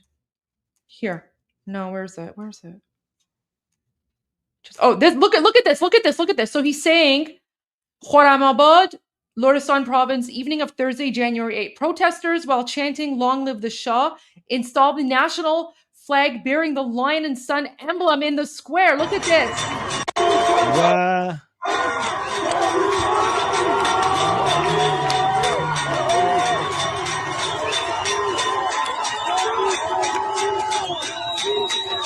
Is that Ferdowsi?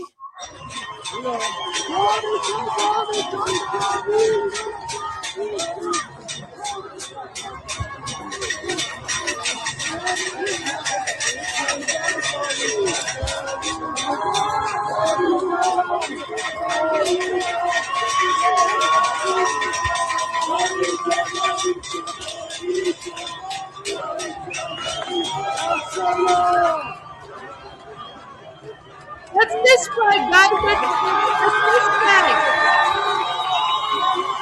That's Ferdowsi.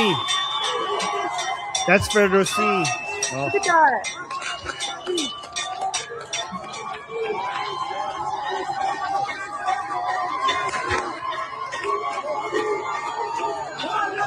So guys, that is very, very symbolic. Let me explain why. So Ferdowsi, he's a national hero. Okay, so Ferdowsi is pretty much like our version of Shakespeare, and Ferdowsi is the reason that we Iranians can actually speak Persian today, because when the Arab Muslim invaders came and conquered Persia, they banned our language for 200 years. So not only did they force everyone to like convert or die, but they also banned Persian because they wanted to Arabize us, right? But we resisted, and then 200 years later, Ferdowsi wrote this epic book, right? So Ferdowsi, again, he's literally like our Shakespeare. He wrote this epic book that it took him like 20 years to write or something, and with that one book, he basically revived the Persian language. Okay, so he revived the Persian language. So Ferdowsi is a really important sign of Iranian nationalism, Iranian symbolism. Ferdowsi represents the Iranian victory against Arabization, right? So the fact that they are raising the lion and sun flag over the Ferdowsi statue, that's huge, because Ferdowsi, he symbolizes the Iranian Renaissance. He symbolizes the Iranian fight against Islam and all that stuff, right? So it's very significant. Iranians have a lot of respect for Ferdowsi. Is that accurate to say, Armin? Very accurate. However, I have some breaking news. Okay, let me go back to your screen. I just want to share that. Let's go back to Sedosima in Isfahan was just burned down. Apparently, according to Emily. So she's saying the Islamic Republic State Radio and Television Unit of Isfahan burned by the protesters. Oh my God! این صدا سیماست میبینین آتیشی زدن ایول. So guys, again, so to give you context, right? So Sidosima, that's basically like the national broadcasting, right? So think of like CBC or BBC or whatever, right? It's like the state broadcaster, but of course, because the country is under occupation by an Islamic dictatorship, Sidosima, like the state broadcaster, is basically a mouthpiece for Islamic terrorism, right? So people hate the state they hate all the TV channels, right? Because everything is controlled by the Islamic Republic. So that's actually incredibly symbolic, that they're burning down the communication channels of the Islamic regime, right? Yep. And I have another big news. Trump, let's actually listen to this. Trump, this is 1 hour ago from Trump. So it says this one, Weisgard is saying Trump says the U.S. will hit the Islamic regime very hard if they keep killing people on the streets of Iran. So let's listen to this.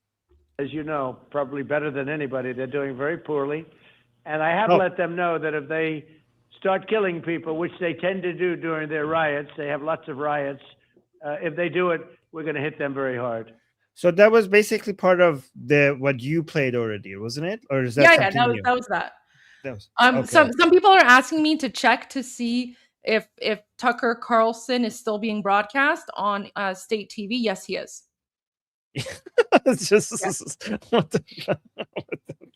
Well, someone was asking Oh for my that God. update. So wait, let me share the update with you very quickly if you guys don't believe me. So for those of you who've just tuned in, here you go. Literally. Wait, There's that's the not the Islamic right- Republic. Oh, wait. That's not. You need to share the. Oh, yeah, I forgot. There Okay, we go. sorry. Oh no, it just went to commercial break. No, Darn it. no, it's still on Tucker Carlson. This is about Wikipedia, Oh, okay. I think, because they were talking about Wikipedia on Tucker Carlson, right? Yeah. I don't know. No, that's Actually, that's no, the that was Khabar that. News commercial. That's the Khabar thing. Yeah, that's the Khabar. So I think it's over. دیپ فیک ها وقتی واقعیت دروغ می شود. Okay, I'm gonna, I'm gonna monitor this. I'm gonna keep an eye on this. And then as soon as Tucker Carlson comes back, I think they might be in a commercial break, Armin. So, I mean, they're talking about deep fake, so I don't know what commercial would that be. They're talking about deep fakes and what deep fake is, so I don't چیز think it's جدید. commercial. این ویدیوها می توانند احساسات شما را هدف بگیرند و شما را وادار به کارهایی کنند که معمولاً They're basically trying to say. So Goldie, they're the trying whole to segment from they're just basically telling people that they can't trust anything online.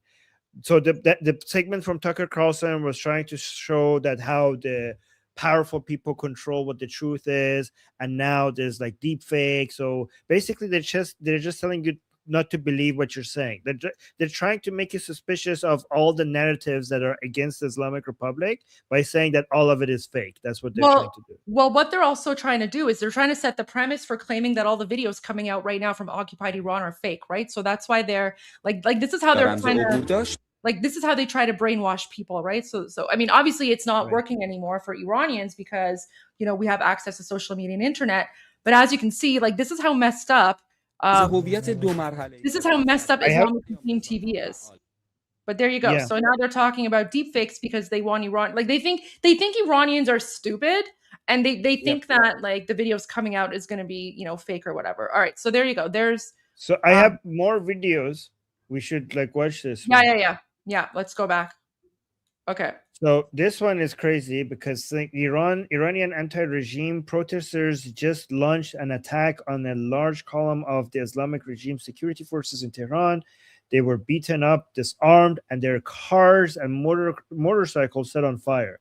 So let's watch this. Wow. So it's saying motorashun آتش زدن, which means they burned their motorcycles. So these are the regime's motorcycles that were set on fire.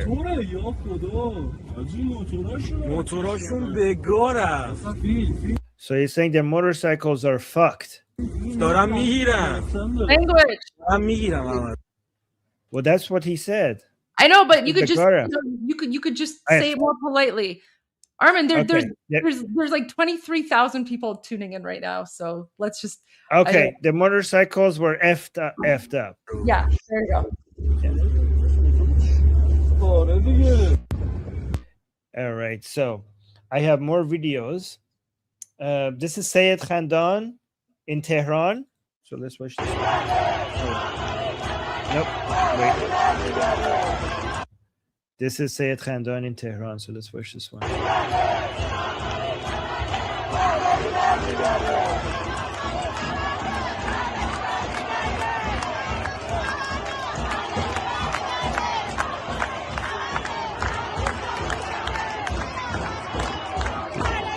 So they're chanting, "This is the final battle. Pahlavi will return."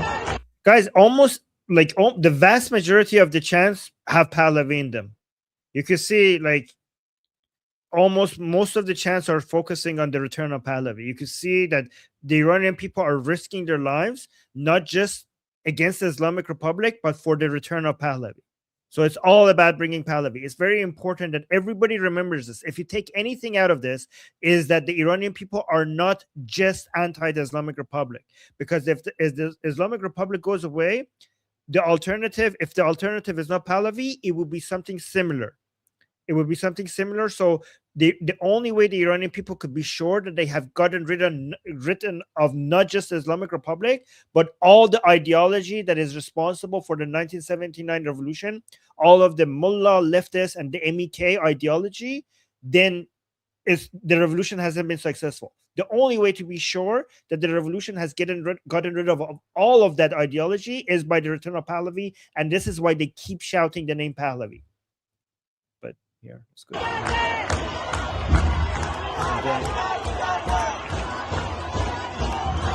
So I have another video from Bandar Anzali.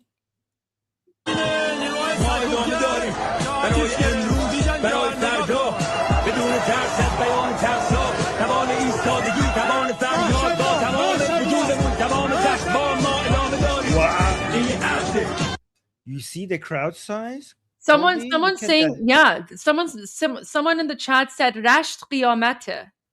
Rasht Qiyamate. Rasht? Okay. I will bring videos from Rasht. We'll get to, but they're saying that. Look, listen, it's Qiyamat all over. Yes. All over.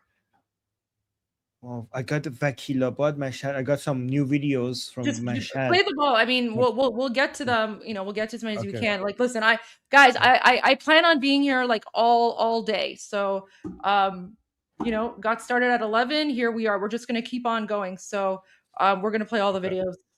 I don't know how long Armin's gonna last though, but no, I'm gonna be with you if you'll have me. I'll be here all day. Oh my gosh, that would be fantastic. Because then we could like take shift or something. But in a few hours, what we're gonna have to do is we're gonna have to turn off my live stream, and then I can I'd have to turn it off and restart, just because I think the maximum is like 12 hours, and I think close to like 8 or 9 hours the live stream gets wonky or something. So but we have another 4 hours to go.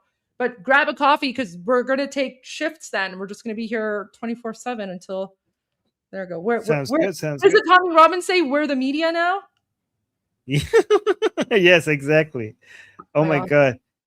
Yeah. Okay, let's continue. Send him a link. Maybe he'll join us.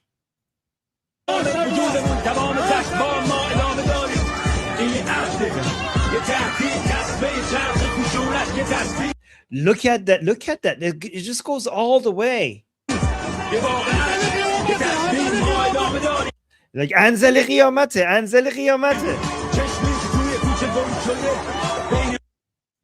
All right, so let me go through the next video that I have. Hold on. This is from Tabriz. Guys, let me tell you something about Tabriz for people who are new here. Guys, Tabriz was the city that people thought it would never turn for Pahlavi, because a lot of people accused Tabriz of a city that is like anti-Pahlavi, okay? And you can see that even in Tabriz, they're chanting Pahlavi will return. And when people see Tabriz chanting Pahlavi will return, their understanding is that all of Iran wants Pahlavi. If even Tabriz wants Pahlavi, that means all of Iran wants Pahlavi. So this is why this video from Tabriz is very significant. So they're chanting, this is the final battle, Pahlavi will return.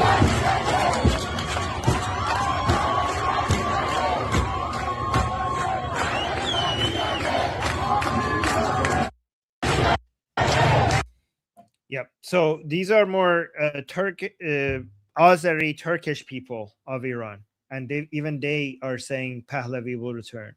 Where is this? This is okay. I played that one already. So I just got a new one right now from Mashhad. Let's actually listen to this one. This chant is, we haven't heard this chant for a while on the stream, so let's actually listen to this.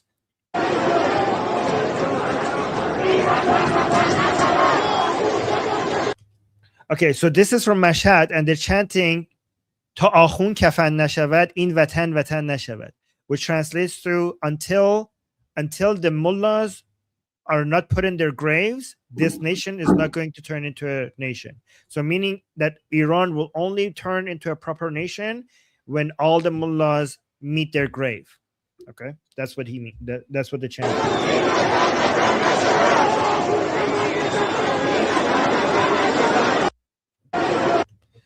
All right, so this one was from Mashhad. These are just from a few hours ago. We got another video just right now from Pahlavi Street in Tehran. Let me see if this is what's happening here. Okay. This is Pahlavi Street in Tehran.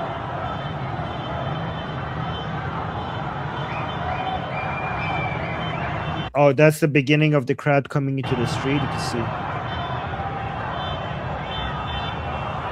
Ooh.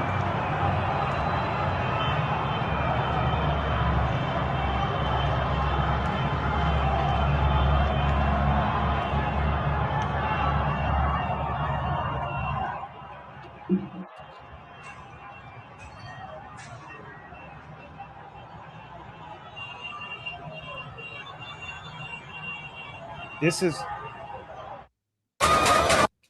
what this is in Gorgan. This is where they burned down the command center in Gorgan, in the city of Gorgan. فرمانداری گرگان مردم آتیش زدن. So this is the Gorgan command center. Like I think it's like a county, head of the county center government. It's a government building, and they're burning it.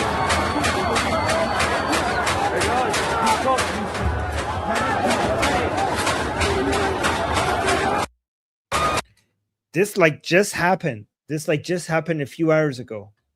Like only a few hours ago. Hold on. Armin, are all the videos that you're getting vertical? Yes, because the people. Okay, no, that's fine. Yeah. I was just asking because if they're vertical, I'm just going to change the format here to make our faces a bit bigger, so people can see us better when we're speaking.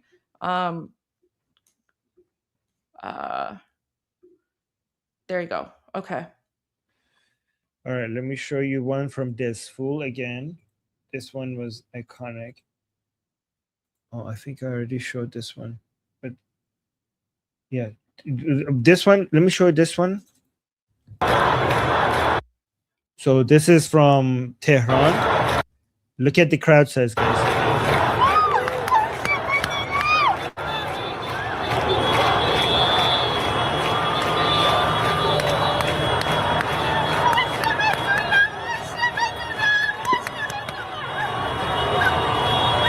So the lady is so happy. The lady, like you could see her in her voice that she can't believe the crowd size, and she's showing, she's appreciating the people showing up.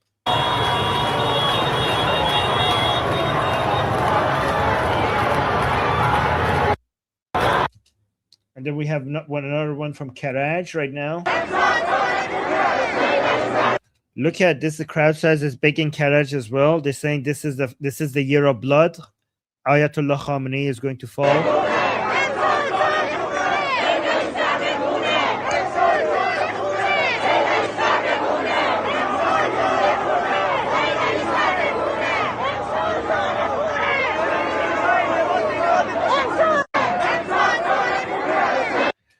Okay, so apparently, Tom Togenhunt, I don't know, the Minister of Security of the UK, the previous Minister of Security of the UK, has just announced that the regime is definitely falling, apparently. Who's this? Tom Togenhunt? Okay, I don't know how to pronounce his name because I'm reading in Persian. He's the current member of parliament in the UK and the previous security minister of the UK. And he has just came out and said, What is he saying? he says that whether monarchy and democracy will return in Iran, we have to wait and see. However, what is certain is that this regime is falling. That is Well, ending. it is with the falling, death of so Trump. not has fallen. Like Armin, there's Yeah. going to be a lot of people making a lot of predictions or statements or whatever. The only Right. person that we can trust is Reza Pahlavi, right? So until Yep, yep. until Reza Pahlavi says something, every other person out there completely like irrelevant what they're saying, right? Irrelevant. So, but a lot Yeah. of people are going to be making predictions. But yeah, I mean, I don't think some guy in England can call it. It sounds like he's just giving his opinion. He's just saying like the regime is falling, which from the looks of it, I would say it certainly appears that way. It certainly appears as if the regime is falling. Yeah, yeah. I wasn't trusting him. I was just reading. Oh the yeah, news. no, that's a good point. Yeah, yeah. All right, but hold on. This Armin, is Armin, are you okay if Arya because Shah. I've been live streaming for almost 5 hours. Would it be okay if I took like a 20-minute break and then you just kind of take over until I get back?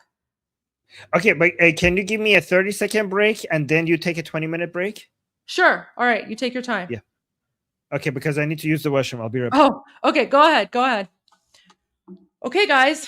Oh my gosh. Guys, if you haven't already done so, can you please help me share my Tucker Carlson tweet. Guys, like that's huge.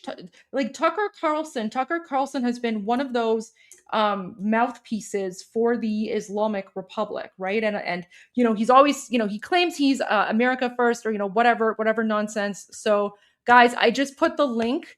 I put the link to my video message about Tucker Carlson in the YouTube live chat. So guys, do me a favor, like it. Like if you're on X, you know, like it, retweet it, share it with everyone. I'm going to take like 20 minutes to upload some videos. I'm going to put some things on, you know, Instagram and Facebook as well. I have no idea why he's no, actually I do know why. It's because you have to follow the money. Look at the people who are funding him. Look at the people who are funding Tucker Carlson. They're all like anti-West Islamists, right? So he's being funded by the same people.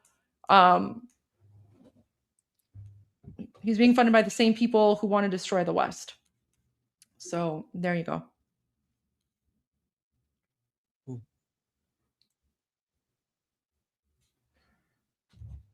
All right, Armin, are you good to go? Yeah, I'm good to go. I'm just getting some new information. Okay. So I'm gonna leave it up to you then for the next 20 minutes. I will be watching. I'll be watching the live stream on my phone. So there you go. Oh wait, Goldie, before you go, yeah. Can I want to share this with you. Okay, yeah. This is before I wanted you to see this. Somebody just sent me this. Okay, so this is a story posted by one of the armed forces. So somebody working in the armed forces just posted a story on Instagram, and he's saying عزیزان هر لحظه در مزان حمله اغتشاشگران و شهادت هستیم. اگه بدی از ما دیدین حلال بفرمایید. 2 تا از مقرهای انتظامی تهران رو گرفته. So he's saying that to his friends and family, like he's saying, dears, any moment the protesters, he's saying the rioters might come and we might be martyrs. So he's saying like the protesters are coming, I might become a martyr any moment now. If you have seen anything, if I have wronged you ever, please forgive me. Like he's basically saying that they might come kill me. Please forgive me. Sorry. Yeah, like please make it halal for me. And he's saying they have already taken 2 of the the police centers in Tehran. So basically he's saying that they're coming for us as well. And at the end he's saying Khodaya umidemon ba tos. So he's saying, God, all our hope is on you. So they're praying to God to save them because it seems like they're scared. And somebody here, the caption says, Iranian people are laughing at him because he's saying that they're coming for us. We might die. I'm going to be a martyr soon. So please forgive me if I've done anything wrong. So something like that. So that was just, let me just thank the person. Wow, it's almost like we're watching. It's like the fall of Nazi Germany. Yeah. It's the fall of Nazi Germany. Wow, a lot of people are sending me the lion and sun flag that just was raised in Tehran. A lot of people, like, we already showed it, but given how many people are sending it to me, I think this is big. It would be helpful to like repeat some of the interviews videos as well. So all right, I'll leave you to it. I'll be back in like 20 minutes. Okay, take your time. All right, guys. We already showed this, but given how many people are sending me this is in Tehran. This is such a big deal. By the way, I have my flag here as well, but it's off screen, so you cannot see this, the lion and sun flag, right? But this is such a big deal because in public, in the middle of such a big crowd in Tehran, like I still feel like I'm dreaming. Like they're raising the lion and sun flag of Iran, and actually the one with the crown. So that's actually, because it's with the crown, this is the Artesh flag. And you can see in the corner, they have the picture of Prince Reza Pahlavi as well. Look, this is in the middle of Tehran, and they're all shouting, "This is the final battle. Pahlavi will return."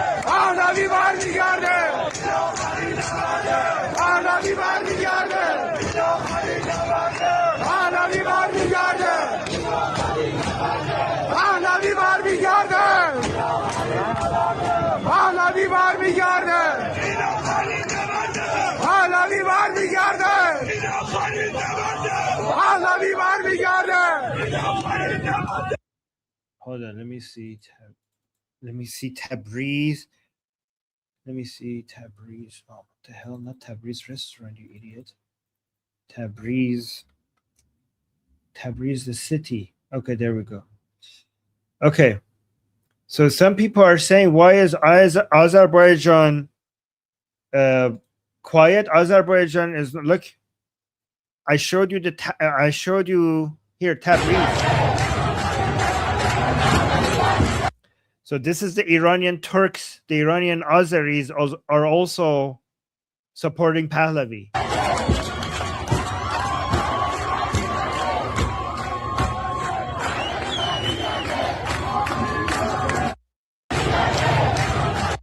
Wait, people are sending me, more Iranians are sending me video.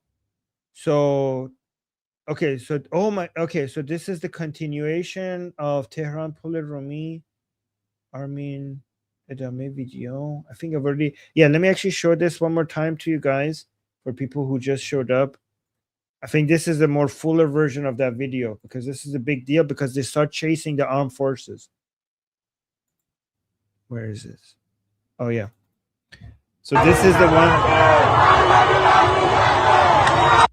So this is in Tehran, in Pol Rumi Tehran, which is the Rumi Bridge in Tehran.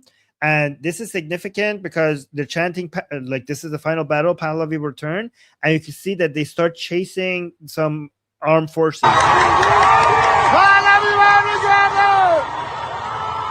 Like, you can see that people are running towards, people are not running away, but they're running towards the armed forces and making them run away. They're overwhelming them because of the size of the crowd. So they're swearing at them. Okay, I would translate the swearing, but Goldie told me to be polite on her channel, so I'm not going to translate what they just said.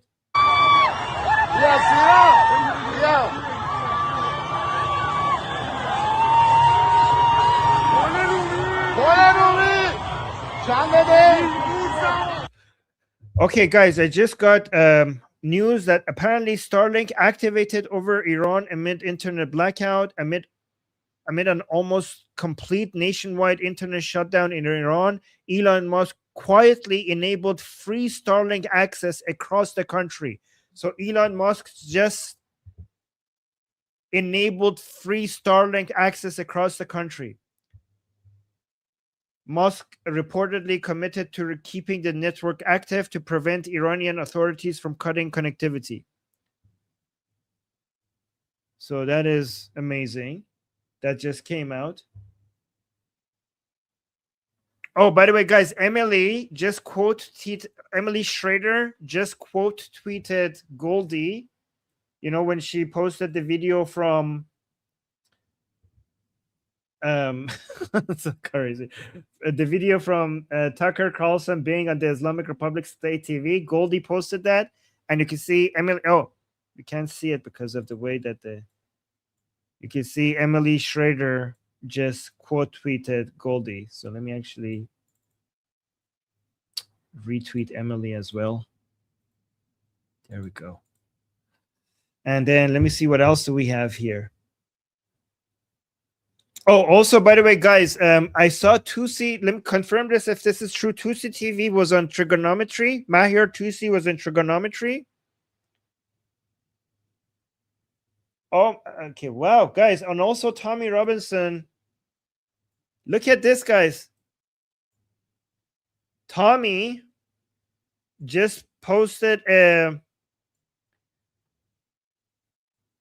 short video of this live stream. You see this? Tommy Robinson of the live stream that we're on. And Tommy was saying, look who the Islamic Republic are using to spread their propaganda. So let's retweet Tommy here. Repost. Elon, repost. It's not retweet. Guys, we should respect Elon's decision now. So if I ever say retweet, I'm sorry, I meant repost. Okay, forgive me. Okay. Okay. All right, so let's go. We got new videos from inside Iran. Oh, تصاویر شاهزاده در قلب دسفول. امروز شما به دنیا نشان دادید که خواست شما چیست. Whoa, guys, pictures of the prince are being risen inside this fool. So let me show you that.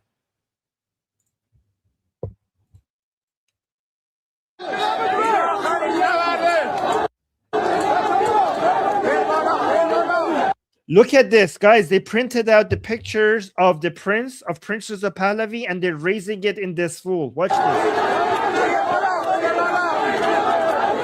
Look at that. Panshambo. Okay, so the sign says Panshambo Jum'eh Saat 8 Shab, which means Thursday and Thursday and Friday on 8 p.m. So basically, this is the call to action that from the prince for people to come out into the streets. So that's what they have on the top of their poster.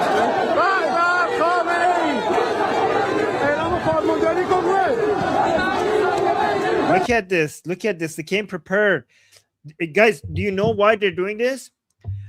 This is on the Persian channel. I was telling Iranians on my Persian channel, right? I was telling Iranians that when they go out, I recommended the same thing, to print out the pictures of the prince and bring it out with them, because Western media is not translating a lot of your chants that suggest that you want Prince Reza Pahlavi. They're mostly translating when you say death to the dictator or death to Khamenei, but they're not translating, and some of them are not translating your chants requesting Pahlavi back in Iran. So I told them that you need to take pictures of Pahlavi with you so that when they record you or when they have pictures of you as out there in the media, they could see with their eyes that you want Pahlavi back in Iran.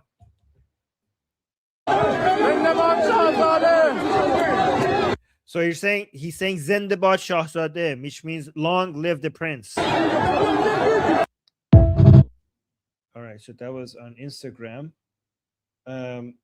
So Hale, if you're watching this, give me updates if you can. Give me more updates. Pine over there. Okay, so I have a new video. Just a new video that where is this? That in Al Mall. They took down the billboard with the picture of Khamenei. Look at the crowd. Oh my God, the crowd sizes. By the way, guys, it has been confirmed by Iran International that the size of the crowds are now in the millions. So this is Al Mall. This is from just a few hours ago, Al Mall, and they took down the picture of Khamenei from a billboard in the city of Al Mall. This is in the province of Mazandaran.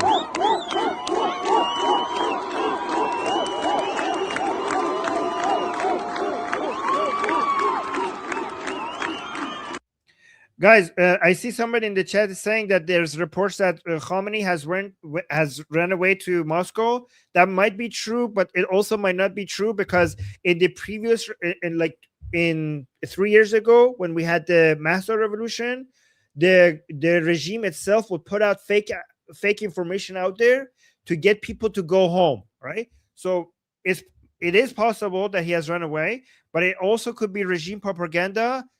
Because if they tell the Iranian people that, oh, Khamenei has run away, they might prematurely think that they have won and go home.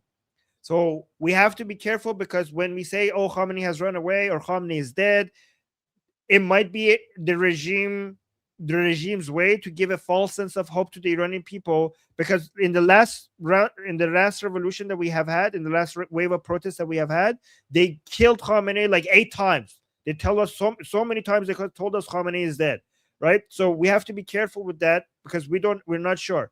And so just make sure that we're not spreading false information. Okay, I have a new video from Nishabur. This one is Iranians are sending new videos to me as we speak. As we speak, I'm getting new videos from Iranians. So this is from Nishabur, and they blurred it so that they can't be identified.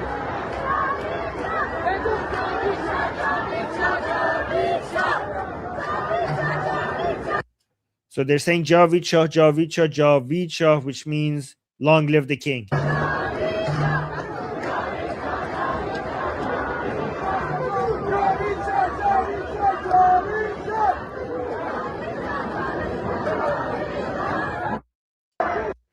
Let me actually, for people who just might have joined us, I want to show the video that shows the crazy crowd sizes in Tehran. So this one was from Tehran. Just look at the crowd sizes here.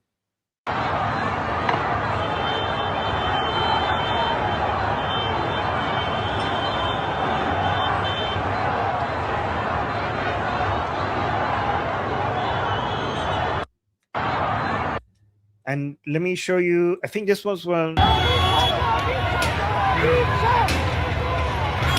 I don't know what city this is from, but I have one from Mashhad. Let me show you the one from Mashhad, because look at the crowd. Look at the crowd. You see all of that black? Those are all people. Look at the city in Mashhad. Look at the crowd size. And they're all shouting Javid Shah, which means long live the king. Now they're chanting in آخرین نبرد پهلوی برمیگرده, which means that this is the final battle. Pahlavi will return.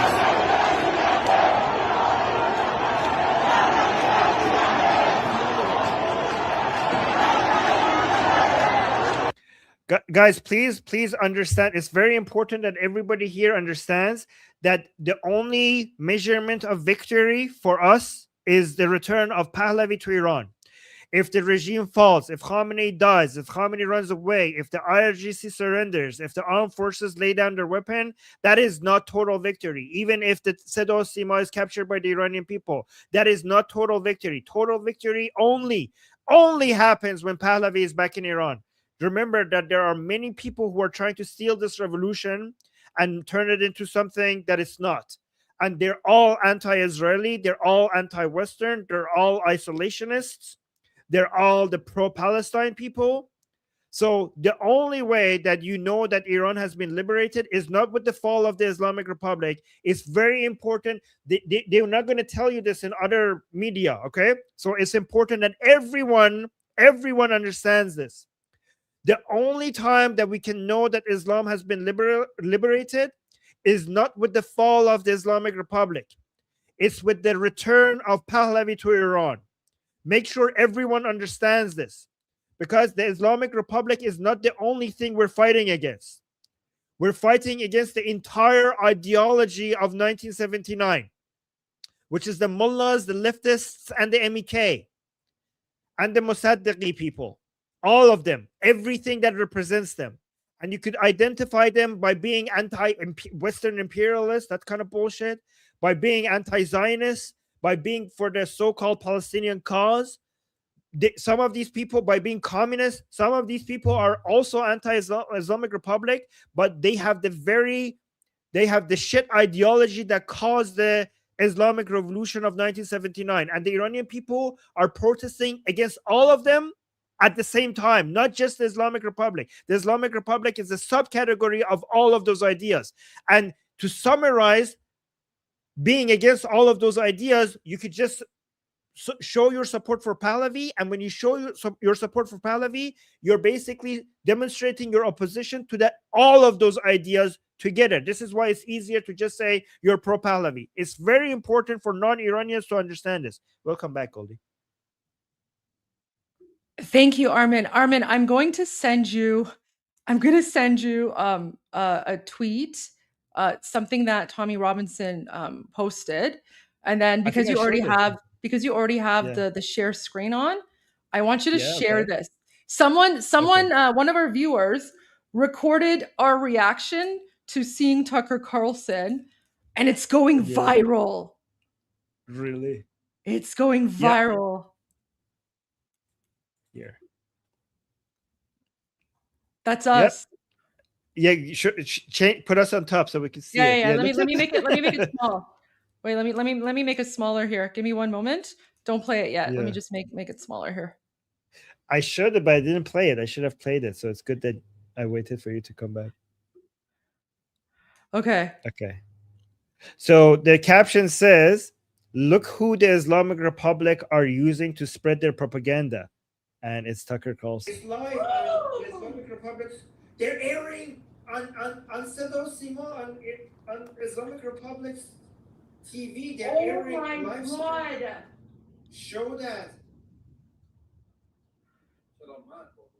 I sound weird. They're translating it into time in Persian.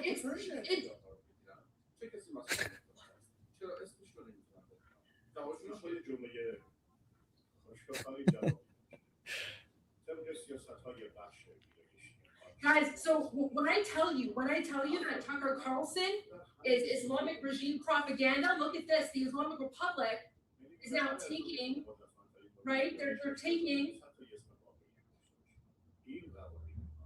They're literally taking his garbage interviews and they're translating it because this is propaganda.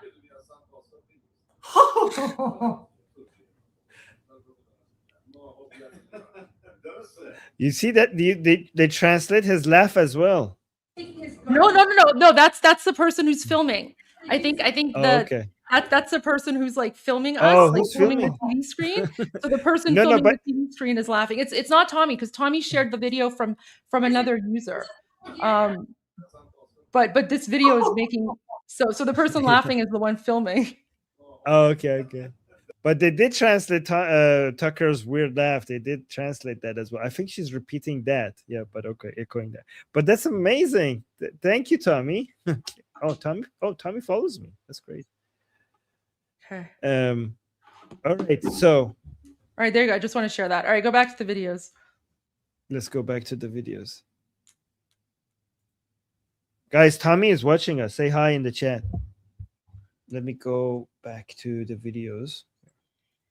All right, so I showed Bandar Anzali. So let me actually see if there's anything new. Okay, Manator just released a new video. Magbar Dictator. This is in Tehran. So let's watch this one.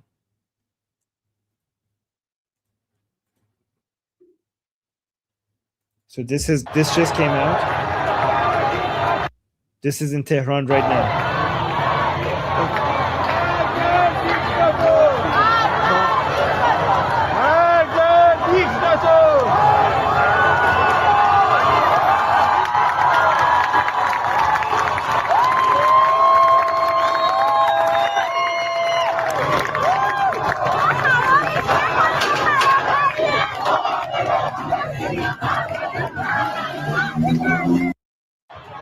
Okay, I have a new video from Sari. This one I haven't shown.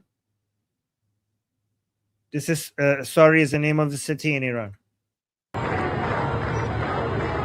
Look at the crowd sizes. This is, and they're saying Begu Javicha, Javicha, Javicha. So they're saying, say it. Long live the king, long live the king, long live the king.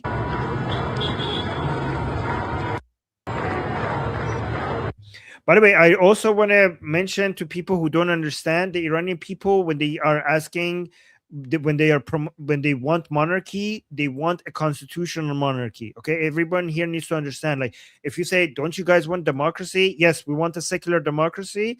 The Iranian people who support a monarchy, they want a constitutional monarchy, not an absolute monarchy. Basically like Canada, like the UK, like Sweden, like Norway, like Japan. It's very important for people to understand that we want a monarchy. The Iranian people who are monarchists, they want a monarchy, and they want democracy, and they want secularism. They don't want an absolute monarchy. It's very important for people to understand that. We want, so a constitutional monarchy means that we're going to have a parliament, we're going to have a prime minister, we're going to have elections, all of that. So let's continue. Let me go down here. So, okay, what was this one?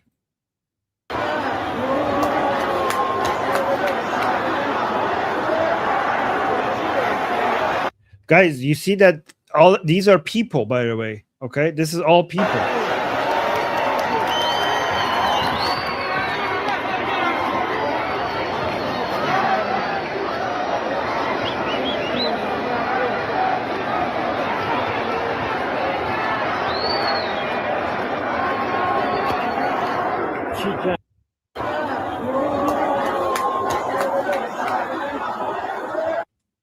Let me check my Twitter feed. I want to see if something big happens.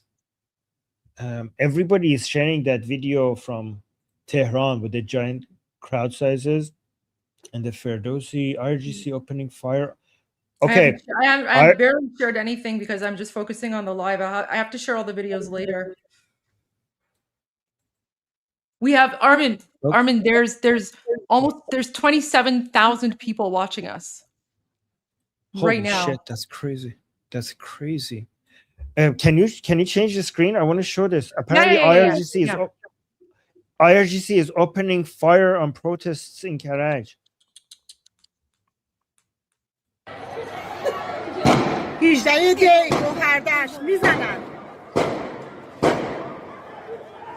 Okay, they're shooting at people in Karaj right now. Guys, tell Trump, somebody get this to Trump, that they're shooting at people. They're shooting at people. They're killing people.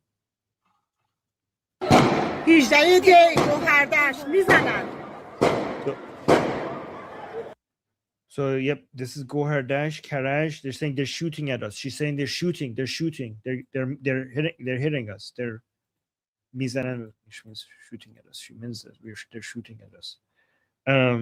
Okay, let me see.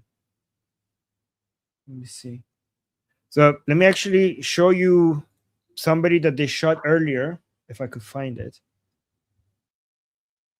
Oh, by the way, this is an important, now that a lot of people are here, I just need to show this to everybody. These are the people who have been, the politicians that have been bought by the MEK, okay? So the MEK is an Islamic, a Marxist Islamic cult. And the reason why Giuliani, Mike Pence, and Pompeo are anti-Pahlavi is because they have been paid. They have been bought by Maryam Rajavi, which is a leader of an Islamic Marxist cult. And that's why these people are anti-Pahlavi. So just make sure that you understand what their agenda is. And also John Bolton as well has been bought by the MEK. So Iran, one of the chants by the Iranian people right now in the streets is Marg bar se fasid, Mullah chapi mujahid, which means death to the three corruptions, the mullahs, the leftists, and the MEK. The MEK, the third part, which is the MEK, that's her. She's the leader of the MEK. She represents the MEK. She's their leader. They worship her like a god. They worship this woman like a god. And her ideology is the combination of the worst ideas in the world, which is Islam and Marxism had a baby, and that baby is the MEK, and she represents that movement.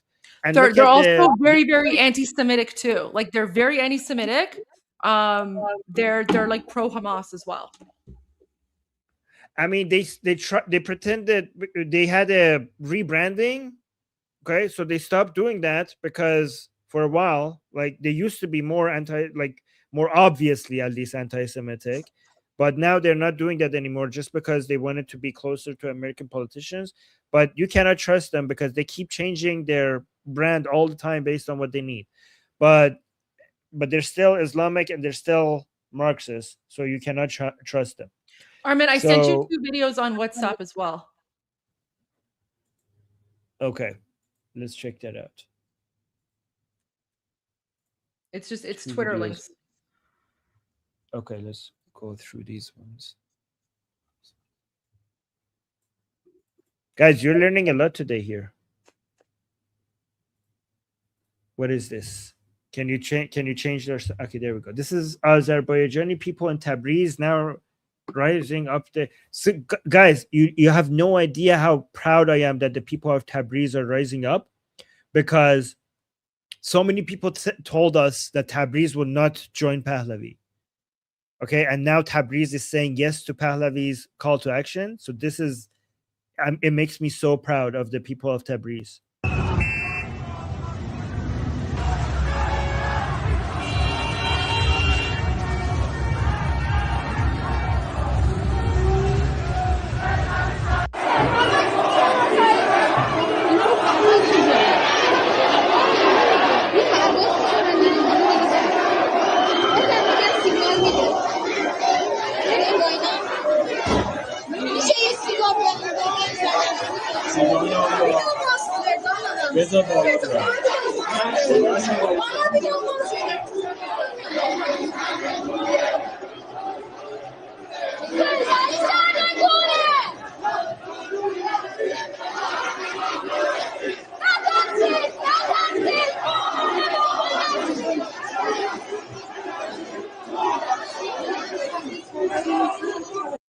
Guys, it really looks like this is the beginning of the end for the regime.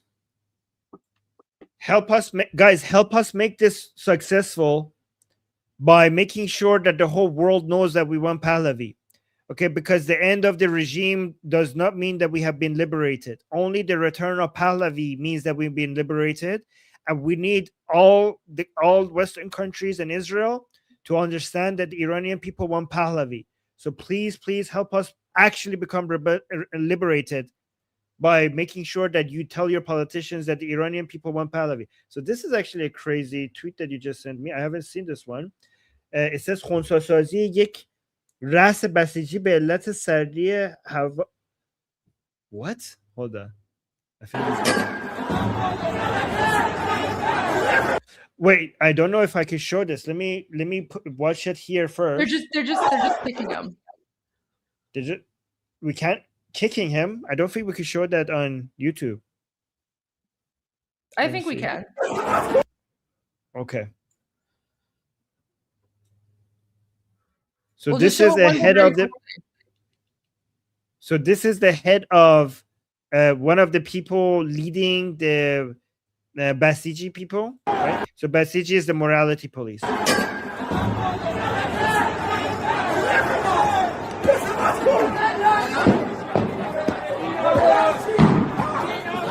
Goldie, I don't think we can show this on YouTube. Play it. Just play it.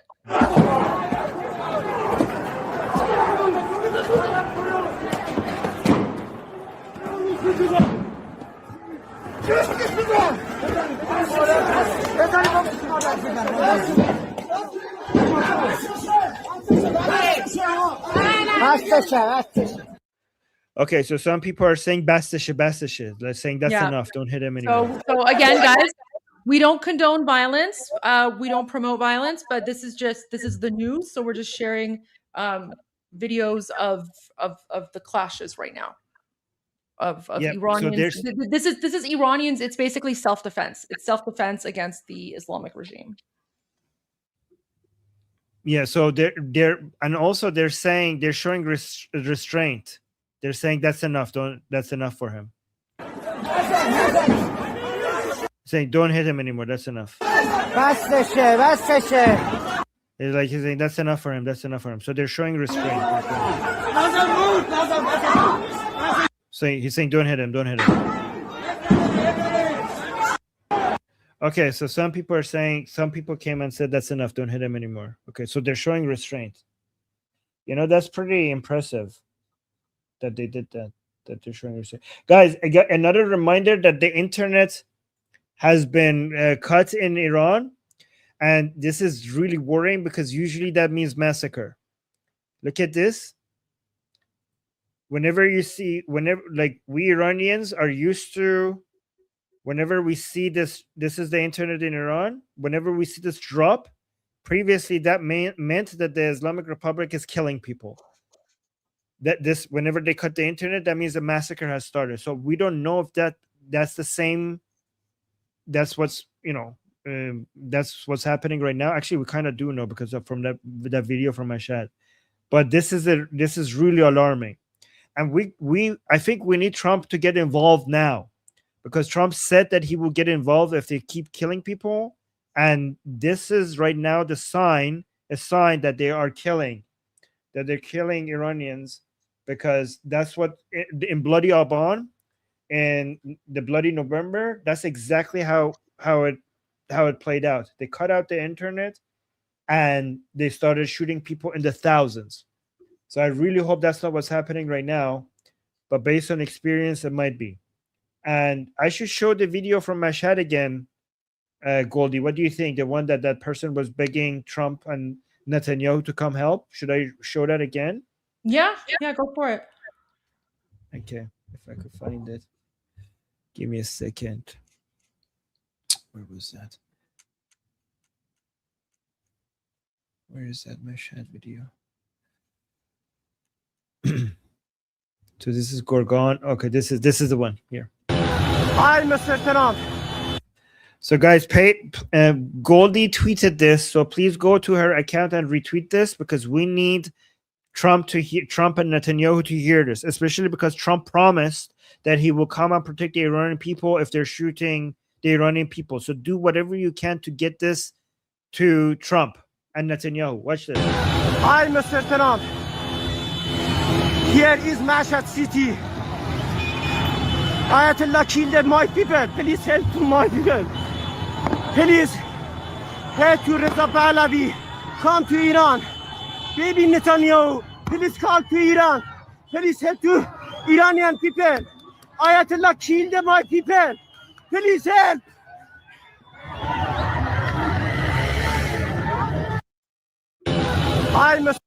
Wait, I just got some more videos from some Iranians. Tehran Meydan Quds. Meydan Quds Tehran. Okay, so he says Israel. Okay, let me actually. That's kind of funny. 1 second. That's not the right name. All right, so. All right, so let me tell you something. So this is Tehran. This is Quds Square. So Quds is the name that the Islamic Republic gives to Jerusalem, right? So the actual name in Persian is Urshalim, but the Islamic Republic calls it Quds. And so this is Quds Square in Tehran. So let's look at the crowd. So they're saying death to the dictator, death to the dictator.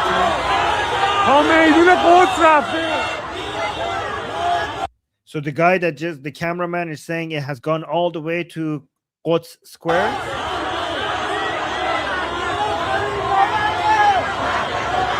And now they're chanting that this is the final battle. Pahlavi will return.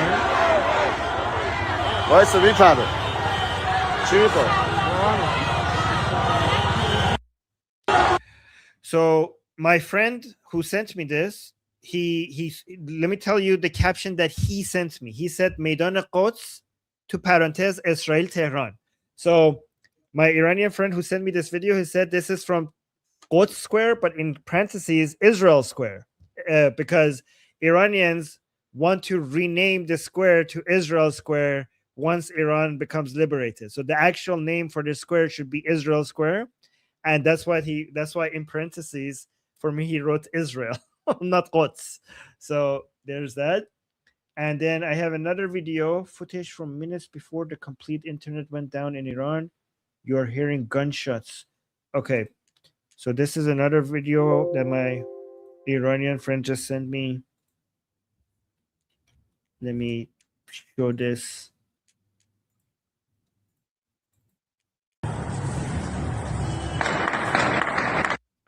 So again, the explanation that he gave me is this: footage from minutes before the complete internet went down in Iran. You're hearing gunshots. Now the internet has been completely shut down, and the IRGC has been tasked with clearing the streets.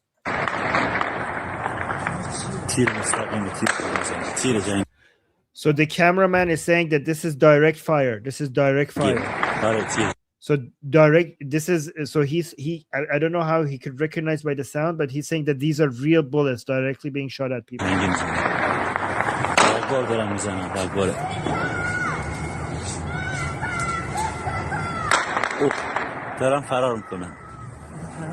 So you could see a woman shouting, and a woman alone. Look at. Do you see how?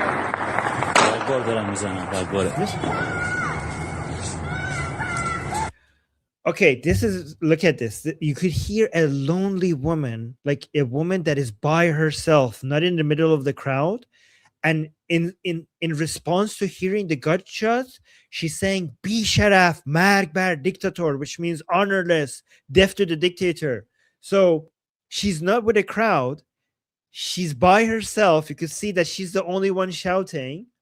And she hears gunshot, and instead of being quiet and running away, she's chanting by herself alone in the middle of the darkness in response to the gunshots and saying death to the dictator. So the cameraman is saying like, oh, they're running away.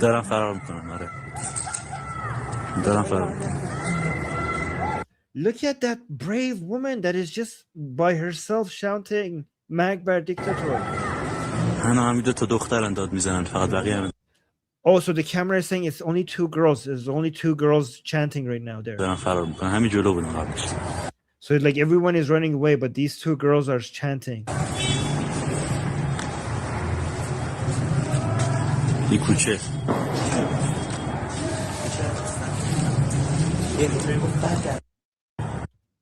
Okay. So Hale, keep them coming.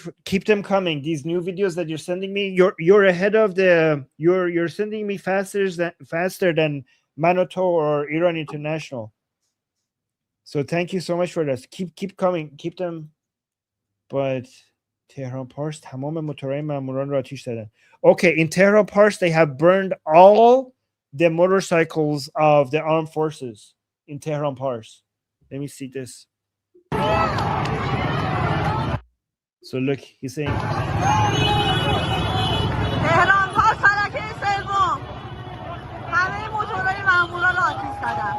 So the lady who's recording, she's saying that they have burned all the motorcycles of the armed forces. So the people captured the motorcycles and they set them on fire.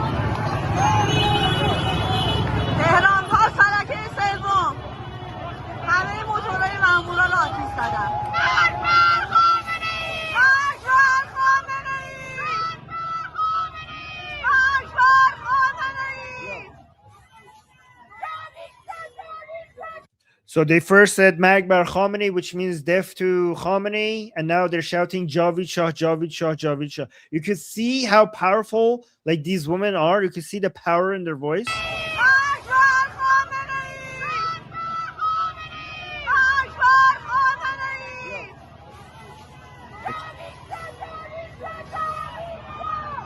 So Javid Shah, Javid Shah, Javid Shah, which means long live the king. Hold on. Armin, check your Discord.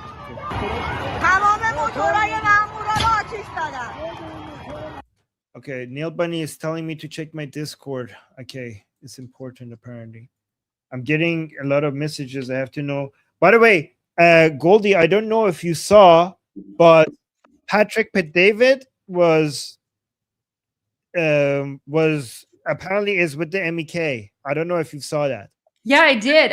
So here, let me I'll send you the link to the video where he accidentally like he's basically reading I the have it. news. Oh, okay. Sure, go ahead. The use of Yeah, that one. including the use of pellet guns, tear gas, and direct assaults on demonstrators, the National Council Resistance of Iran.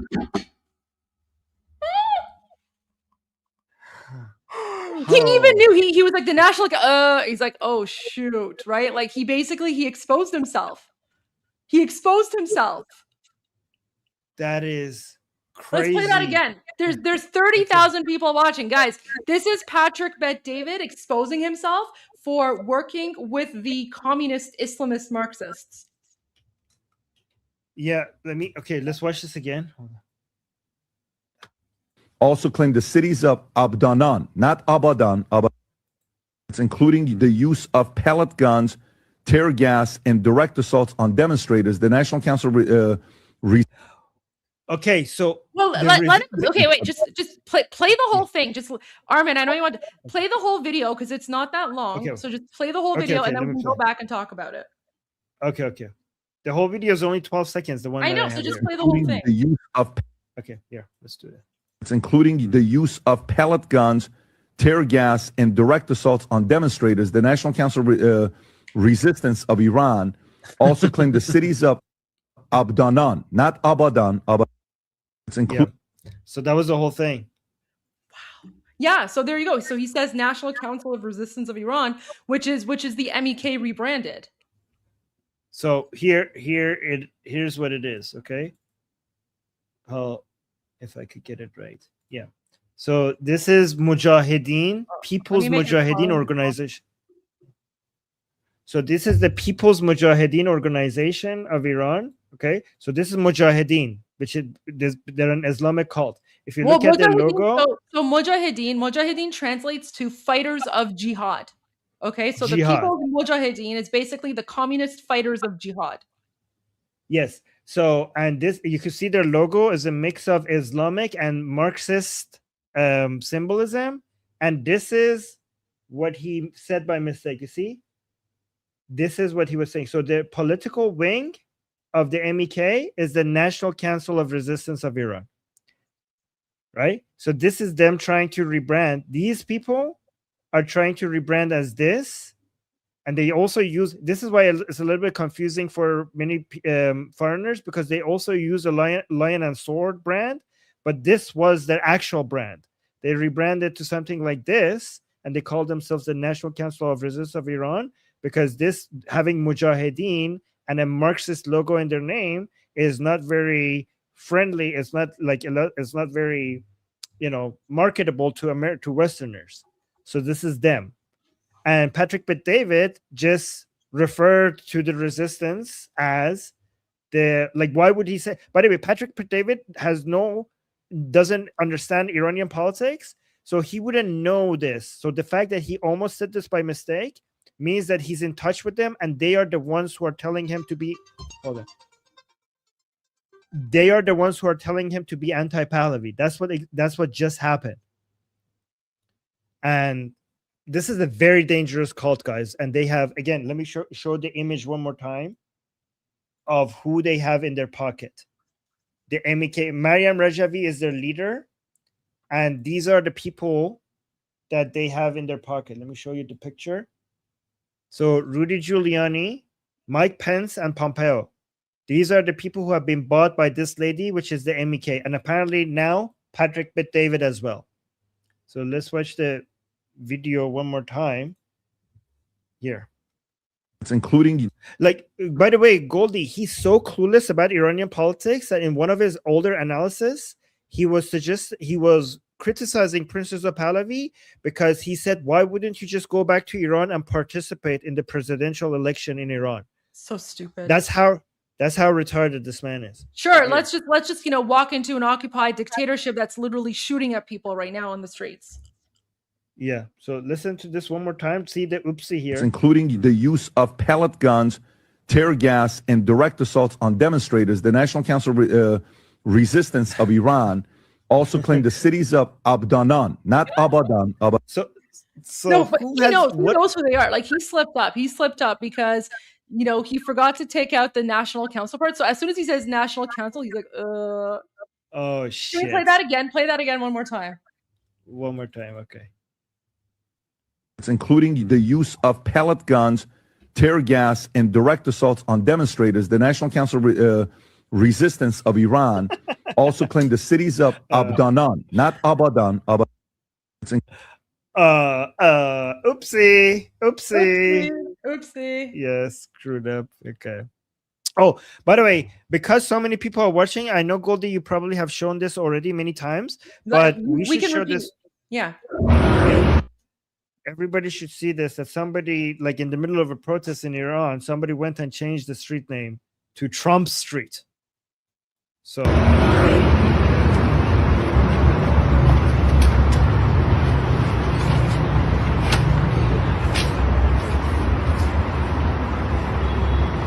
like President Trump Street. So, guys, Mr. Trump, the Iranian people really appreciate the fact that you told them that if they are being shut down, you're going to come out and help. They respect you so much because of that, that in the middle of the protest, they're going out and renaming streets to your name. So please don't disappoint them, because they're being shot right now. They're not dying because of stampede or anything right now. The internet has been caught, and there's potentially a massacre happening right now in the darkness. We don't know. So please, please deliver on your promise. But go on, Goldie. Sorry, I was just going to say, have you shown the video where the freedom fighters in Tehran are going to the Central Command building of the IRGC? The one that they burned down? No. This is something new. Let me send it to you. So Visegrad posted this on X. Let me just send this to you right now. I don't know if you've seen this one. They posted this about 37 minutes ago. Okay. And also, Nail Bunny, please message me on Telegram. My Telegram is at the Armin Navabi. If you need to, because right now I can't. If I want to open my Discord, I have to open it on this screen, and I don't want everybody to see all my contacts. Let me get out of here, because I have a lot of contact. I need to be careful with sharing my screen because I have a lot of contacts in Iran, and I don't want them to be exposed. If you want, I could share my screen for a little bit, and I can go through some of the videos on my feed as well. I have a whole bunch. So can you do that, please? Yeah, so I could basically bring my Discord up to see what Nail Bunny was telling me. Yeah. Okay, let me just give me one moment. Let me share my screen here. Share screen. Okay.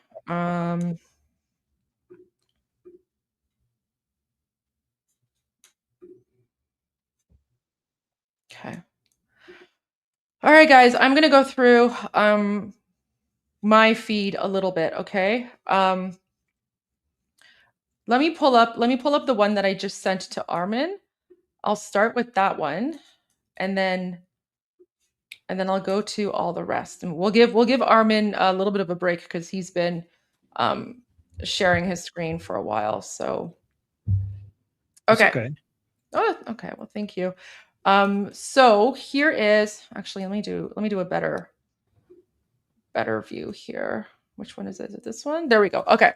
So this is so apparently the anti-regime protesters in Tehran have now arrived at Piruzi Street and are just a few hundred meters from the central command staff of the Islamic Revolutionary Guard Corps near the Shahada Square in Tehran.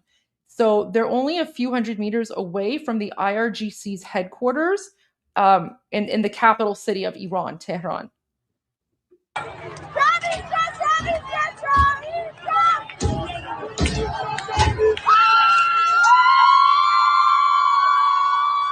And they're chanting Javid Shah. So there you go. Okay, let me go to the Iran Revolution here. Okay. So nobody messaged me on school. But go on, sorry. Sorry. Large crowd. So Iran International reports large crowds of protesters. Let me make my screen a little bit bigger here. Okay. Large crowd of protesters have taken to the streets on Vakil Abad Boulevard in the northeastern Iranian city of Mashhad, following a call by exiled Prince Reza Pahlavi for a nationwide public protest. So again, guys, I want to stress, this is very important for those who have just tuned in.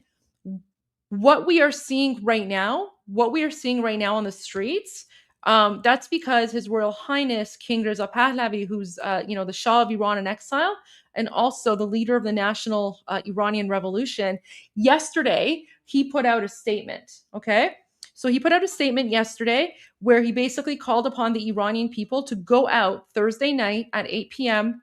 Iran time. Okay, to go out at 8 p.m. Iran time, and take to the streets. So that's why we're seeing this today. This today. Armin, I'm getting a lot of messages saying 2C TV is going live in 8 minutes.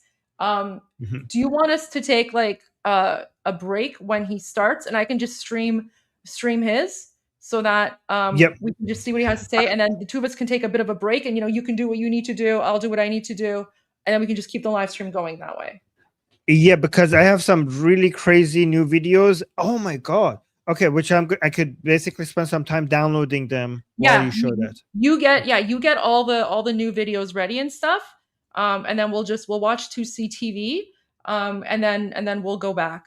And this will also give us a bit of a break as well, because you've been going nonstop as well.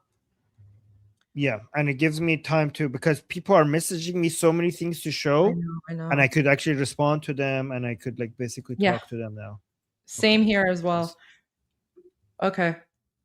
I'm getting a lot of media requests, and my oh my gosh, I'm so lucky. I have someone who's helping me with like PR and stuff, and she's fantastic. So I'm just like, constantly doing that. But nice.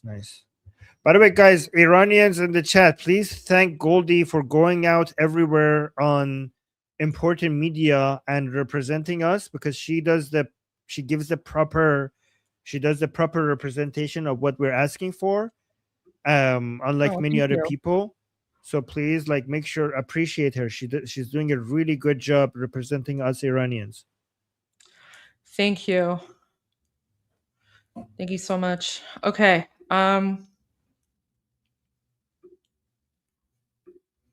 Okay, so we still have about 6 more minutes to go. No, sorry, I was distracted. No, you're very welcome. It's an honor to do this, and no, I'm more than happy to do it. I think honestly, Armin, we all have a role to play, and people in Iran are literally risking their lives to overthrow the Islamic Republic. The regime is murdering them. They're shutting off the internet. They don't want the world to know the truth. So we're all doing our bit, right? And so this is the least I can do. It's an honor for me to do this. I mean, because there's no news. There's no like 24-hour live stream out there in English anyway, except for not even 24-hour, but you know what I mean. It's basically you, me, and Armin. So sorry. That's how tired I am. It's basically you, me, and Mahyar Tusi. So I'm kind of glad that Mahyar is starting soon, because after 5.5 hours, it's nice to take a little bit of a break.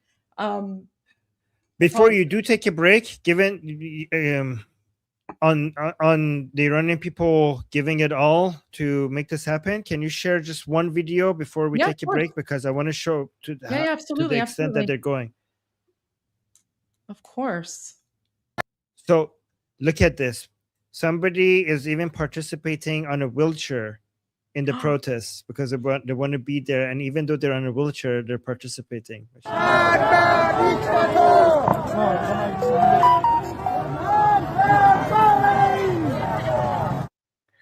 So it's very interesting because I've heard some really old people from the previous generation that really want to be involved in this protest, and their messages of them asking their young kids or grandkids to take them there because they want to make sure that they're present there.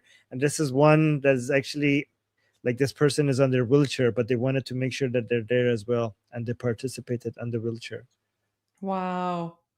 That reminds me of the video with the video a few days ago with the old woman in the walker, and she's going along in her walker, and she's like Magbar Khamenei, right? Wow. Armin, I mean, this is it. This is the final push. Like it's basically now or never. Yep, I think it's happening. But we have to. I think the revolution will be successful in removing the Islamic Republic. What we have to be careful is not the revolution not to be stolen from us. Yes, because revolutions sometimes they say the revolution eats its children. The people who started a revolution, sometimes the revolution is stolen from us. So this is why it's very important that this is not just about removing the Islamic Republic. This is about bringing back Pahlavi.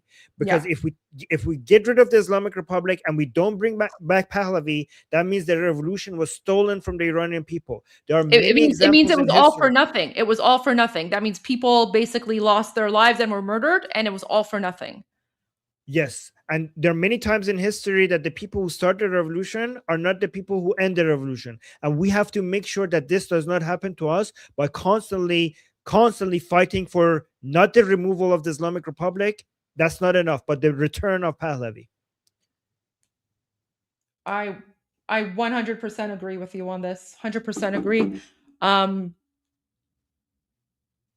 I think that's where it's very important for, you and me, and I know Mahir's doing a really, really good job as well, but that's where it's important for you and me, and other Iranians who have social media platforms. It's important for us to be the voice of Iranians, because the only thing that Iranians are chanting, not the only thing, but the unifying slogan. Okay, so this, guys, this is the official chant of the Iranian National Revolution. They are saying "In akharin nabarde Pahlavi barmigarde." So everywhere across the country, Iranians are saying this is the final battle. Pahlavi will return. That is literally the slogan, the chant of the Iranian National Revolution. So within the revolution itself, Iranians are saying exactly who and what they want. They are saying Pahlavi will return. Pahlavi, of course, is His Royal Highness King Reza Pahlavi II, who's currently in exile. He is the only person. He's the only person that Iranians in occupied Iran trust, okay, to lead Iran and transition Iran from a brutal totalitarian Islamic dictatorship into a functioning secular democratic society. He has a 100-day emergency plan. He has transitional government ready to go, and he has already made it very clear that he is committed to having a secular democracy. And then the type of secular democracy that Iran will have will be determined in a national referendum. So that means that it's going to be up to the Iranian people to determine whether they want a republic like America or if they want a constitutional monarchy like Canada. Both countries, guys, both countries are democracies, okay? Both countries are secular democracies, but one is a republic, one is a constitutional monarchy, right? So that decision will be up to the Iranian people in a national referendum, and Iranians only trust His Royal Highness King Reza Pahlavi to run and oversee that national referendum to make sure that the referendum is not stolen from them. Okay, it's starting. Perfect explanation, by the way, Goldie. I'm going to steal that from you. That was a perfect explanation. Local news channel, Amaya Tusi, and the situation in Iran is escalating very, very quickly tonight. I can now officially confirm that Tusi TV is now the only global media outlet with direct access to the country, despite the internet, mobile data, or cellular, as the Americans would say, Wi-Fi, as well as phone lines are officially completely shut down, but we do have access.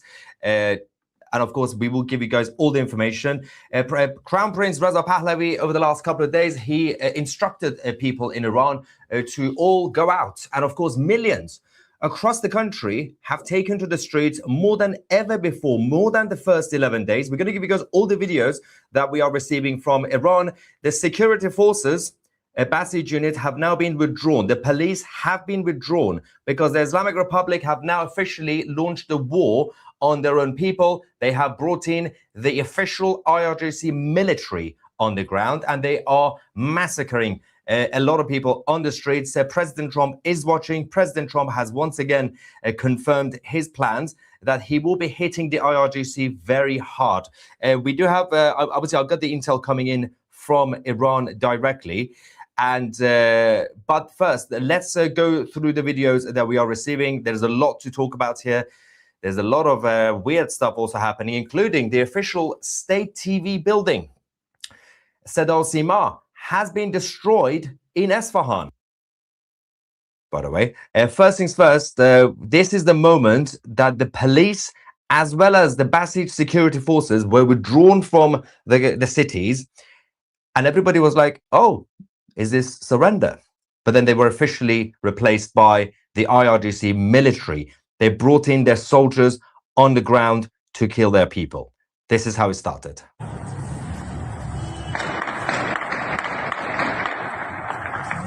تیر مستقیم تیر میزنن تیر جنگی آره تیر جنگی میزنن رگبار دارن میزنن رگبار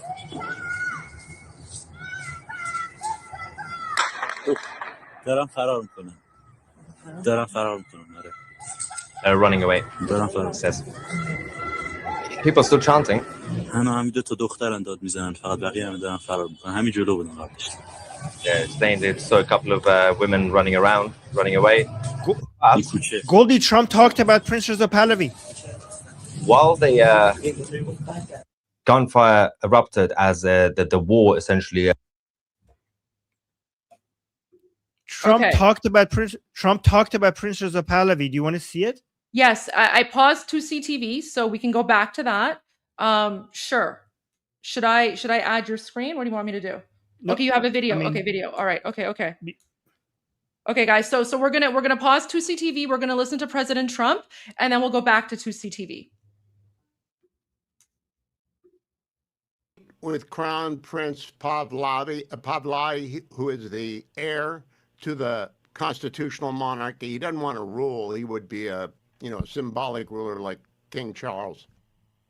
Well, I've watched him, and he seems like a nice person, but I'm not sure that it would be appropriate at this point to do that as president. I think that we should let everybody go out there and we see who emerges. I'm not sure necessarily that it would be an appropriate thing to do.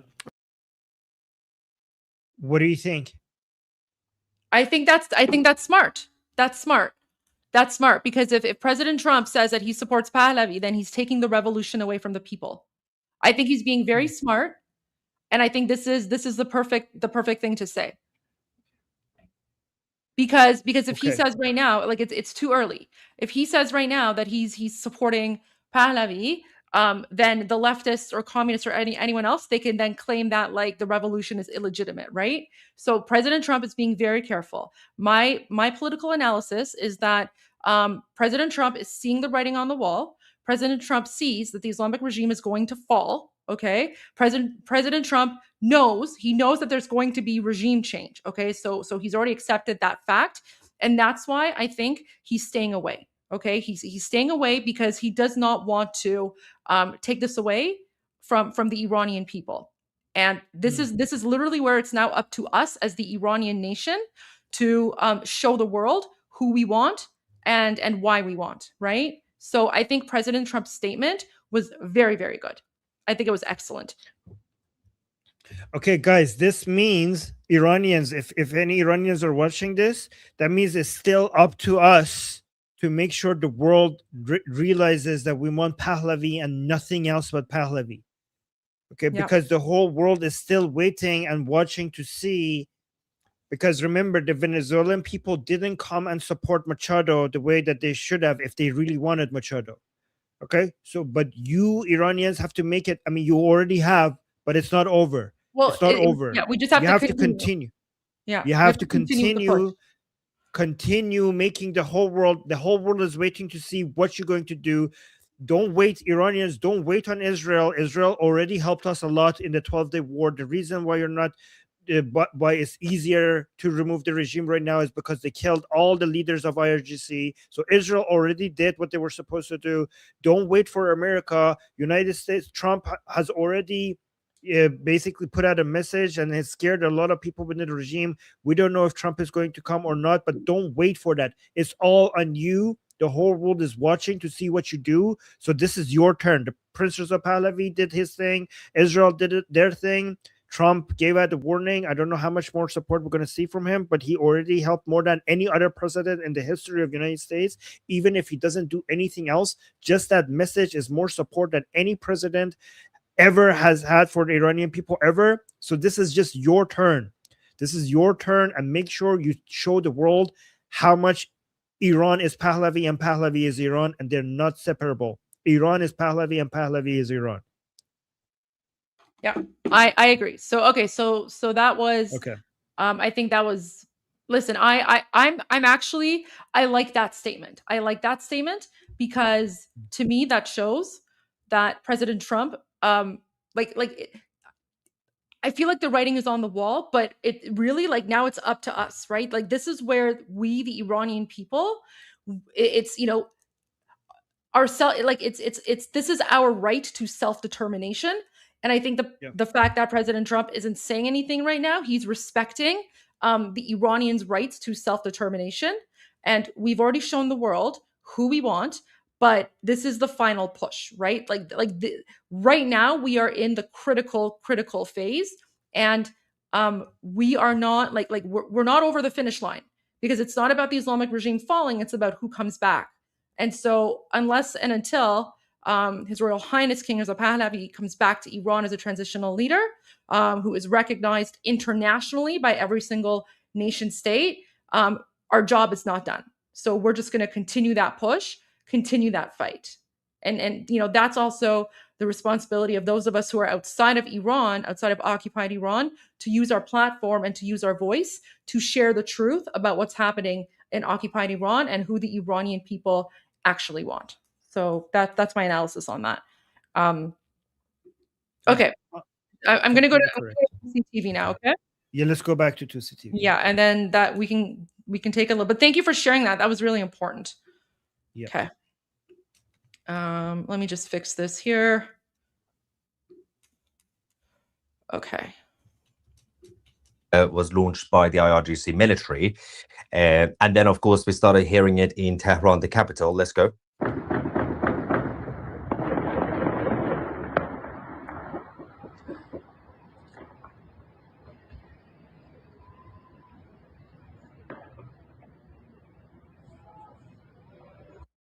This is where things change. I got worried. I said, well, this could be it. This is the end. They are now killing everybody. What's going to happen to the people? Are they going to run away?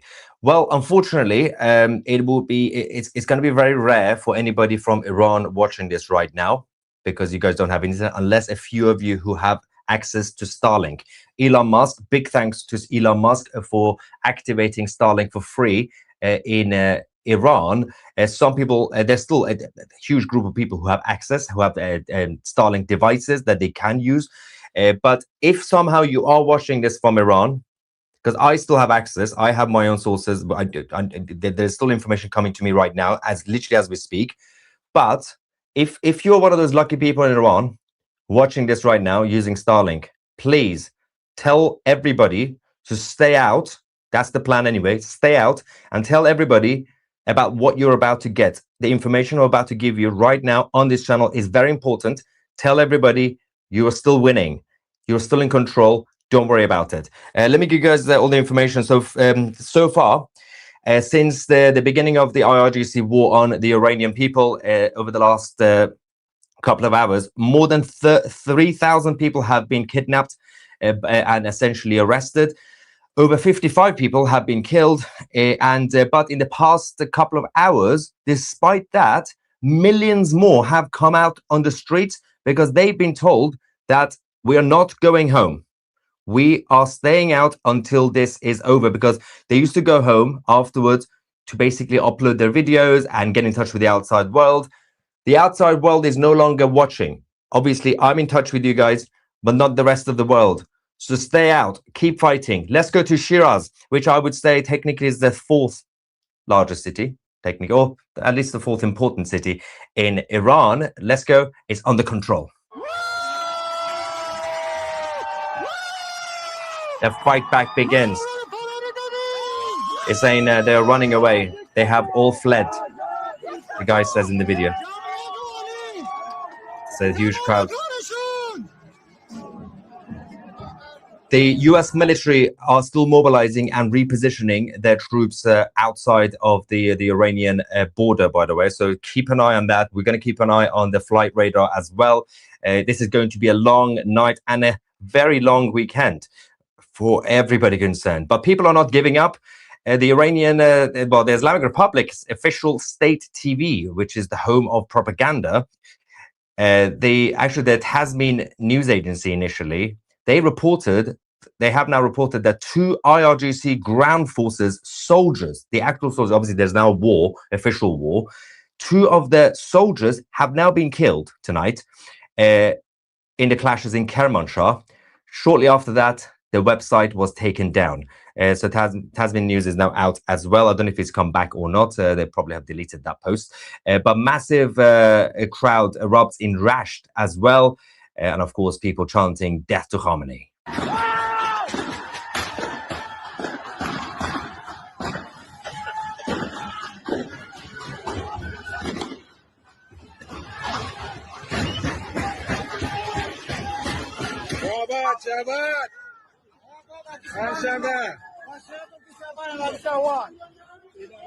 Brave people.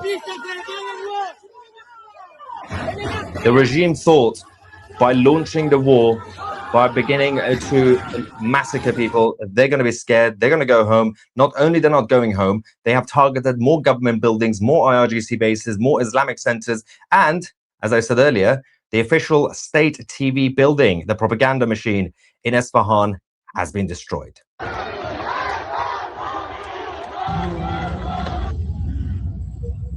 That's it. Destroyed.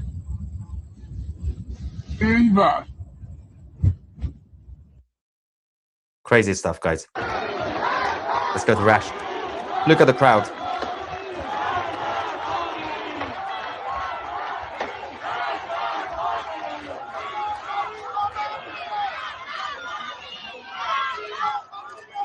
Now, despite the lack of connection, we will continue our live coverage on this channel. We will do the job that the mainstream media around the world is refusing to do. This is the latest information when everything was shut down. Phones, mobile data, Wi-Fi, everything down, but also for the regime.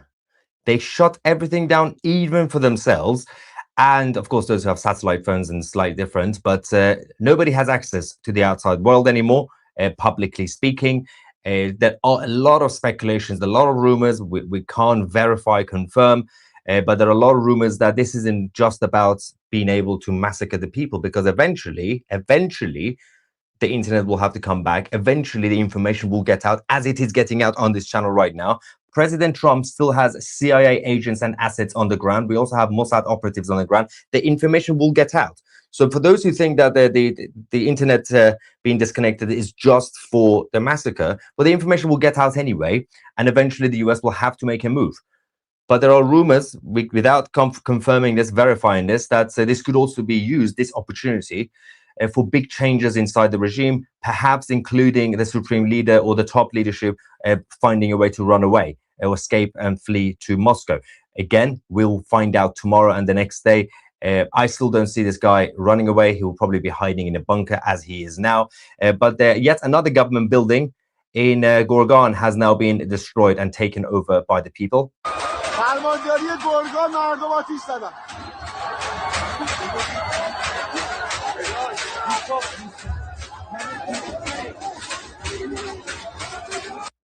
Someone says, Pete says, BBC just woke up saying the internet in Iran is down. Well done, BBC. You're only 5 years late to the game, but okay.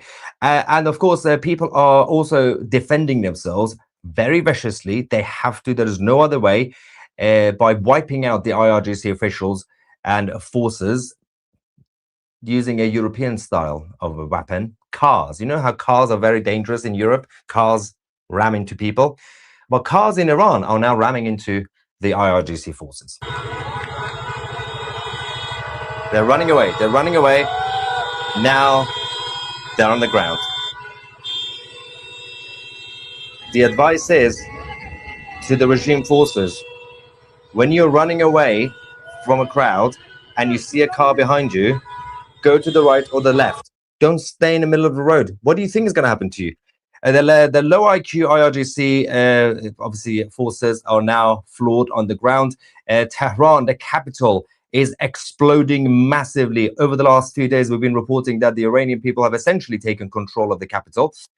But tonight is on a whole new level. Millions are out.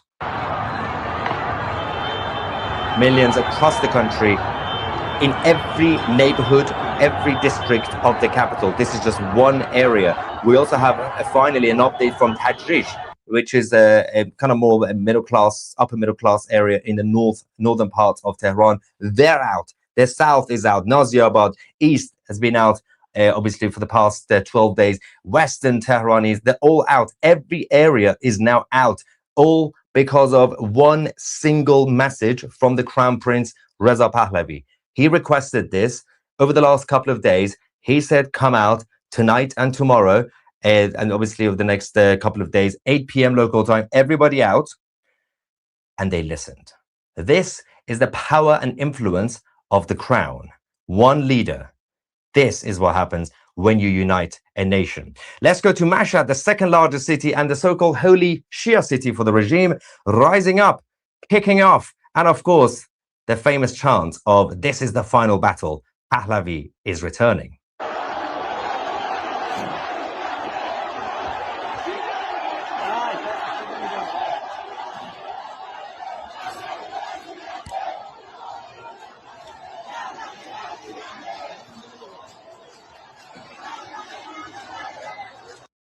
Now, of course, the regime, the IRGC military are on the ground.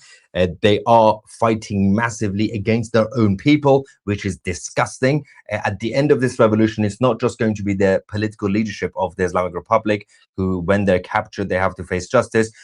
The commanders and the generals and everybody who is now doing this to their own people, they also have to face justice, because in Mashhad, we have a video that I'm about to show you.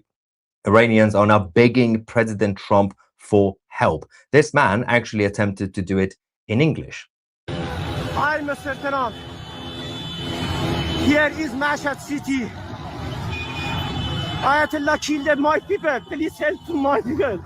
Please help my people. They're killing my people. Hey to Reza Pahlavi. Come to Iran. Baby Netanyahu. Please come to Iran. Please help to Iranian people. Ayatollah killed my people. Please help.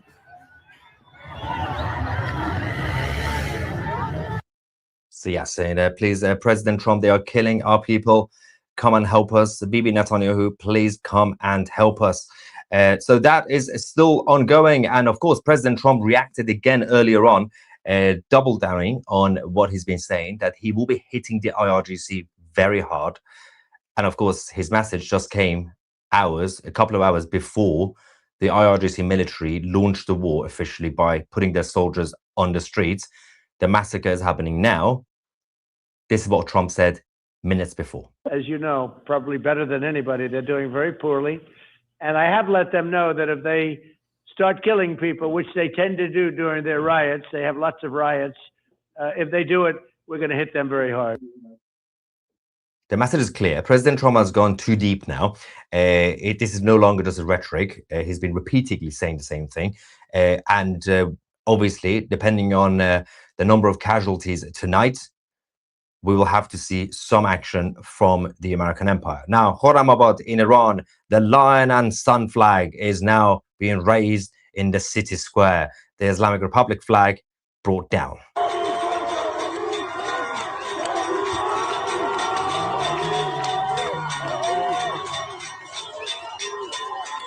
This is impressive, despite the IRGC military being on the ground. There are so many of them everywhere in the country. It's almost impossible for the regime to be able to stop all of them. They will be able to obviously kill a few people in certain areas. But even in those areas, there are so many people that they could easily crowd them. They could easily take over and disarm the military. People are defending themselves. They are fighting back. They're not going home. They're all staying out. Someone says, help the people already. Getting Bibi. Yes, getting Don. Thank you, Edward, as well. And someone says, Muslims who want to kill us are taking over from other Muslims who want to kill us. We should be cheering because they're not Muslim. That's why. What BS enemy will be put in place now? Secular Democrats who believe in freedom and democracy, not the Islamic rule. I don't think you understand what's going on in Iran. Works. I did see. If you're an idiot, try not to get involved with the chats because it's going to be a little bit embarrassing. More flags of the lion and sun and lion is being raised against the Islamic flag.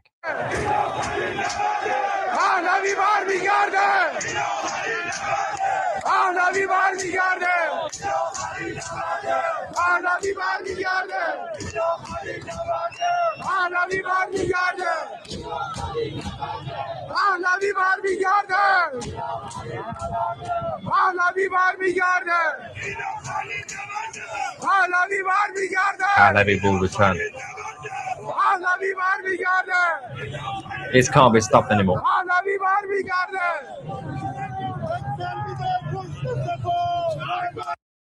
This is absolute insanity. Now, of course, as I said, the northern suburban areas of the capital, including Tajrish, everybody has come out, and we keep hearing every day more cities, more areas, more towns. It's difficult to keep a list. Wow.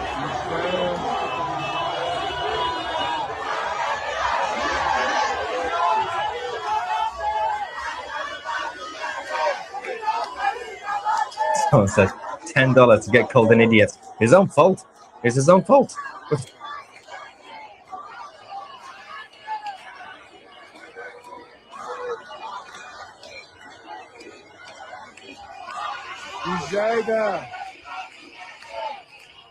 CCTV.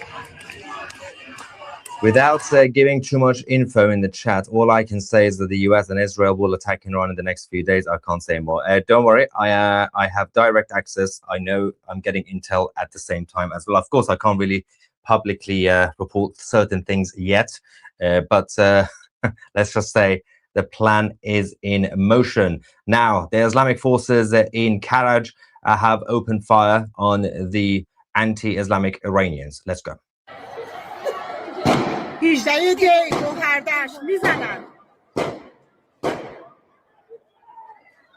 There's still more people than the Islamic forces. Don't give up. Again, if you're one of the few lucky people who have access to Starlink right now watching this, because I know a lot of people from Iran are watching this channel over the last 12 days, tell everybody else, stay out. Don't lose your energy because the rest of the country, everybody's out, everybody's winning. The moment you go home, that's when they win. Now, let's go to Desful.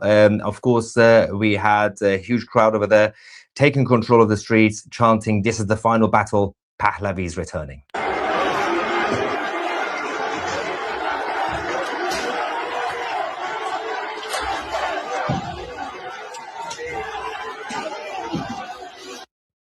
Brilliant, brilliant. There's a lot more videos coming in quickly as well. But before we get to this, we have Kevin saying, are the Kurdish and the Baluch rebels are fighting back against the IRGC? Any other group? Yes, we have been showing you guys the clips from both the Kurds and the Baluch. Especially the Kurds have been absolutely impressive. Fascinatingly enough, the political left and the globalists have been saying for a long time, and idiots like Tucker Carlson, that Iran is going to be balkanized, and there's going to be separatist groups. This revolution is going to cause the Kurdish side going separate ways. Guess what? They're all chanting. This is the final battle. Pahlavi is returning. Bring back the king. Everybody's united. Everybody's calling for a united Iran. All the other regions, all the other cultures, all the other ethnicities, everybody is finally together. This is actually big credit, and thanks to the Islamic Republic. The Islamic Republic have managed to unite Iran more than ever before, which is very, very impressive. So I don't know how they managed to do that.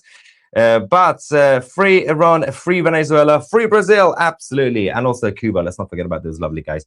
They got good food. Now, cars, bikes, and buses of the Islamic Revolutionary Guard being destroyed in Tehran, and of course many other cities and towns. People are taking control of all the equipment.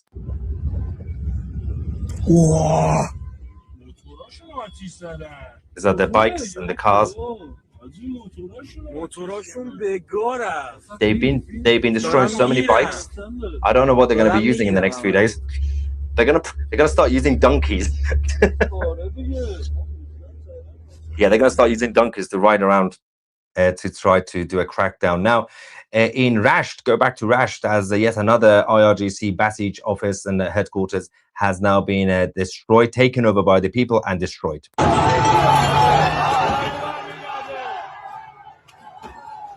They're going in. It's a lot more reaction here. Apart from the Free Brazil, we have Israel and America are waiting for the moment. Yep.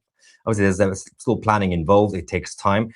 Tabriz International Airport is closed. Has Tabriz joined the protest? Oh, yes, Tabriz has been kicking off as well massively. I'm going to try and get some videos for you guys. The theme song should be the final countdown. It's the final countdown.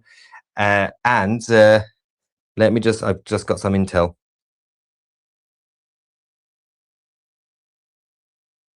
Yes, okay. One of the important things that needs to happen right now is for the Crown Prince, Reza Pahlavi, of course, to call for a government in exile. We need to get everything ready, of course, for the transition. I mean, there's already a constitutional crisis in Iran anyway, but the next phase, next step is very important. And so far, very impressive leadership by the Crown Prince.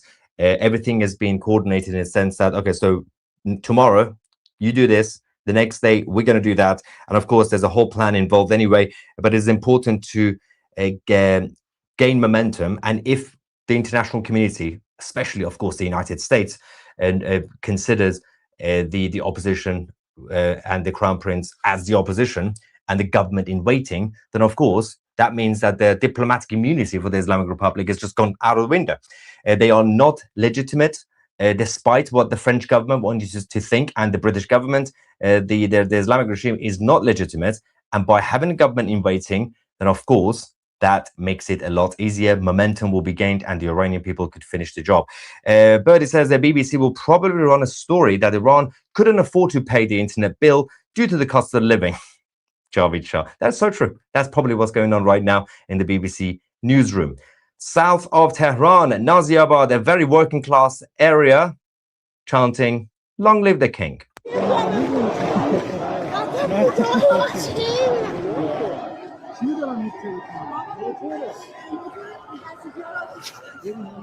Now, the problem with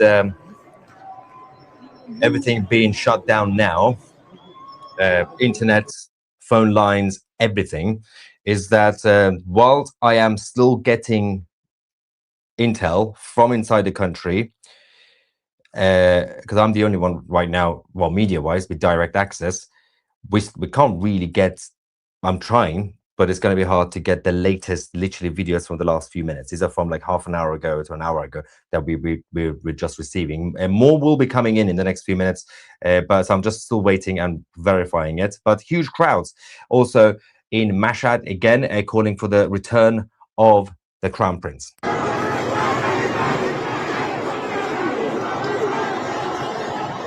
Whole country is on fire, literally.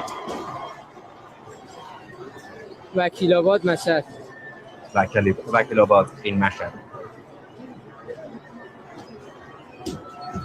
Bart says, thanks for covering this. Thank you so much for the support. And Jeff says, there is no turning back now. This is the time for them to be free of radicalism. It's too late. It's too late for this to be turned on. It's impossible at this point. There is no way. The only way is that somehow they manage, even if they manage to right now somehow wipe out half the people who are on the streets, that's going to backfire massively, because President Trump has literally the military troops by the border ready to go. So it's a lose-lose for the regime. If they don't kill, well, they're losing. If they kill, they'll be wiped out.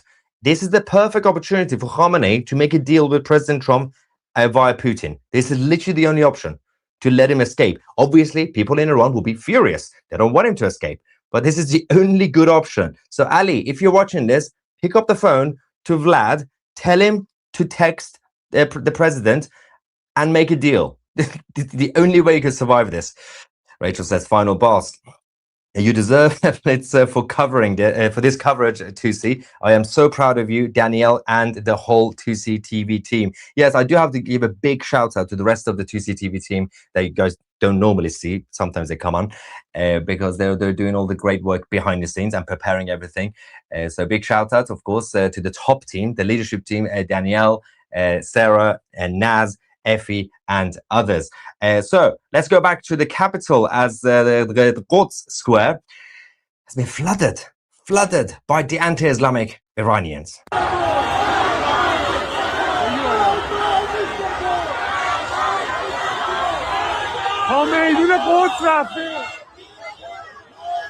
Despite the military being on the streets,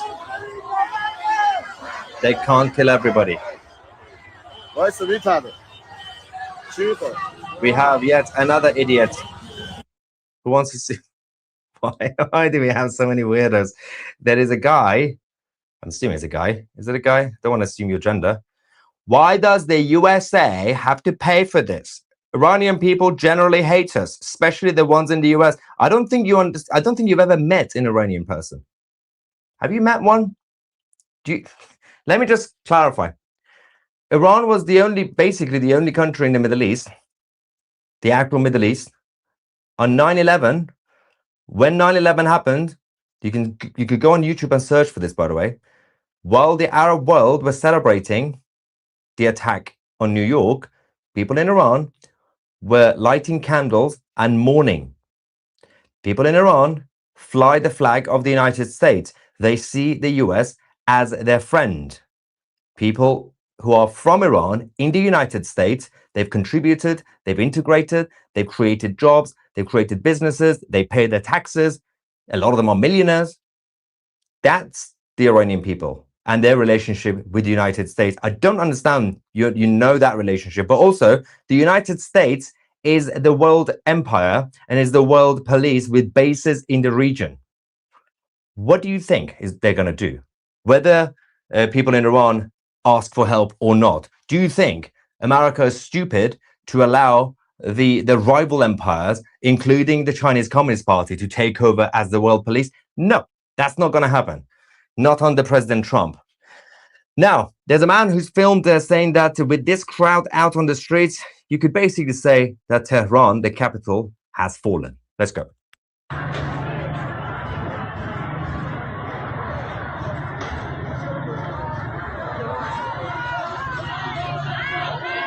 Yeah, see the capital.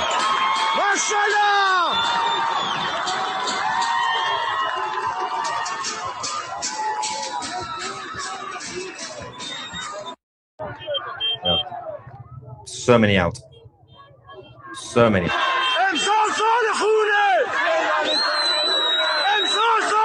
This is the year of blood.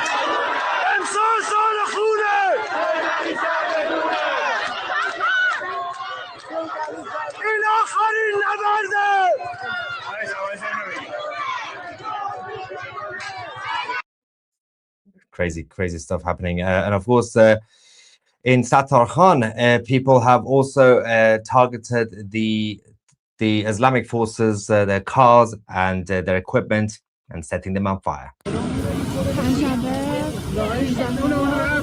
They are paralyzing all the resources every day. Every day.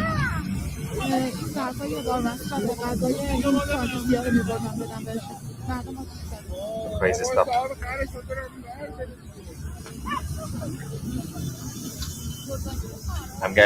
Our team are keeping an eye on the flight radar and, of course, the troops mobilization.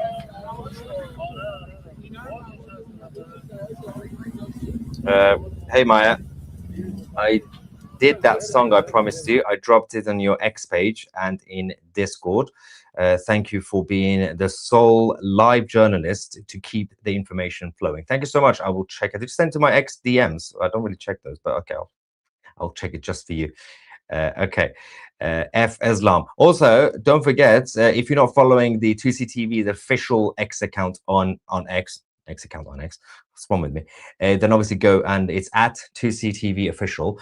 But the revolution is still winning despite the war that has now been declared by the IRGC military. And of course, we're celebrating this with you guys. 12 days, 12 battles, 12 victories so far. So if you would like to support this channel, if you're enjoying the channel, you would like to support our team, but you want to get something out of it, right? Because we believe in free market capitalism.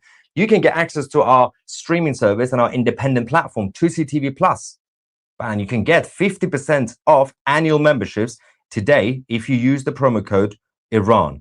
Of course, visit 2c.tv. The link is also in the description. This is a limited offer, 50% off annual, not monthly memberships. Use the promo code Iran. Anyway, back to the reports. A huge crowd in Mardasht still out on the street despite the IRGC military patrolling.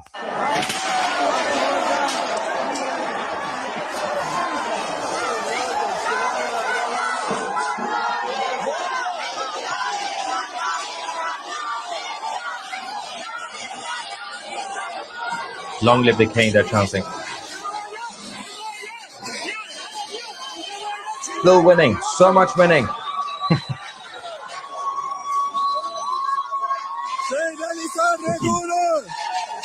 Yeah, Ali Khamenei has been overthrown, they say. Well done, everybody.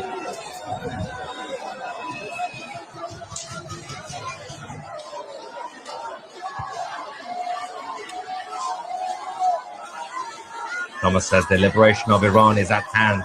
Very close, guys, very close.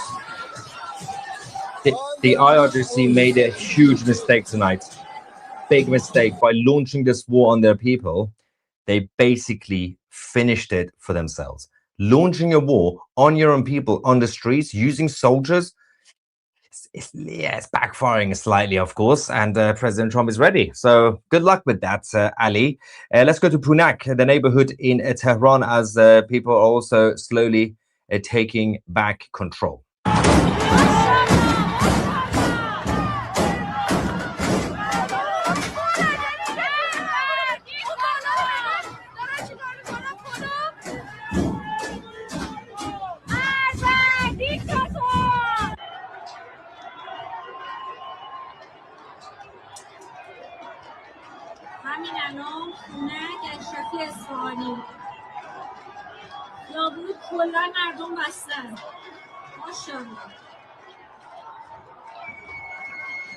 Okay.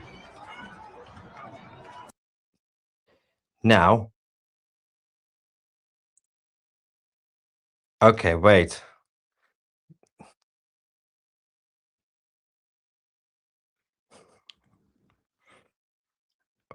Wait. Okay, something's happening. You know what? While we check this, I think it's time. I'm just getting the latest intel from Iran. As I said, 2CTV is the only media outlet right now with direct access, despite internet being down and everything else. I'm just confirming something, and I'm going to tell you exactly where we're getting this from, by the way. So I'm not going to do a Candace Owens that, oh, we have sources, but oh, we don't have sources. So for now, let's all celebrate because we're still winning against the Islamic occupation. You know what I'm going to do, right? Oh yes, the song. This is the final battle. Pahlavi is returning.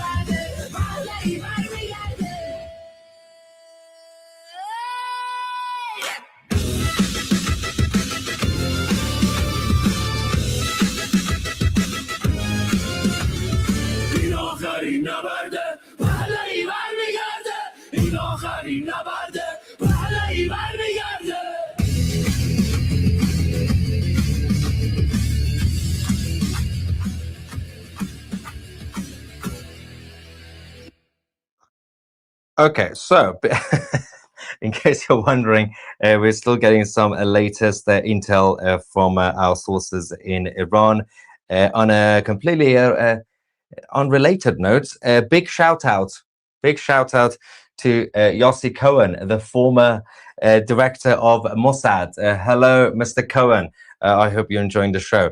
Anyway, we now have also latest intel that the surveillance cameras of the Islamic Republic have now been hacked.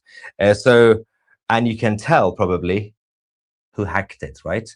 So it's kicking off, and this is quite interesting because I got worried about 2 hours ago, 3 hours ago, when I started getting the intel that the war has now been launched by the IRGC military on their people, but these people, the Iranian people right now on the street, you know how I'm gonna describe the Iranian people? They are absolutely insane. They are so brave, they are so angry, they are so passionate. They're not giving up. They've been chanting for days. They know that this is the year of blood. They're not going home. They're fighting back. We are this close. Tiny push, tiny push. Mr. Cohen, hello. Anyway, let's go back. While we do this, I'm still waiting for the latest info. If you joined us late, this is the latest footage that we have received from inside Iran. And so someone says, it seems at this stage that every atrocity committed by the regime strengthens the will of the people rather than discourage it. Yes, because previously when they did this, they used to manage to corner everybody in one city, one area, and of course they would show the strength that they had. I would say they were paper tigers, but people thought they were strong. But these days they are literally a paper tiger.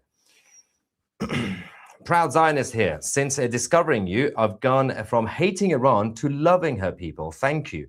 What are the chances of the new Iran having its own second amendment? Well, Crown Prince, I know you're watching this. Yes, how about that? Second Amendment? Why not? It's a cultural thing, obviously. For America, it works because it was from day one. It's in the blood of America, and it helps. But yeah, I don't know how you're going to introduce it to other cultures. It's tricky, right? Super sticker, thank you. And another one, that's a big one. Thank you very much for the generous super chat saying 2C, you are the best. Thank you. You could use that, by the way, that $50 to join 2C TV Plus, and you can save money. Yes, use the promo code. Whoa, what is going on here? Use the promo code Iran to get 50% off annual memberships of 2C TV Plus. Visit 2c.tv. All right. Enough of advertisement. We don't do that here. I just did, but that's enough. Let's get back to you guys. I'm losing my voice. I need a cigarette. The time has come, the return of the king, Javid Shah. Yes, guys, I have faith that this is it. Bless the brave Iranians, Javid Shah. Don't give up. Never give up. Never surrender. Listen to Winston. Winston Churchill, not Winston Marshall, although you could also listen to Winston Marshall. He's a good friend of mine. Hope you are okay, Maya. Must be difficult and emotional watching this. Freedom to Iran. Well, I'm now sorting out the paperwork. I made a promise to myself and the rest of the world that I will be opening the first ever British pub in Tehran. Now I'm doing research on location and licensing and everything else. So it's going to be a rough few months for me to start this business. The king will return. Stay out and fight for freedom. Absolutely. Jelly Belly, thank you very much for that. And another one says, I have seen you. Have you seen Mario's post?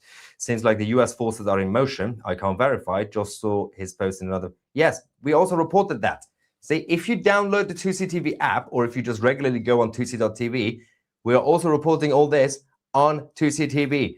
And I also mentioned it earlier. But yes, if you want to stay up to date with all the news posts, download the app, 2CTV, or just follow the 2CTV official on X. I'm trying to help. And join 2CTV Plus. Okay, no more ads. This is a titanic shift in the axis of the Middle East. This is very exciting. It's also slightly unbelievable because it's been going on slowly for the past couple of years. By the way, all this because Yahya Sinwar got confident and thought he could take over Israel on October 7th. What an idiot. Yahya, you ruined it for everybody. But yeah, all this, and the whole Middle East is changing. Assad's gone. Mr. Potato Head, Hassan Nasrallah blew up, and everybody's going. Moscow is going to be busy soon. Another generous super chat, thank you very much, saying, if you are a dumbass, is that me, or an operative, it's best you stay off the chat. Oh, other people. You're not hard to find. Thank you for your attention to this matter, and Tusi John, for your commitment. Thank you. Next time, don't freak me out. Don't start the message if you're dumb and give like $50. I think you get $50 super chat. Just insult me. Brilliant. Uneducated Americans do not understand the Iranians have been under Islamist IRGC rule for decades. Israel is waiting. They are coming. You know what? I got this. I got this. And I got this. It's all happening. The new Triangle Alliance. Oh, God, the flag is messed up now. Anyway, all right, you guys go sit here. There we go. Good flags. Yes, that's what you're saying is that President Trump double downing the threat against the Islamic Republic. Americans are going to hit them hard. Super chat from Israel, the land of the Jews. It's time to start a petition to add the real Iranian flag to the emojis. Yes. If anybody who knows Elon is watching this, tell Elon to sort it out on X. If he changes the emoji on X, he will be leading this. He will be the first platform to change it. Change the flag from the Islamic Republic to the real flag. Do it. Tucker was exposed today, being used as propaganda on the Iranian TV. Yeah, I know. So they shut down everything, the regime in Iran, and they forced everybody to watch Tucker Carlson's show on the Islamic Republic state TV. I mean, what? Forcing people to watch Tucker?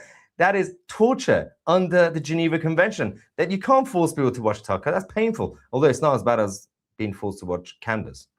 Now that's bad. That's literally genocide. Goldie also has great hair. Yes, all Iranians have great hair. I took your advice and became a member of TCTV Plus earlier today. Let me mute this. Let me pause this. So I just want to be very clear. Maher Tusi is the king of great hair. So I will not compete with him about who has the best hair. It is certainly Maher Tusi on that. I'm not even a competition. So he's the king of great hair. No. But I'll take second place. Armin, you can be third place. So sounds good. All right. Okay, so guys, welcome back. So we've now had a bit of a break. Thank you for being patient. I'm looking at this live stream. It's 6.5 hours now. 6.5 hours that we've been going. So let's get back into it. I hope that you guys are going to be here with us for a while. And Armin, I think that probably in a few hours, the live stream is going to start to get a little bit wonky. So for the 36,000 people who are tuning in right now, first of all, thank you for tuning in. That's absolutely incredible that you guys are here. Let me do it like this. It's absolutely incredible that you guys are here and you are watching the live stream to get all the info about the Iranian Revolution. So I want to let all of you know, make sure that, wherever you're watching us from, whether you're watching me, or whether you're watching Armin from whatever channel, whether it's X or YouTube or Rumble, make sure that you are following us, because in a few hours, when the live stream starts to get a little bit wonky, I'm going to end it, but then I will immediately restart again. Okay, so I'm going to immediately restart again because we have a lot to go through and we're going to be here for a while. So just make sure that you are, whoever you're, whether it's me or Armin, doesn't matter. Just make sure you're following one of us. Make sure you're following our live stream, our accounts, because when it does get, wonky, we're going to end it, but then restart. So I just want to let you guys know. All right, Armin, you have some update. Okay, so before we get to the updates, should we do maybe like a quick sort of refresh and just explain the situation right now in occupied Iran? Maybe we should talk about like why we saw these massive demonstrations today. Well, yeah, it's because Prince Reza Pahlavi just put a call to action, a Farrakhan, as we call it, and the Iranian people responded to their leader. All right. That's the main reason. That's the main reason why you're seeing these crowd sizes, and they're shouting out his name in the streets. Okay. So why don't we go to that first? Why don't we start with that? We'll kind of do like a little bit of a refresher, because I know you have videos. I know you have updated videos. We're gonna get. Well, I don't have. It's not just. It's about you. I have some updates about you. Should I be worried? No, it's good. Okay. Well, no, but let's just hold off. Let's hold off because I kind of do want to do a refresh. So why don't we go to King Reza Pahlavi's message, and then all right, I think that's your screen. Let me add my screen. Sorry. Okay, how do I do this? All right. Guys, I'm not as sophisticated as Mahir Tusi. He's like a full-on media network. I'm just like a political commentator. Okay, so guys, this is, if you want to know why things have severely escalated in occupied Iran today. Okay, so this revolution started on Sunday, December 28. Initially, it started with the collapse of the rial. The rial is the official currency of the Islamic Republic. And so merchants went out and they started protesting. However, this is the important context that the mainstream media and non-Iranians won't give you. And I include like communists, Islamists, and progressives, right? So the important context that these people won't give you is that even though the collapse of the rial is what sparked the protests, right? Within 2 hours, the protests went from complaining about the rial to overthrowing the Islamic Republic. But more than that, it wasn't just about overthrowing the Islamic Republic. It was about Iranian people saying that not only do we not want the Islamic Republic, we want our Shah to return, His Royal Highness King Reza Pahlavi. We want him to return Iran, and we want him to lead the transitional government that's going to transition Iran from a totalitarian Islamic dictatorship into a functioning secular democratic society. Okay, so that's really important. That's the context. You're not going to get that on CNN. You're not going to get that on, like all the leftist mainstream media, whatever. You're not going to get that there. But that is the truth. Okay, and this is why I'm so grateful that all of you are here, because I'm Iranian. Armin's Iranian. Mahir Tusi is Iranian. We are giving you the context that you're not going to hear about in the mainstream media, because again, even right now, you have a bunch of left-wing media outlets out there who are claiming that, this is day 12 of the economic protest. But here's the thing you have to think about. If the demonstrations were actually about the economy, why the heck are Iranians out there literally risking their lives and they're chanting "In akharin nabarde Pahlavi barmigarde," which means this is the final battle. Pahlavi will return, right? I mean, if this was about the economy, wouldn't Iranians, be chanting slogans about the economy, right? So why are Iranians out there and they're chanting "Death to the Islamic Republic," "Death to the dictator"? And then they're saying "Javid Shah," which means "Long live the king." They're saying this is the final battle. Pahlavi will return, right?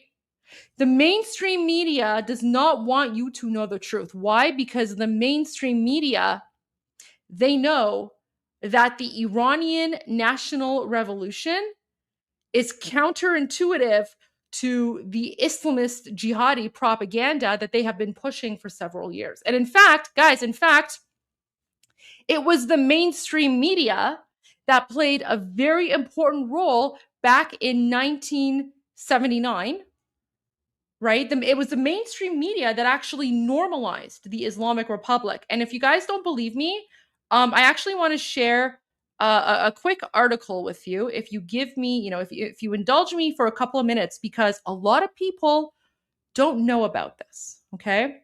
So let me just go to my X account really quickly. God, I've posted so much Armin, we have so much to go through. I hope you've grabbed a cup of coffee, because get settled in, guys. Where is it? Okay, this is what I want to show. Okay, look at this. Okay, so look at this. I know that a lot of you, and right now there's over 36,000 people who are watching this live stream.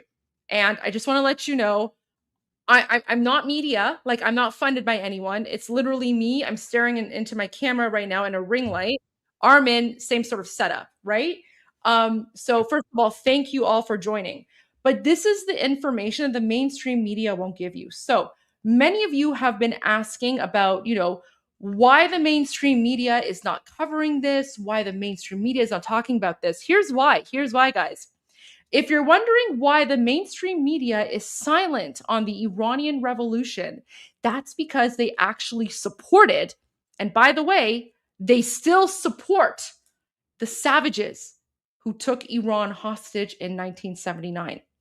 For example, here is a 1979 New York Times article defending Khomeini, one of the most evil Muslim men ever. Like look at this. So this is a New York Times article, okay? This is dated February 16, 1979. It's from the New York Times. And they portray this evil, demonic Ayatollah, okay? 1970. This is mainstream media. This is mainstream media, right? Don't forget mainstream media. And then they say trusting Khomeini. And then this woke, leftist, progressive white man from America, and I only say white because I just want to point out he's not Iranian, right? Like this is the woke left. This is the woke left, right? So this guy, Richard Falk, who apparently is like an academic and a progressive and whatever, right? He literally writes an entire article about how the world should trust Khomeini, Khabar Margesh, first of all, right? The world should trust Khomeini because he is, he's a peaceful leader. Oh, he's the Iranian Gandhi, and we should give them a chance, right? Because these religious leaders are, these religious leaders are changing the whatever, like the Middle East, right? And then look at this. He even writes in 1979, this is Islam's finest hour, having created a new model of popular revolution on non-violent tactics, right? So the Western media, mainstream media back in 1979, they said that the 1979 Islamic Revolution was based on non-violence. Of course, we know that's a joke, right? We know that's a joke. But if you want to know why the mainstream media is not reporting on the current Iranian revolution, that's because they were the ones who actually supported the Islamists and communists back in 1979. So New York Times, you have the blood of millions of Iranians on your hands. Just saying, not only New York Times, but BBC and all the others as well. So I just want to point out that that's just my little rant. I'm going to end it there. So having said that, I want to go to the message from the Shah of Iran. Okay, so now that we've established that the mainstream media lied about the 1979 Islamic Revolution, right? They lied about the Islamic savages. They tried to paint them as, these peaceful Gandhis or, whatever nonsense. Let's go to the truth today. So why did Iranians today, for the first time in 47 years, so since the Islamic Revolution, since the Islamic coup d'etat happened 47 years ago, today is the first time that we have seen the largest and most massive turnouts ever. And Armin has all the videos, and we're going to go to that because I know Armin's dying to speak, but I just want to finish my little intro here.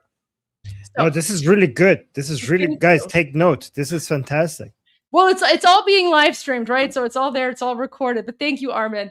But I will try to shorten it down because I do want to get to your videos, because Armin is our link to people in occupied Iran. So anyway, why today are we now seeing the largest anti-Islam, anti-Islamic Republic, anti-Sharia law, pro-revolution, but more importantly, pro-Shah?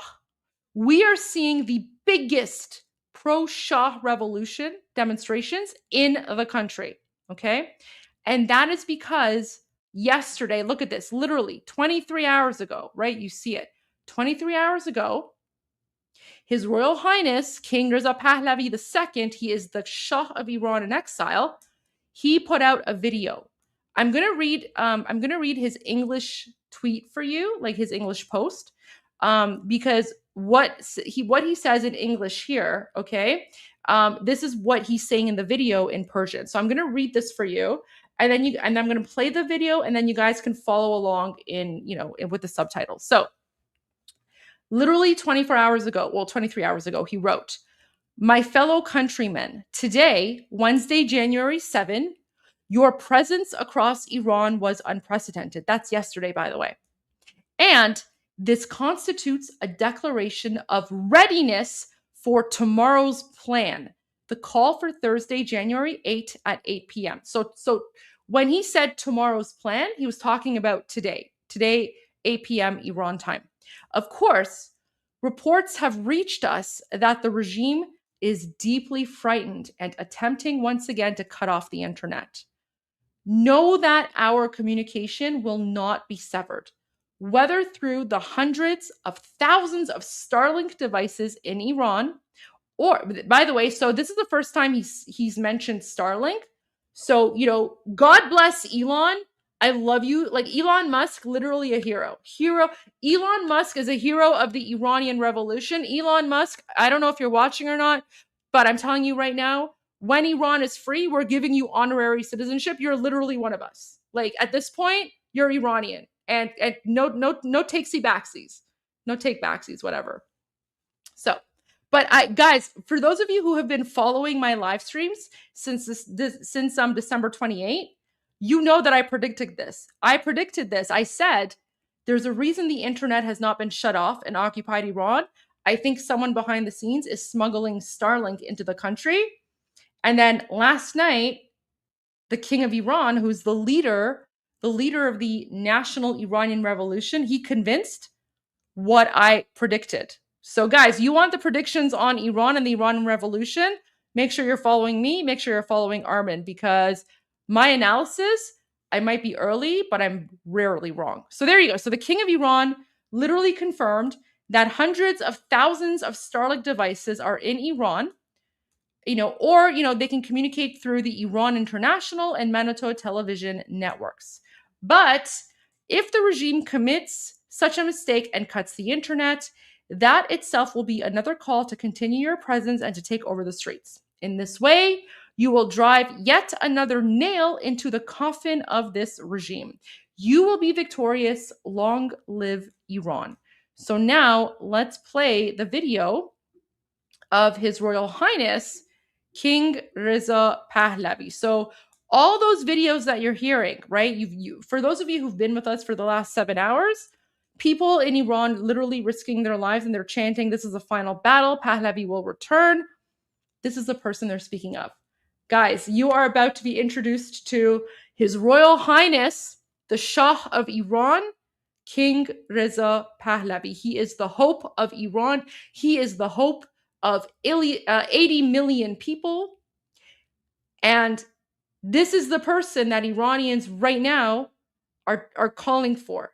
This is the only name that you're hearing in occupied Iran right now. And I'm telling you, the national slogan of the 2026 Iranian revolution is, "This is the final battle. Pahlavi will return." And when they say Pahlavi, they're referring to our leader, the Shah of Iran, His Royal Highness King Reza Pahlavi II. Here we go.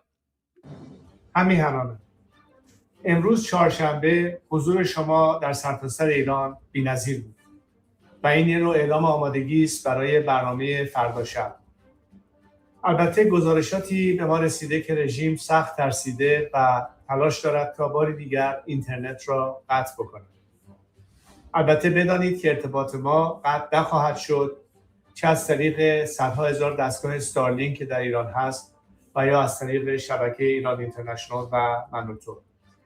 اما اگر این رژیم اشتباه رو بکند که اینترنت را قطع بکند، این خودش فراخوان دیگری است برای ادامه حضور و تسخیر خیابان‌ها و از این طریق بیخ دیگری را به تابوت رژیم خواهید کوبید. پیروز باشید، پاینده ایران.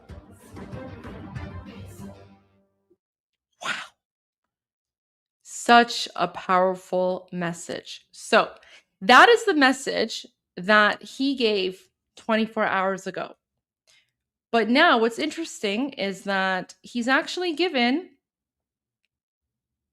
he gave a more recent message, guys, okay? And this is what this one, it's what's really interesting, okay? So 24 hours ago, His Royal Highness King Reza Pahlavi, he said that now is the time for Iranians to go out into the streets. Now is the time for Iranians to fight for their right to self-determination. Now is the time for Iranians in occupied Iran to tell the world who and what they want. Okay, that was 24 hours ago. And then earlier today, the Islamic Republic started to shut down the internet. However, this is where it gets really interesting, guys. Pay attention to this. His Royal Highness King Reza Pahlavi put out a message, and he said, "Great nation of Iran, the eyes of the world are upon you. Take to the streets and, as a united front, shout your demands. I warn the Islamic Republic, its leader, and the IRGC. IRGC stands for the Islamic Revolutionary Guard Corps. So he says, I warn the Islamic Republic, its leader, who's Khamenei, and the Islamic Revolutionary Guard Corps, that the world and POTUS, that's the President of the United States, Donald J. Trump. So the King of Iran, guys, we are literally living in a timeline where the King of Iran put out a message today where he says the President of the United States is closely watching the Islamic Republic occupying Iran. Suppression of the people will not go unanswered. I don't know about you, Armin, but I have chills. It's a very powerful moment. This is historic. And that was such a great summary of everything, Goldie. Like, I think that you should cut that part out. Oh, you should cut that part as its own segment. Sure. All right. Can I add a few things? Yes, please. Go ahead. I'm done my long speech. You go ahead. Please add whatever you want, Armin. So guys, one thing you need to understand with regards to the current revolution and the past 47 years of Iranian history is that the Iranian people today have recognized the fact that the 1979 Islamic Revolution was not an Islamic revolution. It was at first a leftist revolution before it became an Islamic revolution. Okay. And even when it succeeded, it was still a leftist Islamic revolution. It only became an Islamic revolution a couple of years after 1979, when the mullahs managed to completely eliminate the leftists, as they usually do. This is a repetitive thing that happens all the time. The leftists are the people that open the gates to the Islamic barbarians. They come in, they work with each other, they destroy civilization, and the Islamists eventually will realize that they don't need the leftists anymore, and they start killing them and eliminating them. So the Iranian people are not fighting against the Islamic Republic. They're fighting against the entire ideology that was responsible for destroying their country, and the Islamic Republic is a subcategory of that. This is why the Iranian people chant in the streets. They're chanting. This is one of the chants that actually started this round of the revolution. They say, "Death to the three corruptions: the mullahs, the leftists, and the MEK." These are the three corruptions that destroyed our country, and they are standing against all of them together. So it's not just the Islamic Republic. And many of the leftists who are responsible for the Islamists being in power right now are now trying to introduce themselves as the proper opposition. Both the MEK and the leftists today in Iran, they're trying to come and say that they are against the opposition. I think this is Goldie. This is what I was going to surprise you with. You saw it. Oh, you know what? I'm so sorry. Okay. You know what? I'm gonna pretend. I'm gonna pretend like I didn't see it. No. I'm gonna pretend. No. You know what? Yeah. It's my own fault. It's my own fault because I literally opened up X. But no. You finish your speech and then you surprise me. Finish your speech and then surprise me.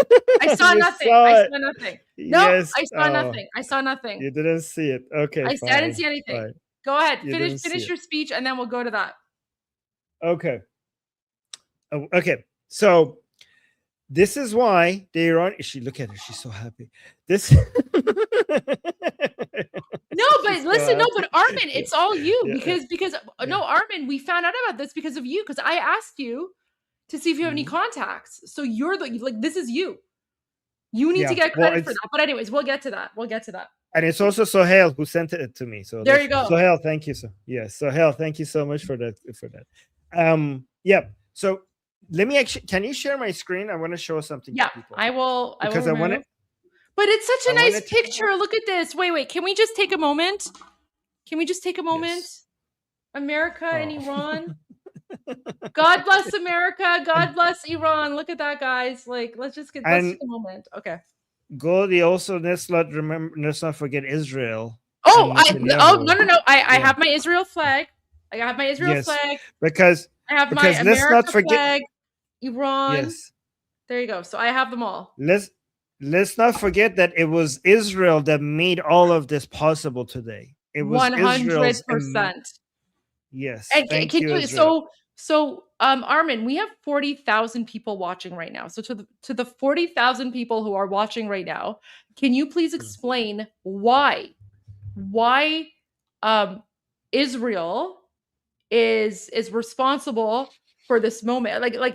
How did Israel help Iranians get to this moment? And why are we Iranians grateful to Israel? Can you explain that to the 40,000 people watching right now? Thank you. Well, the Israelis helped us by helping themselves, and we and Israel have a mutual enemy, which is the Islamic Republic. And after October 7th, Israel decided that they're not going to tolerate their enemies doing this to them ever again, right? So they came and they started attacking and removing all the enemies of Israel, which happens to be also the enemies of the Iranian people. So they started by the proxies. They started attacking Hamas and Hezbollah, and it was so impressive. And we Iranian people were watching them and celebrating them and in awe. And we were cheering them on. And every single time they were killing a Hamas leader or Hezbollah leader, we were cheering them because because they were killing the people who were killing Iranian people, not just Israeli people, but also Iranian people. But never in our wildest dreams did we expect them to go all the way to the heads of IRGC, because during the 12-day war, all of a sudden we woke up with an unbelievable news, and that was one of the best days for the Iranian people. I never forget that day. We were because when they killed Ismail Haniyeh, we were happy. When they killed Nasrallah, we were cheering and we were happy. But when we woke up and they all of a sudden, in a couple of hours, they took out all, not some, not most, but all of the main leaders of IRGC, we did not know even how to react because we thought this is a dream. And they did to the Islamic Republic something that we Iranian people, because we're not armed, not because we're not brave, not because we're not determined, but only because we're not armed, we couldn't have done that in 1,000 years. We couldn't reach one of those people in 1,000 years, and they managed to remove all of them within a couple of hours.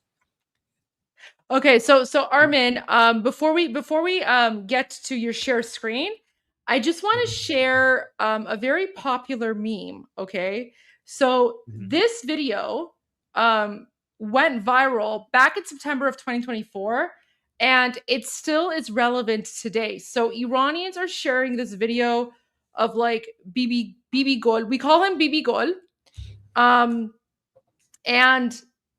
it's basically like Bibi Delha. We call him also Bibi Delha. Guys, and so you know, like I don't want to get involved in like internal Israeli politics. It's not my role. But you know, as a political commentator, I'm here to tell you that Prime Minister Netanyahu is probably way more popular in Iran than he is in Israel, right? Because like I would say like 80% of Iranians love him. Same thing with President Trump. Like I would say over 80% of Iranians love President Trump. So both this is how crazy the situation is. Both Netanyahu and Trump are more popular in occupied Iran than they are in their own respective countries.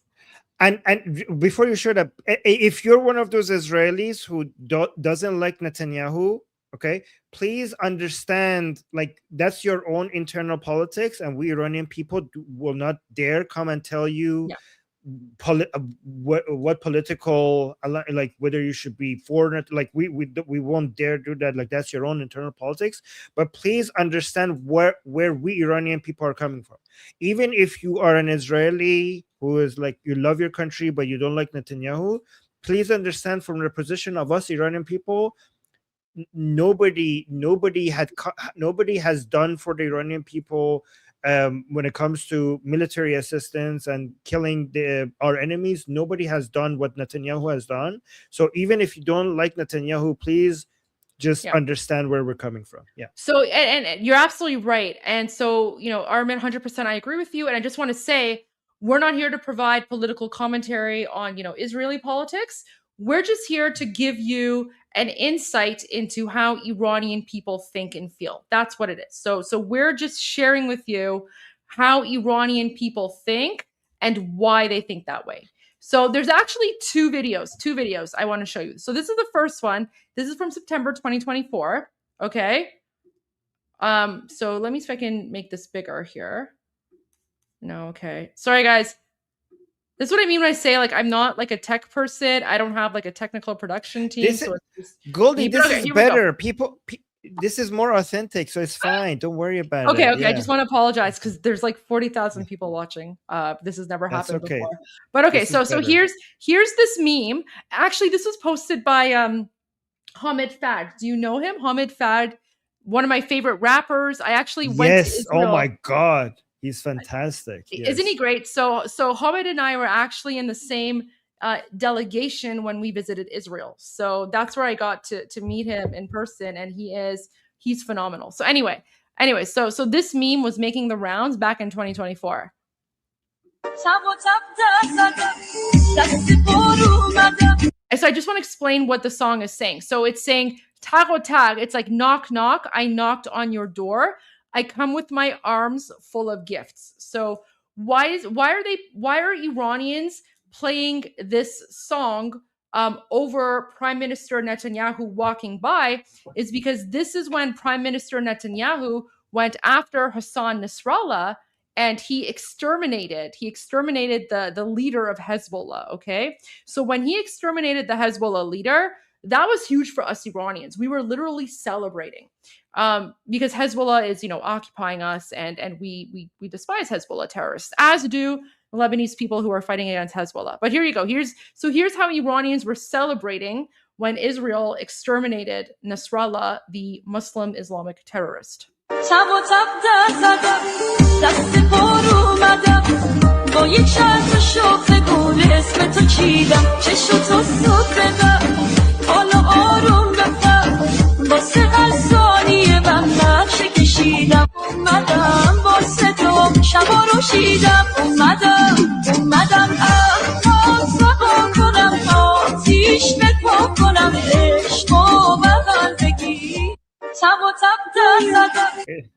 It's basically a love song.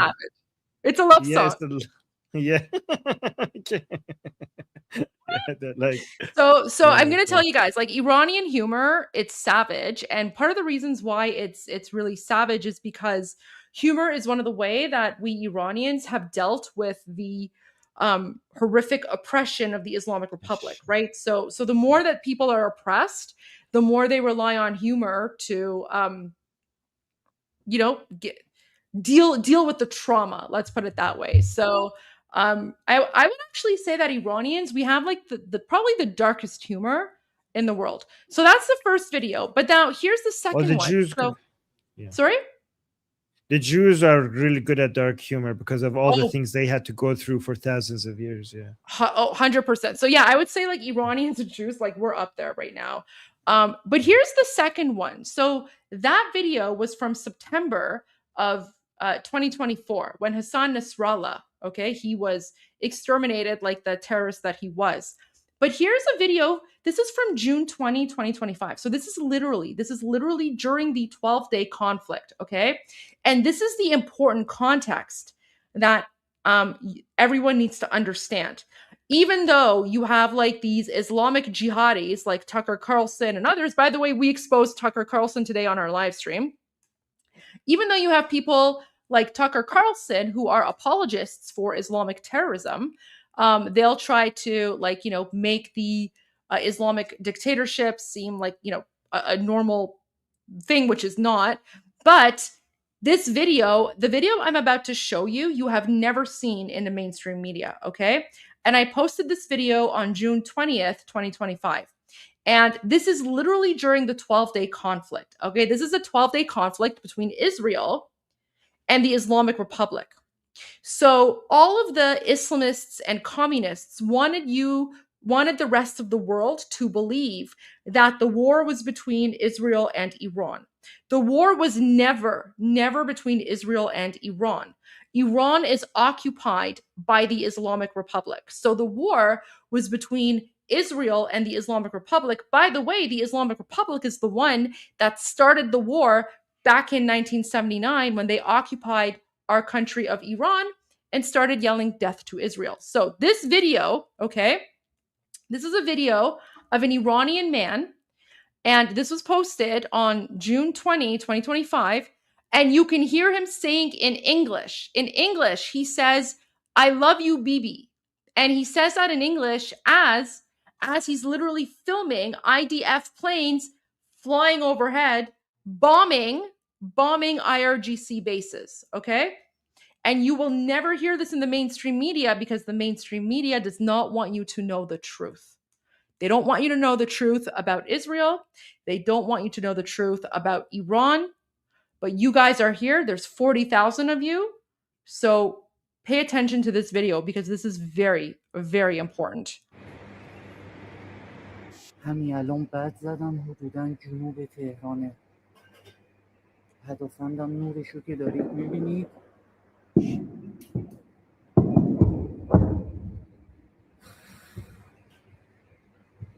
شنبه 31 خرداده 30 خرداده نمیدونم بامداد شنبه است. جمعه شب بامداد شنبه I love you Bibi at Tehran. Did you hear that? He says I love you Bibi from Tehran. Guys, listen. خرداده You're giving a date? بامداد شنبه است. جمعه شب بامداد شنبه I love you Bibi at Tehran. You're never going to see that in mainstream media. You'll never see that. Nope. But going back to your point, Armin, because I kind of went on a tangent here, but I want to go back to your point now. You're absolutely correct. The reason that Iranians today are able to rise up against the Islamic Republic, and the reason that Iranians have been so successful so far, I mean, it's not over yet. We still have a lot to go, a long way to go, but we're getting there. But part of the reason that Iranians have now been able to get as far as they have is thanks to Israel, because back in the summer during the 12-day conflict, Israel severely weakened the Islamic Republic. And for the first time in 47 years, Iranians now have a fighting chance to overthrow the Islamic Republic thanks to Prime Minister Netanyahu in Israel. this is why Iranian people are thanking Trump, Elon, and Netanyahu, and they're saying Am Israel Chai while protesting in the streets of Iran. They're saying Am Israel Chai while protesting, while doing their revolution in the streets of Iran. That's what they're shouting. Should I share your screen now, Armin? Oh. Yes, because I want to show them something regards to. So actually, before I show them, look at this picture. Isn't that amazing? Wow. That's the picture from the. That's a high definition picture. That's from Ferdowsi. Yeah, when he was putting the lion and sun flag on Ferdowsi. Isn't that amazing? This, you know what? I'm not gonna lie. This kind of reminds me of that American statue of the American soldiers who are like they're raising the American flag. This kind of reminds me of that statue. Like, what an iconic moment. If someone had told me 2 weeks ago that within 2 weeks we're going to be sitting here looking at Iranians in occupied Iran raising the flag of the real Iran, like the lion and sun flag, like this flag here. If someone had said that to me, I would have laughed. I would have said, you're joking. Right. And now the lion and sun flag being like, this is treason. This is treason according to the Islamic Republic. Yeah. By the way, I need to thank Sohail. Sohail was the same person who sent me the Seda Sima video that you posted. He sent me this picture as well. And I'm going to send this picture to you on WhatsApp, Goldie, if you want to tweet it or something. Yes. At some point I will. I will for sure. I just did that. Okay. So now I want to go to here because I think this picture demonstrates what I was talking about, how the Iranian people are not just done with Islamism, but they're also done with leftism. Okay, because the Pahlavi name, just calling for Pahlavi at the same time, it doesn't just demonstrate what the Iranian people are for, it also demonstrates what they're against, which is the Islamic Republic, Islamism, Musaddiqism, which is something that one day we could talk about. Oh my gosh. Leftism, leftism, Marxism, and the MEK, right? And so this is how powerful the word Pahlavi is. When you say you're for Pahlavi, you're saying at the same time that you're for secularism, you're for democracy, you are for Iran's border integrity, you're for human rights in Iran, equal rights for everybody as a citizen in Iran. So basically classical liberal values, not liberal, like classical liberal values, all of that. So the Pahlavi name takes all of that and just puts it in, like, by just saying Pahlavi, you're saying I'm against leftism, I'm against Islamism, I'm against Marxism, I'm against Musaddiqism, and I'm against MEK, and I'm for all those other things. That's why the Pahlavi name is so, it's not just about Prince Reza Pahlavi, it's the brand that covers all of that. And just to demonstrate that, this is Prince Reza Pahlavi's X account just yesterday. Okay? And you can see that it included Zan Zindagi Azadi, Mad Mihan Abadi. Okay? Did he change? He changed it. Okay? However, you guys are now seeing that nobody in the streets of Iran is saying Zan Zindagi Azadi. From all the videos that we have shown you, have you heard anybody saying woman life freedom? Has anybody heard that? Why are Iranian people not saying woman life freedom anymore? Okay, but please also notice that even when Prince Reza Pahlavi did put woman life freedom in his account, he also had the second half. He also had the second half, which is Mad Mihan Abadi. So the first part is woman life freedom, and the second part is men, nation, prosperity. So because woman life freedom by itself is third wave feminism, leftist bullshit. So right, even during the women, when the Master Revolution started, it was in Iran's universities when the men were shouting woman life freedom, and the women, the Iranian female students, were shouting back in return Mad Mihan Abadi, which means men, nation, prosperity. because they didn't want to let this revolution turn into a feminist revolution, because this is not a feminist revolution. This is a national patriotic revolution. This is not about women versus men, or women leading men or men leading women. This is about Iranian people as a whole, both man and woman, taking their destiny into their own hands. So the Iranian people, even when we started saying women, life, freedom, by adding that second part, we were trying to avoid turning this into a feminist revolution, right? And the Iranian woman led at the very beginning. Sohail, if you are here, please send me that video where you see that the women are shouting men, nation, prosperity. If you are here, please send that to me on Telegram. But even though by adding the second part, we were trying to avoid this turning into a feminist cause, still many leftist Iranians were trying to use the fact that the main part of the chant was women, life, freedom. They were trying to turn this into a feminist revolution. And that's why less and less Iranians were using this chant anymore, to the point that because it was being hijacked, because the revolution, because of the slogan of the revolution was being hijacked by feminists and leftists and Marxists, just because it had the word woman in there, the Iranian people are so allergic to all leftist fucking bullshit, like far leftist shit, that it became less and less and less popular, to the point that nobody is using that anymore, because we don't want this to be hijacked.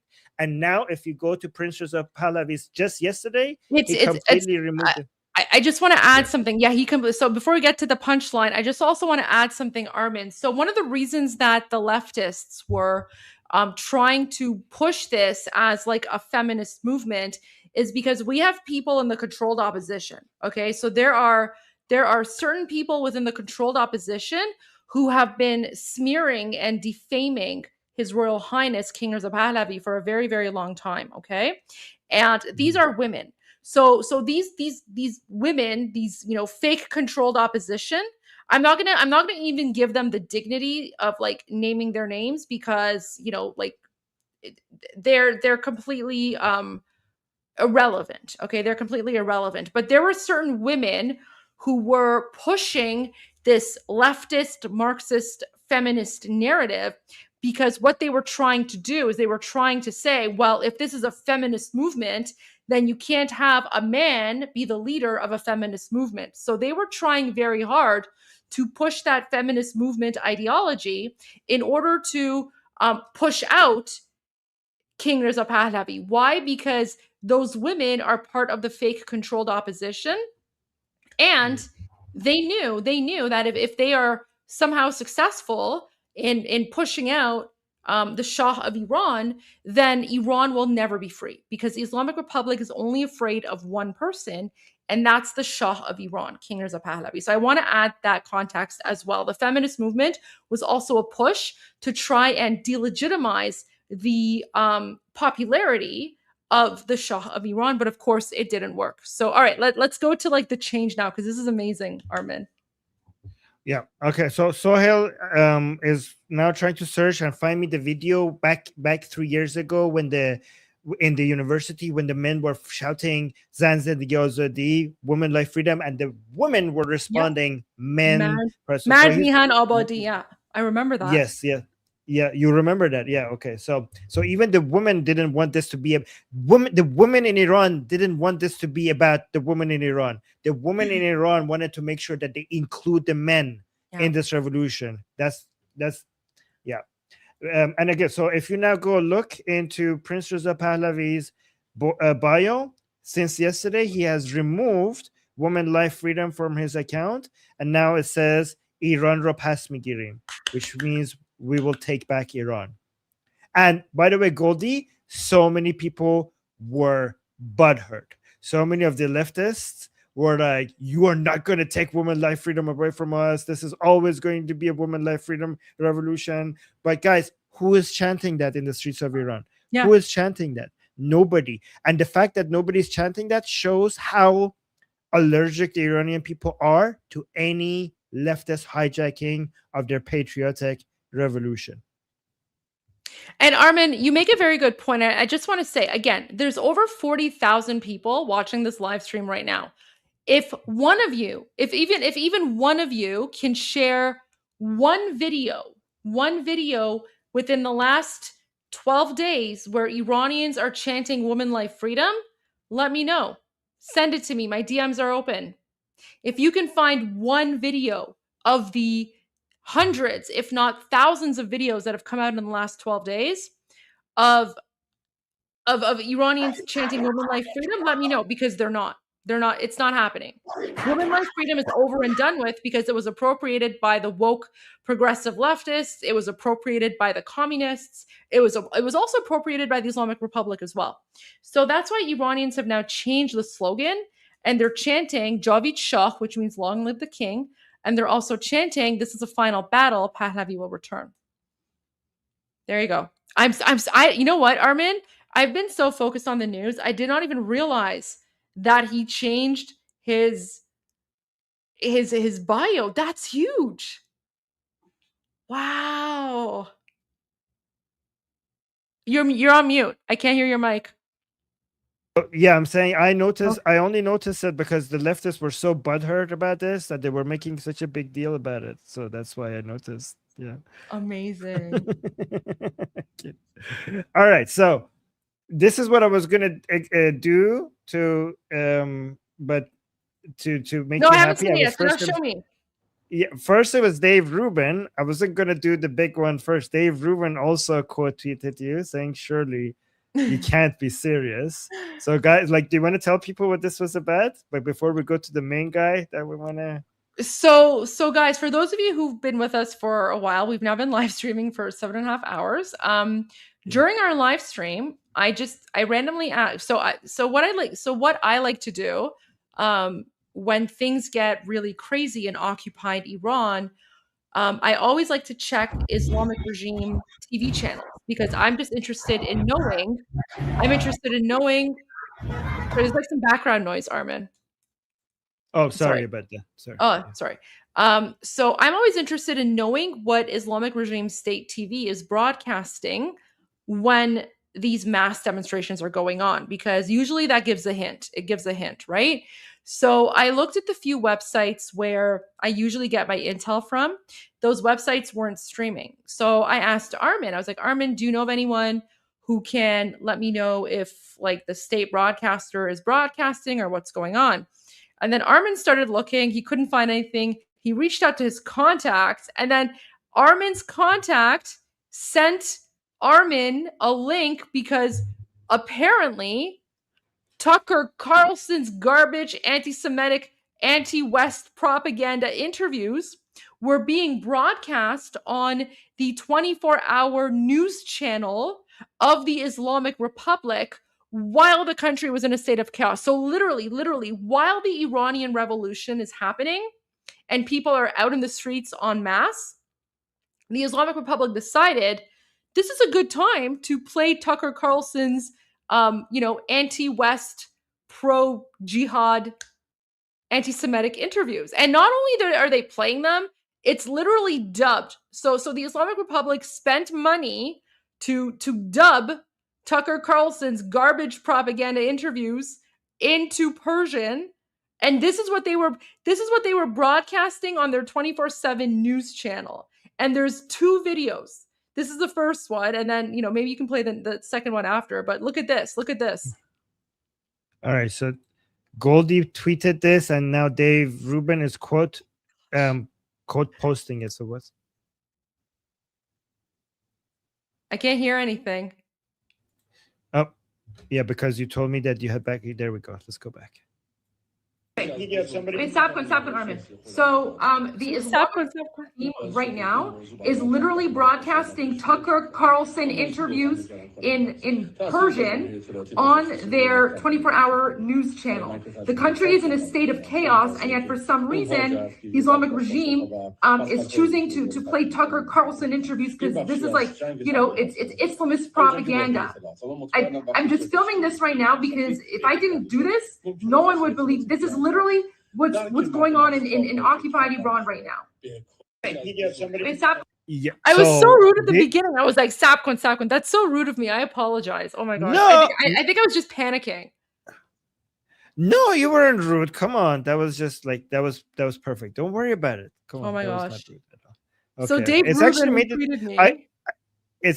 It actually made it more authentic, in my opinion, because you spoke. There was some Persian in there, so I think that was fine, right? And then Dave Rubin quoted you, but guys, look at this. Ted Cruz also is quote tweeting this image that Goldie just made. Why? But he would still that doesn't know be? it's me because he retweeted open source, but that's fine. Yeah. I'm so glad because do you want to explain like the feud between Ted Cruz and Tucker Carlson Yes. or something? Yeah, because Ted Cruz is anti-Israeli, which is actually anti-Semitic. Guys, by the way, I don't know, Goldie, do you agree with this? Anti-Zionism is anti-Semitism. 100% I agree. 100% I agree. 100%. Okay. Yeah. So anti-Semitism is not even a strong enough word. I think the proper word is Jew hater. I right? agree. So Tucker Carlson is a Jew hater because he stands against the nation of Israel, and he had a big debate against Ted Cruz, who defends Israel. And ever since then, they have been fighting against each other. So Ted Cruz, I think this is a bit a comeback moment, like an attack. Ted Cruz is using this as an opportunity to be like, I wonder. People, yeah. Why would the Islamic Republic broadcast Ted Cruz, who happened to also be anti? Sorry, not Ted Cruz. I broadcast Tucker Carlson. Yeah, no. So what? Sorry, why would the Islamic Republic broadcast Tucker Carlson? Ted Cruz is pointing out, who happened to also be against the nation of Israel. There seemed to be so much agreement. There seems to be a little bit too much agreement between Ted Cruz and the Islamic Republic in Iran. Just wonder why. It's almost as if the people who stand against the great nation of Israel come from the same bullshit woke ideology. This is the horseshoe theory. Like, it's basically the alliance between the Islamists, the woke right, and the woke left. So this is the unity of the green, red, and brown at the display. And again, Ted Cruz is doing a good job demonstrating here that you're just asking a question and everybody knows why. It's just because they come from the same. It's just basically the same by the way, Goldie, I think Jew hatred is the best way to unite all the people with the most bullshit ideology, right? So the far left, the far right, and Islamists, the thing, even if they have disagreements with each other, the thing that bonds them together is Jew hatred. And even among Muslims, okay, because Muslims can't agree on anything. Okay, on anything, even the concept of Tawheed, which is the oneness of Allah, even on that, they don't really agree on what that really means, right? The Sunnis accuse Shias of shirk, and the Sufis have their own views, and among Sunnis, there's a whole bunch of disagreements, the Mu'tazilite versus everyone else.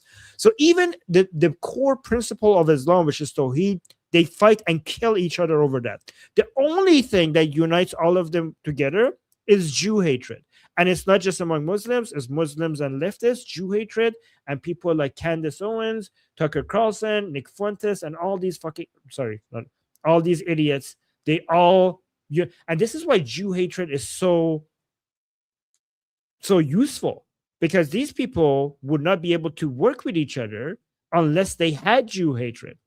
Jew hatred makes them put all their differences aside and unite with each other over the same goal. And the goal, and by the way, the Jews are not actually the only target. The Jews are an excuse for unity.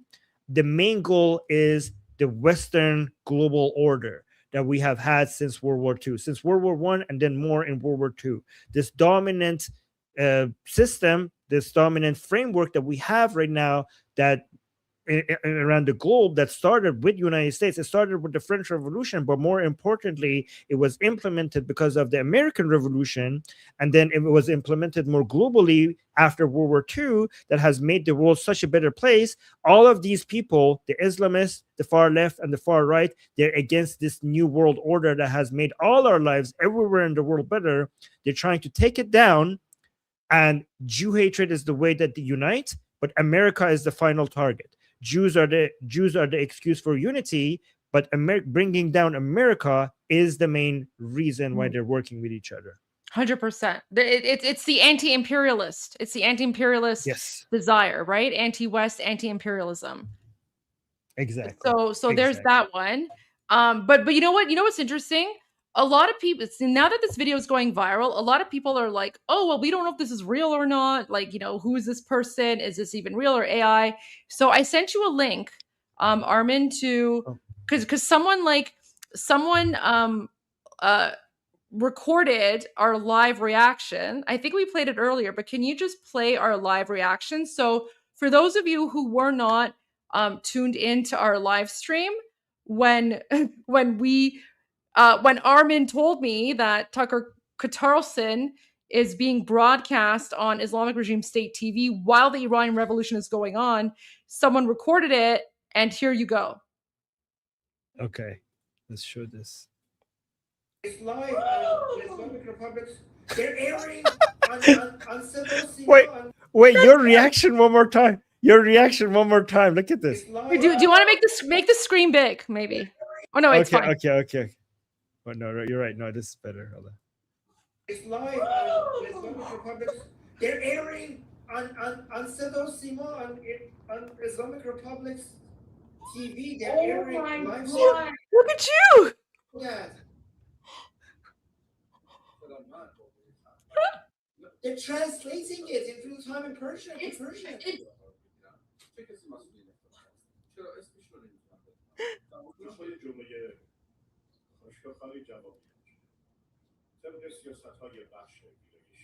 Guys, so when I tell you that Tucker Carlson is Islamic regime propaganda, look at this. The Islamic Republic is now taking, right? They're taking. They're literally taking his garbage interviews and they're translating it because this is propaganda.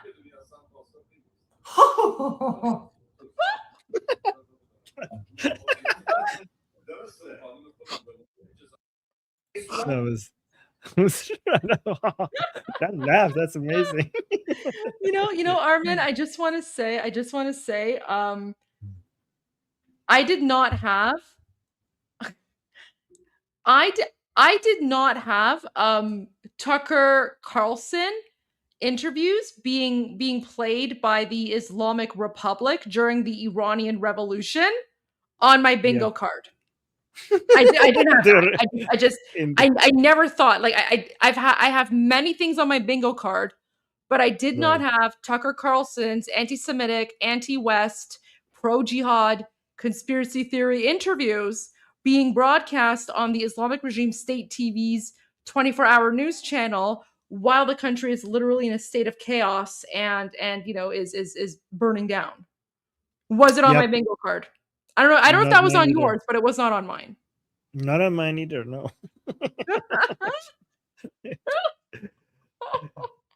Oh my god. So funny. Oh my gosh. So, by the way, how does it feel like being quoted and tweeted? I mean, well, it's not me. So Ted Cruz doesn't know who I am because that was open source. Open source just reposted the video. But it's still your voice.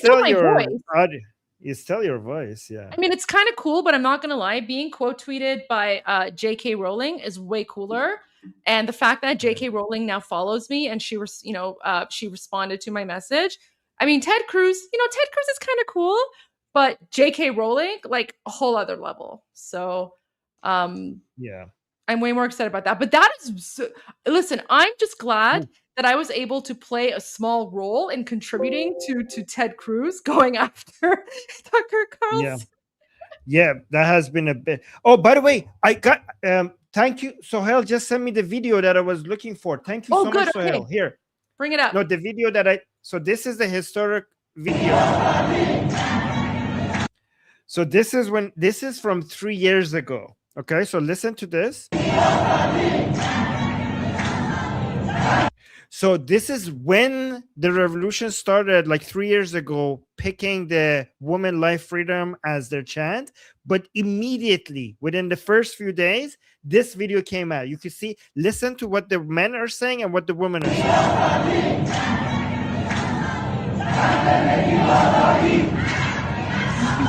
So you can see the women, the men are saying Zan Zindagi Azadi, which means woman life freedom, and the women are responding Mad Mihan Abadi, which means men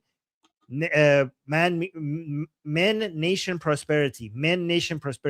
So the men are chanting the name of women and the women are chanting men. So this is a complete, this is not a woman revolution, a female revolution, or female-led revolution. This is a both man and female-led revolution. But listen to this.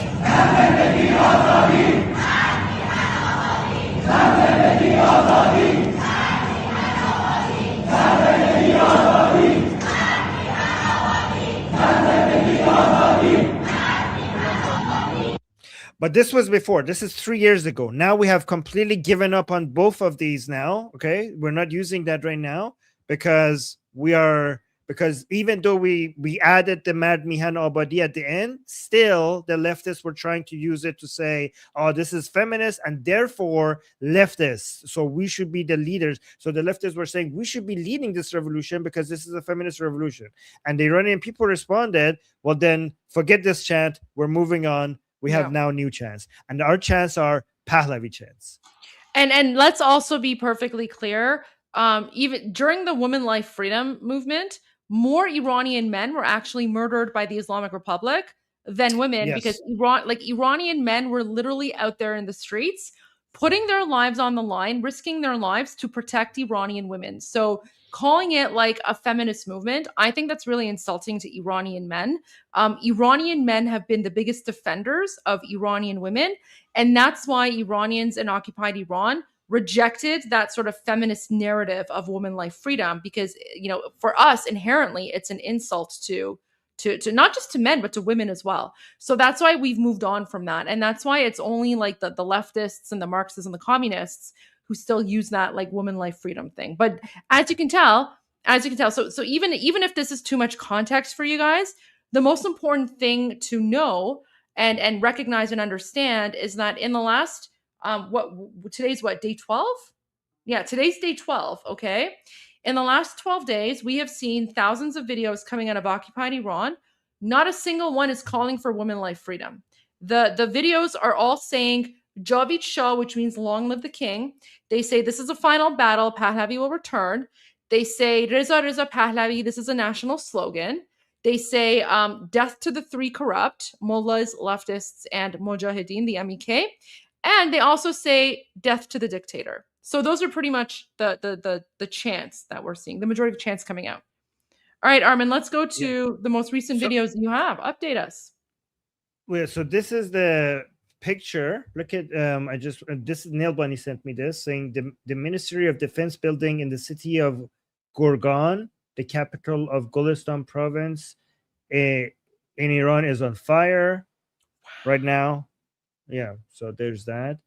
And then we had another, Tommy Robinson posted this, another Basij forces base is overtaken by protesters in Iran. The fear of the regime is gone. The people want their freedom. I just want to thank Tommy Robinson right now for like really supporting the Iranian people today. I really, we're so lucky to have such a voice right now, amplifying the voices of Iranian people. So really thankful to that.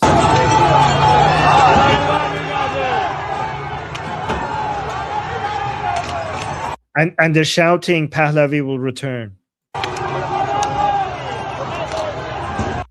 By the way, Goldie, I have a question for you. Aren't you proud that our university students are saying no to like feminist bullshit or leftist bullshit?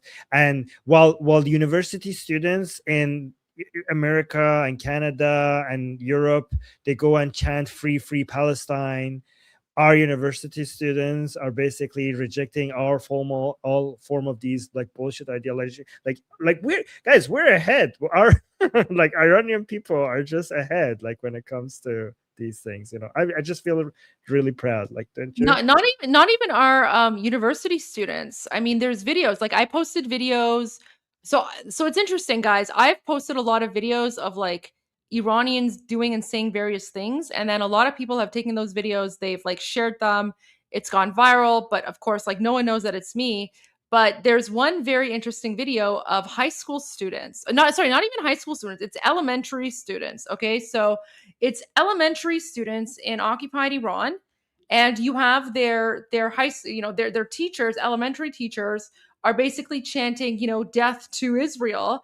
And then these young kids, I think they're in grade like 4 or 5. These young kids respond with death to Palestine. It's actually really funny. So yeah. I'm not That's only an old proud. one, yeah. I'm not only proud of our university students. I'm proud of our elementary students, because we Iranians, we understand the difference between like terrorism, and just like regular people. And we Iranians, we're not a bunch of like savage inbred jihadi terrorists, right? Like, we are an ancient civilization. We have had, we have a long history. We've existed well before Islam was invented. We're going to exist far after Islam is kicked out of the country. And we also have a very, very strong relationship with Israel. And that relationship with Israel is like 3,000 years old. So the Islamic Republic tried to indoctrinate us for 47 years. It didn't work. I'm going to check The reason why I say university students is because university students are usually, on average, more leftist than the rest of the population. So when I say our university students, I mean even our university students. Oh yeah, that's what I meant.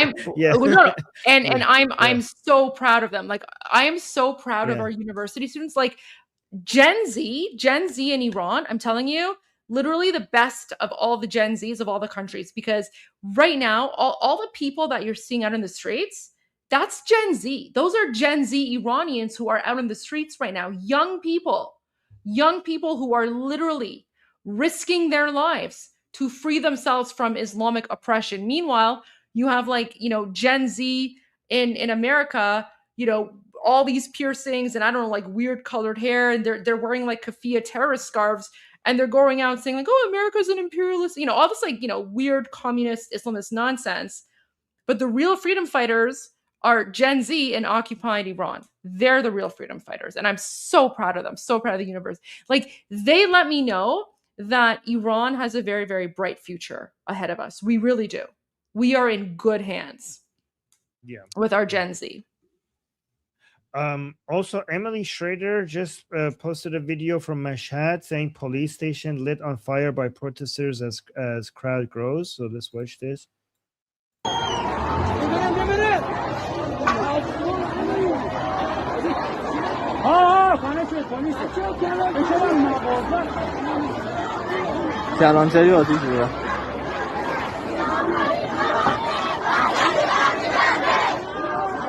And they're shouting, "This is the final battle. Pahlavi will return."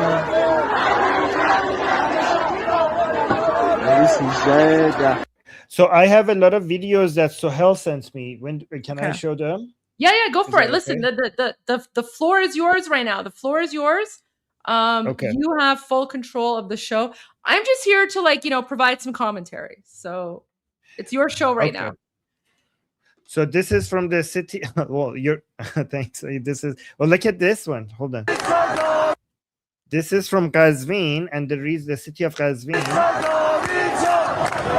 But this is, by the way, Goldie, on my show, I was telling Iranian people to print pictures of Prince Reza Pahlavi and go into the streets. Don't just chant his name, but print the pictures of him, because Western media is going to refuse to translate your chants. So you need to go print his picture and make sure the cameras see his picture. That's what I just said before it got to 8 p.m. I was on my show and I was telling to Iranians, by the way, on my Persian channel, most of my audience are Iranians from inside Iran. And I was telling people, like, guys, if you have a printer, if you're going to the protest, print his picture and go there. Make sure the cameras see it. And look at this. Look at this. It's amazing.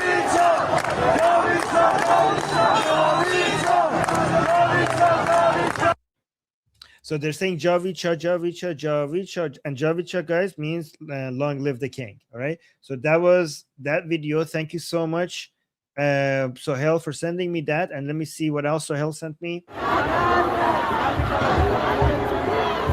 So this is in Hafte Hose in Tehran. And they're chanting that this is the year of blood. and Ali Khamenei will be toppled.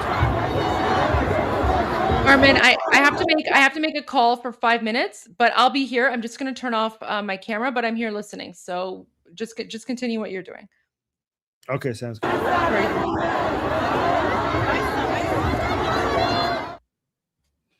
All right, and then we had this one.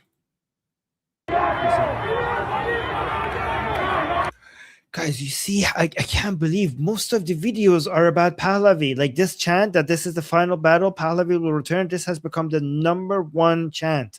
Like most videos include this chant.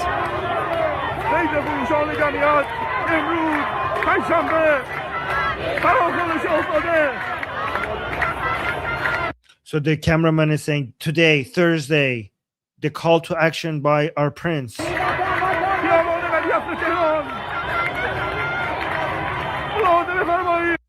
So the chant that people like, oh my God, this guy is so passionate. So the chant that people are saying in the background, they're saying, Ta akhun kafan nashavad, in vatan nashavad, which means unless the mullahs meet their grave, this nation will not become a nation.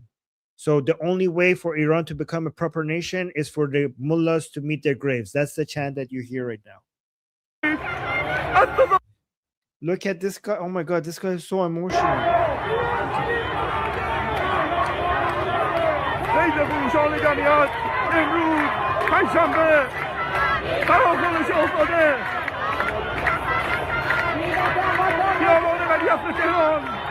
Oh, this is Valiat Street in Tehran. That's what he said. Like, he said, oh my God, he's so emotional. He's almost crying. He's saying, do you see this crowd? He's telling the camera, are you seeing this crowd?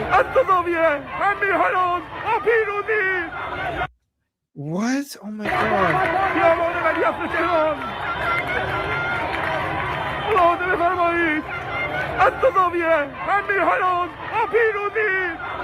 He's saying, my countrymen, until victory. He's like, he's calling upon all Iranians to keep fighting until victory. Oh my God, that was so emotional. Okay, let's go to, oh, by the way, I got this video again. You can see people are even showing up in the protest with their wheelchair because they want to make sure that they're there.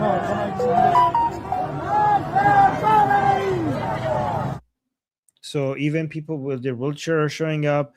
So this is a banner. This is an IRGC banner that Iranian people are burning.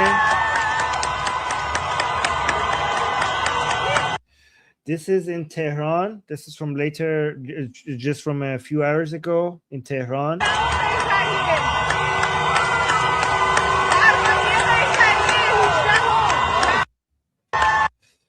And where is this from? This is from Tehran earlier.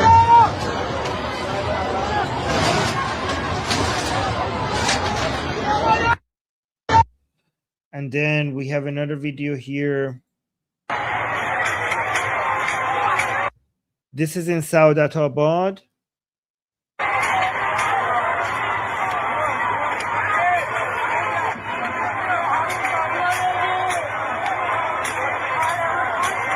Look, it's in front of a mosque.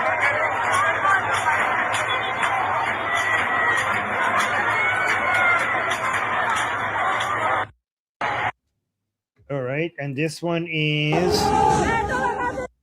in Tehran, in front of the Basijis. Basijis, by the way, guys, are the Islamic morality police.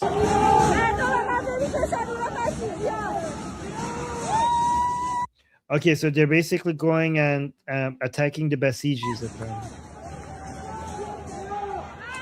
Look at this, like they're moving towards the Basijis. Like the Basijis are there to intimidate them, to make the crowd go away, but the crowd is moving towards the Basijis, towards the Islamic morality police.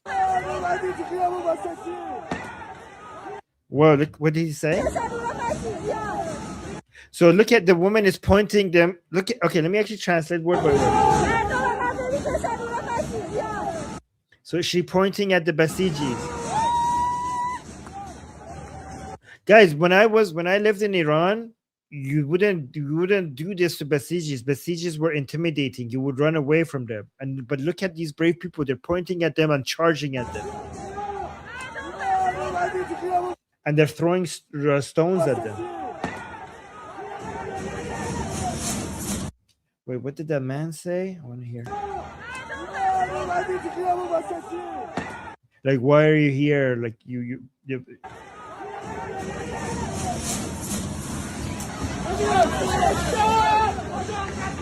Oh, that's a tear gas. They threw a tear gas. Look at that. Did you see that? So this is the bus stop. The tear gas goes behind the bus station.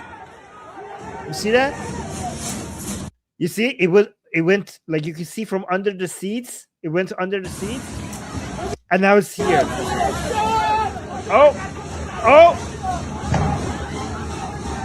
Oh my God, look at these brave people. They charged towards the tear gas to throw it back. Oh my God, these people. Look at that.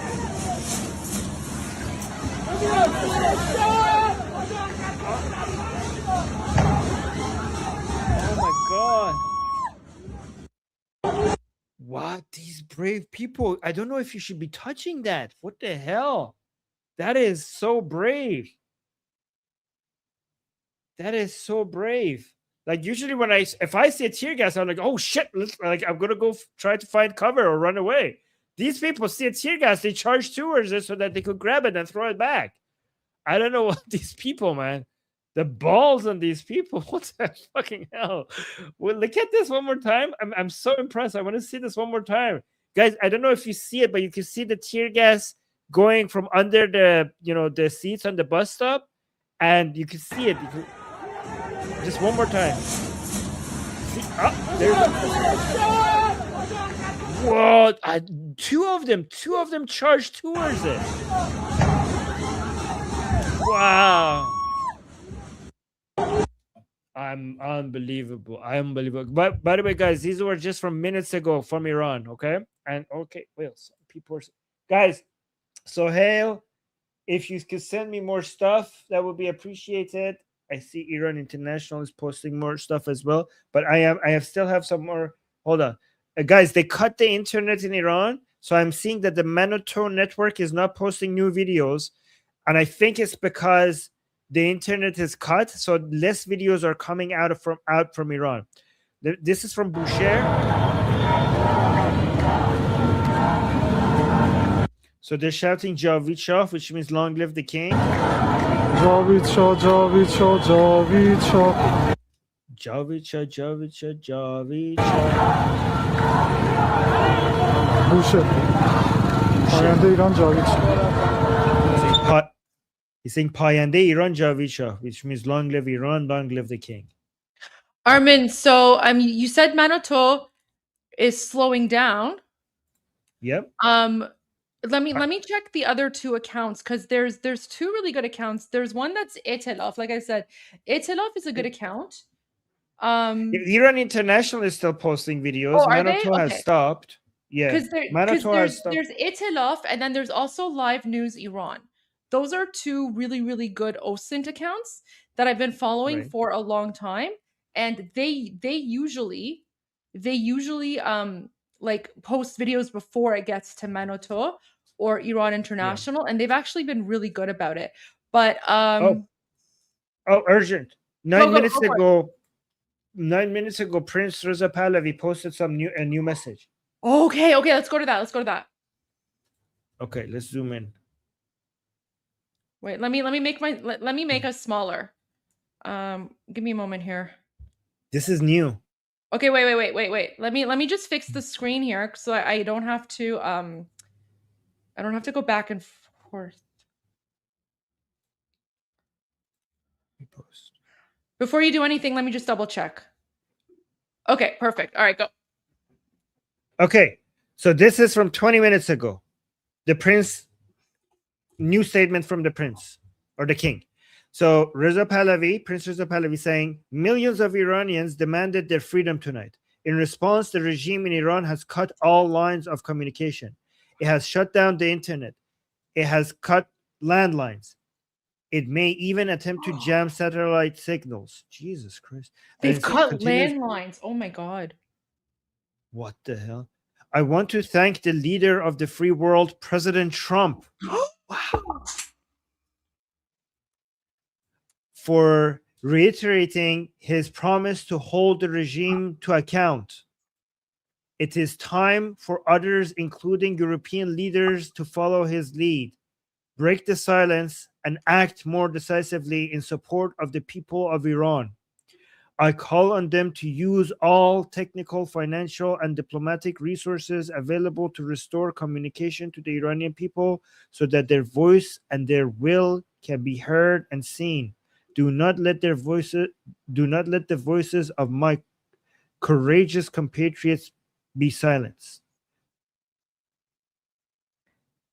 Goldie, I think the prince thinks that like something really bad is going to happen in the darkness if we don't have access to Iranian people. I Okay. think this is a sign. And I think look at this. He's calling President, like, I've never seen him so directly call upon President Trump. Have you ever seen this before? No, never, never, never. I Armin, think we need, yeah. I think what we need to do right now is we should play the President Trump song.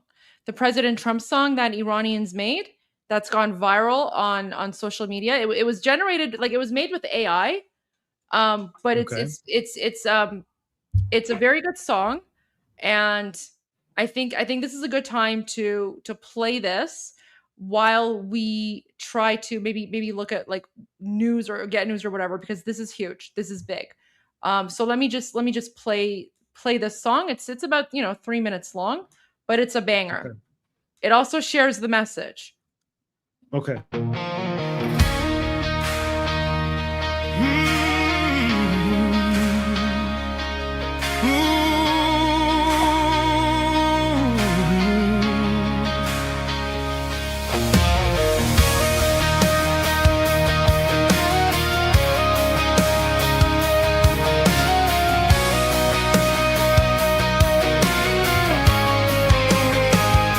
Streets are burning, voices rise, peaceful hands beneath the skies. Police in black, they draw the line. Basic GIRGC crossing every sign. They shoot at us, no shame, no fear. 11 souls are gone this year. We march with hope, we stand as one. Oppression ends, the fight's not done. Act, Mr. Trump, a genius, bold and strong. You never surrender, that's where we belong. Act, Mr. Trump, we're calling you tonight. Act, Mr. Trump, be the fire, be the light. Locked and loaded, you said it loud. Hear the cries, hear the crowd. Act, Mr. Trump, don't turn away. Hope is rising, lead the way.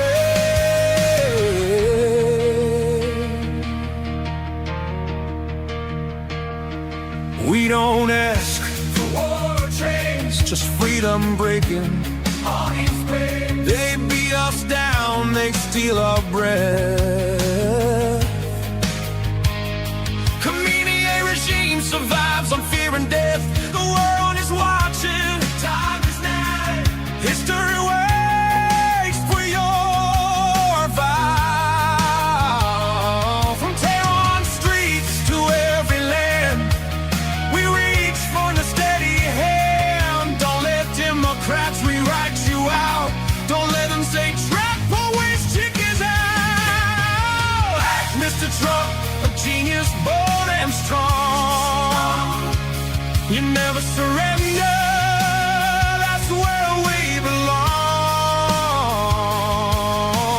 Act, Mr. Trump, we're calling you tonight.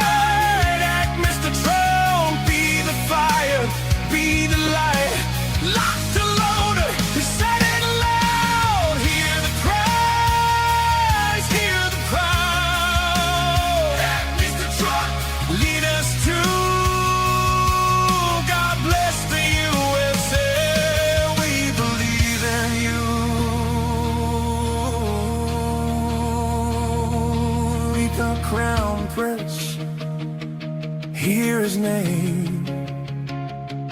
Reza Pahlavi, our hope and flame. He is hope, democracy's door. Stability in Middle East, we're longing for. The people shout from young to old.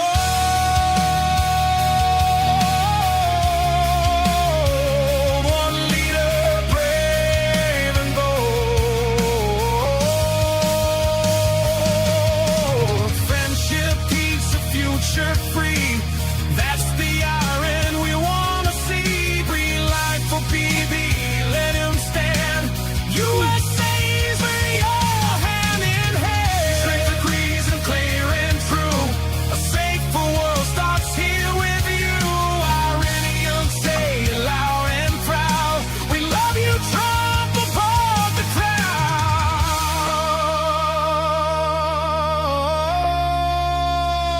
A genius mind, a patriot strong, a doer, a fighter, where we belong.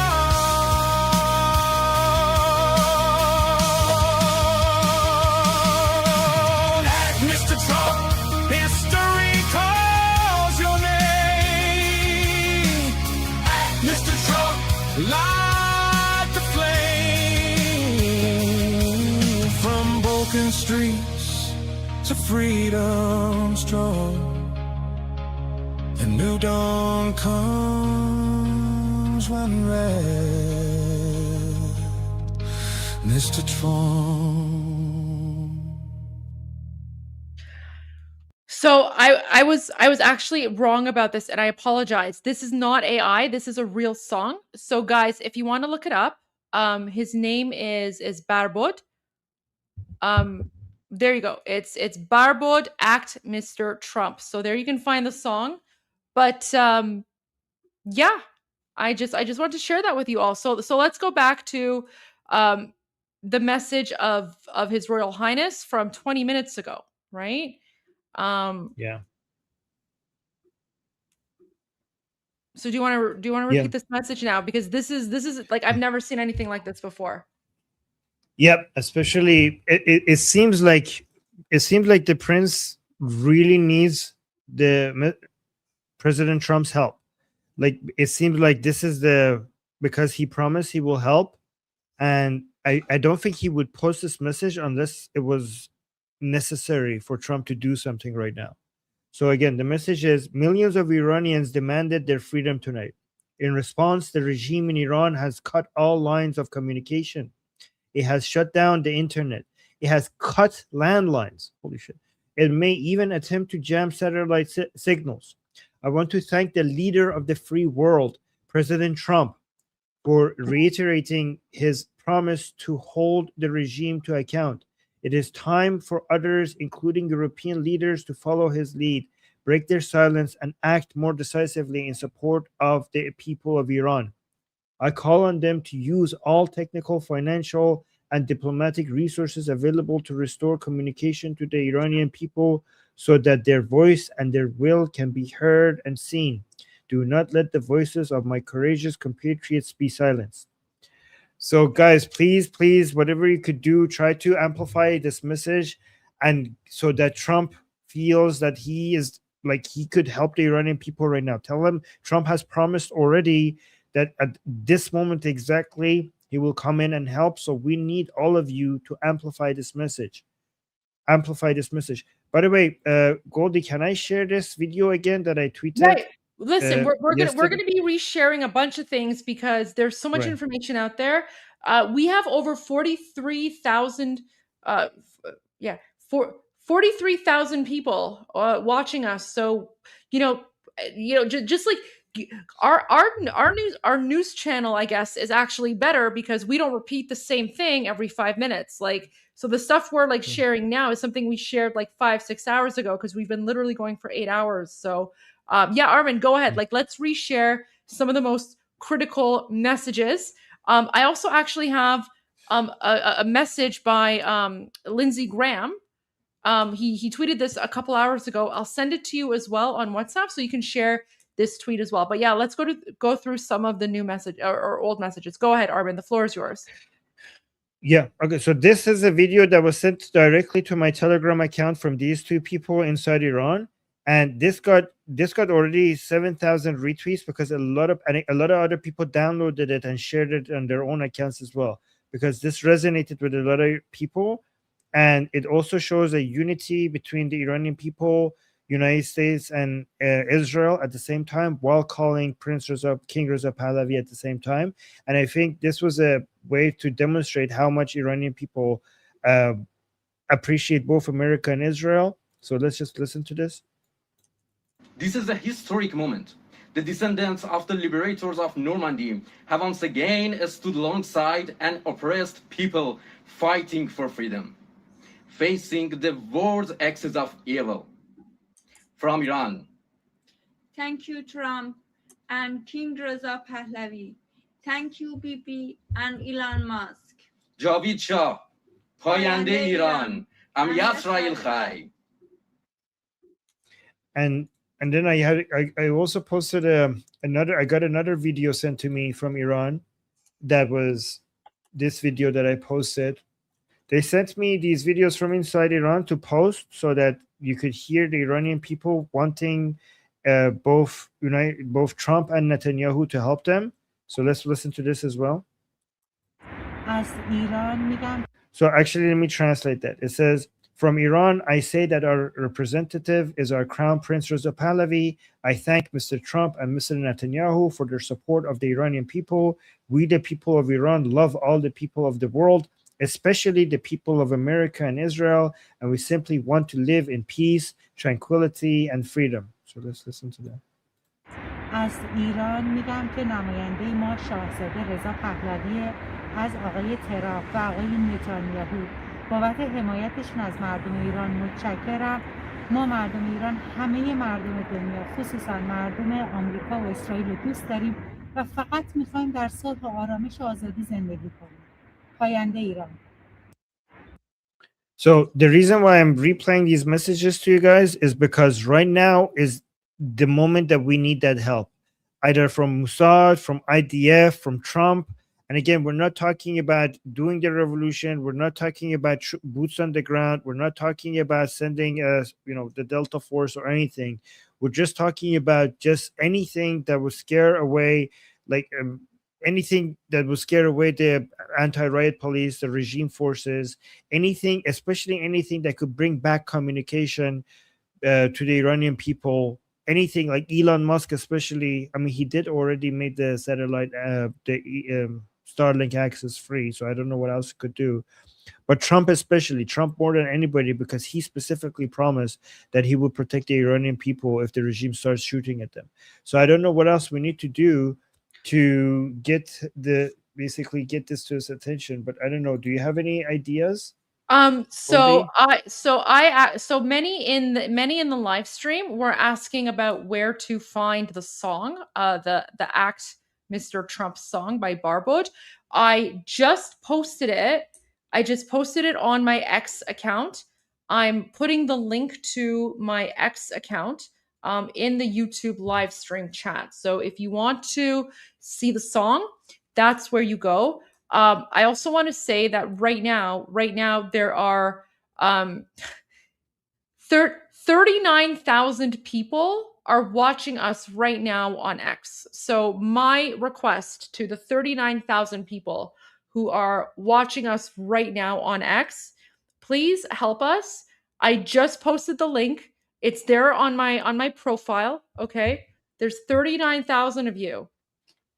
If there's only one thing that you do to help the Iranian people overthrow the Islamic Republic and reclaim Iran and end Islamic terrorism, just retweet this, retweet, share the post, retweet it, send it to everyone you know. It's got the Mr. President Trump song in there.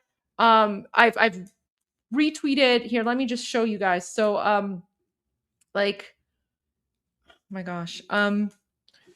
It's right there on my profile. So I mean the video from the man from Mashhad, I'm going to play that right away as well. But if you go to my X profile to the, over 39,000 people who are watching me on X right now, please, I'm asking you, it's there on my profile. I just posted it.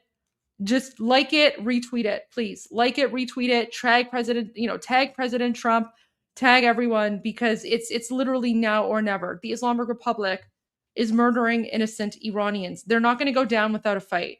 And by the way, this Islamic Republic, this is the one that is infiltrating American society. This is the one that is paying people like Tucker Carlson to, try and convince Americans that Sharia law is okay, right? They're the ones who are paying, so-called conservative influencers to push jihadi propaganda that's destabilizing American Western society. So it's literally now or never.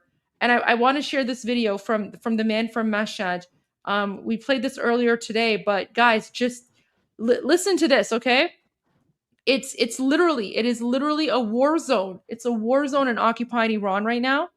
This video is from a few hours ago, and now that they've actually shut off the internet, we have no idea. We have no idea what's happening right now. This video was from a few hours ago, but just listen to this. And this Iranian man, he's from a city called Mashhad, and he's speaking in English. He's literally speaking in English because he wants the world to know what's happening right now in occupied Iran. It is a war zone. It is civil war. It is open hunting season. The Muslim Islamic terrorist savages are murdering Iranians right now as we speak. Listen to this. Hi, Mr. Trump. Here is Mashhad City. Ayatollah killed my people. Please help to my people. Please help to Reza Pahlavi. Come to Iran. Baby Netanyahu, please call to Iran. Please help to Iranian people. Ayatollah killed my people. Please help.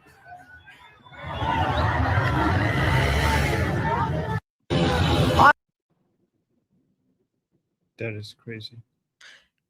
You'll never see this video. You'll never see this video in mainstream media. But here's an Iranian man, right? And he's saying, President Trump, please help my people. I mean, he's got a thick accent, but you can hear him. He's saying, Ayatollah, kill my people. President Trump, please help my people. Right? Yeah. He says, and he's saying it in English because he wants you to know. He's saying, please help to my people, right? So of course his English isn't the greatest, but he's saying, please help to my people. Hi, Mr. Trump, here's Mashhad City. Ayatollah killed my people. Ayatollah means Khamenei. Please help to my people, please. Help to Reza Pahlavi. Reza Pahlavi, that's the king of Iran, right? Come to Iran. So basically he's saying, help bring Reza Pahlavi to Iran to free us. Bibi Netanyahu, please come to Iran. Please help Iranian people. Ayatollah killed my people. Please help. Watch this again. Watch this again and look at the scene. It's utter chaos. It's utter chaos. Hi, Mr. Trump. Let me go back. Hi, Mr. Trump. Here is Mashhad City. Ayatollah killed my people. Please help to my people. Please help to Reza Pahlavi. Come to Iran. Baby Netanyahu, please call to Iran. Please help to Iranian people. Ayatollah killed my people. Please help.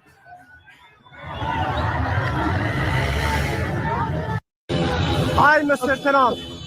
Armin. Okay, Armin. So I'm getting some messages that the stream is starting to lag because it's over 8 hours now. And at the 8-hour mark, things start to lag. So are you okay if I restart and then we can go to all your videos? Yep, sounds good. We could actually redo all the videos that we have. Yes. after. Okay, perfect. So to the 45,000 people who are watching us right now, we have been live streaming for over 8 hours. Okay, so make sure you're following either myself or Armin. We're gonna end this live stream because it's been going for over 8 hours. And we will literally restart within 5 minutes. Okay. So in 5 minutes from now, we're going to restart and we're going to go through all the videos again. So just hang tight. Hang tight. We'll be right back. 5 minutes. Thank you, everyone. God bless Iran. God bless America.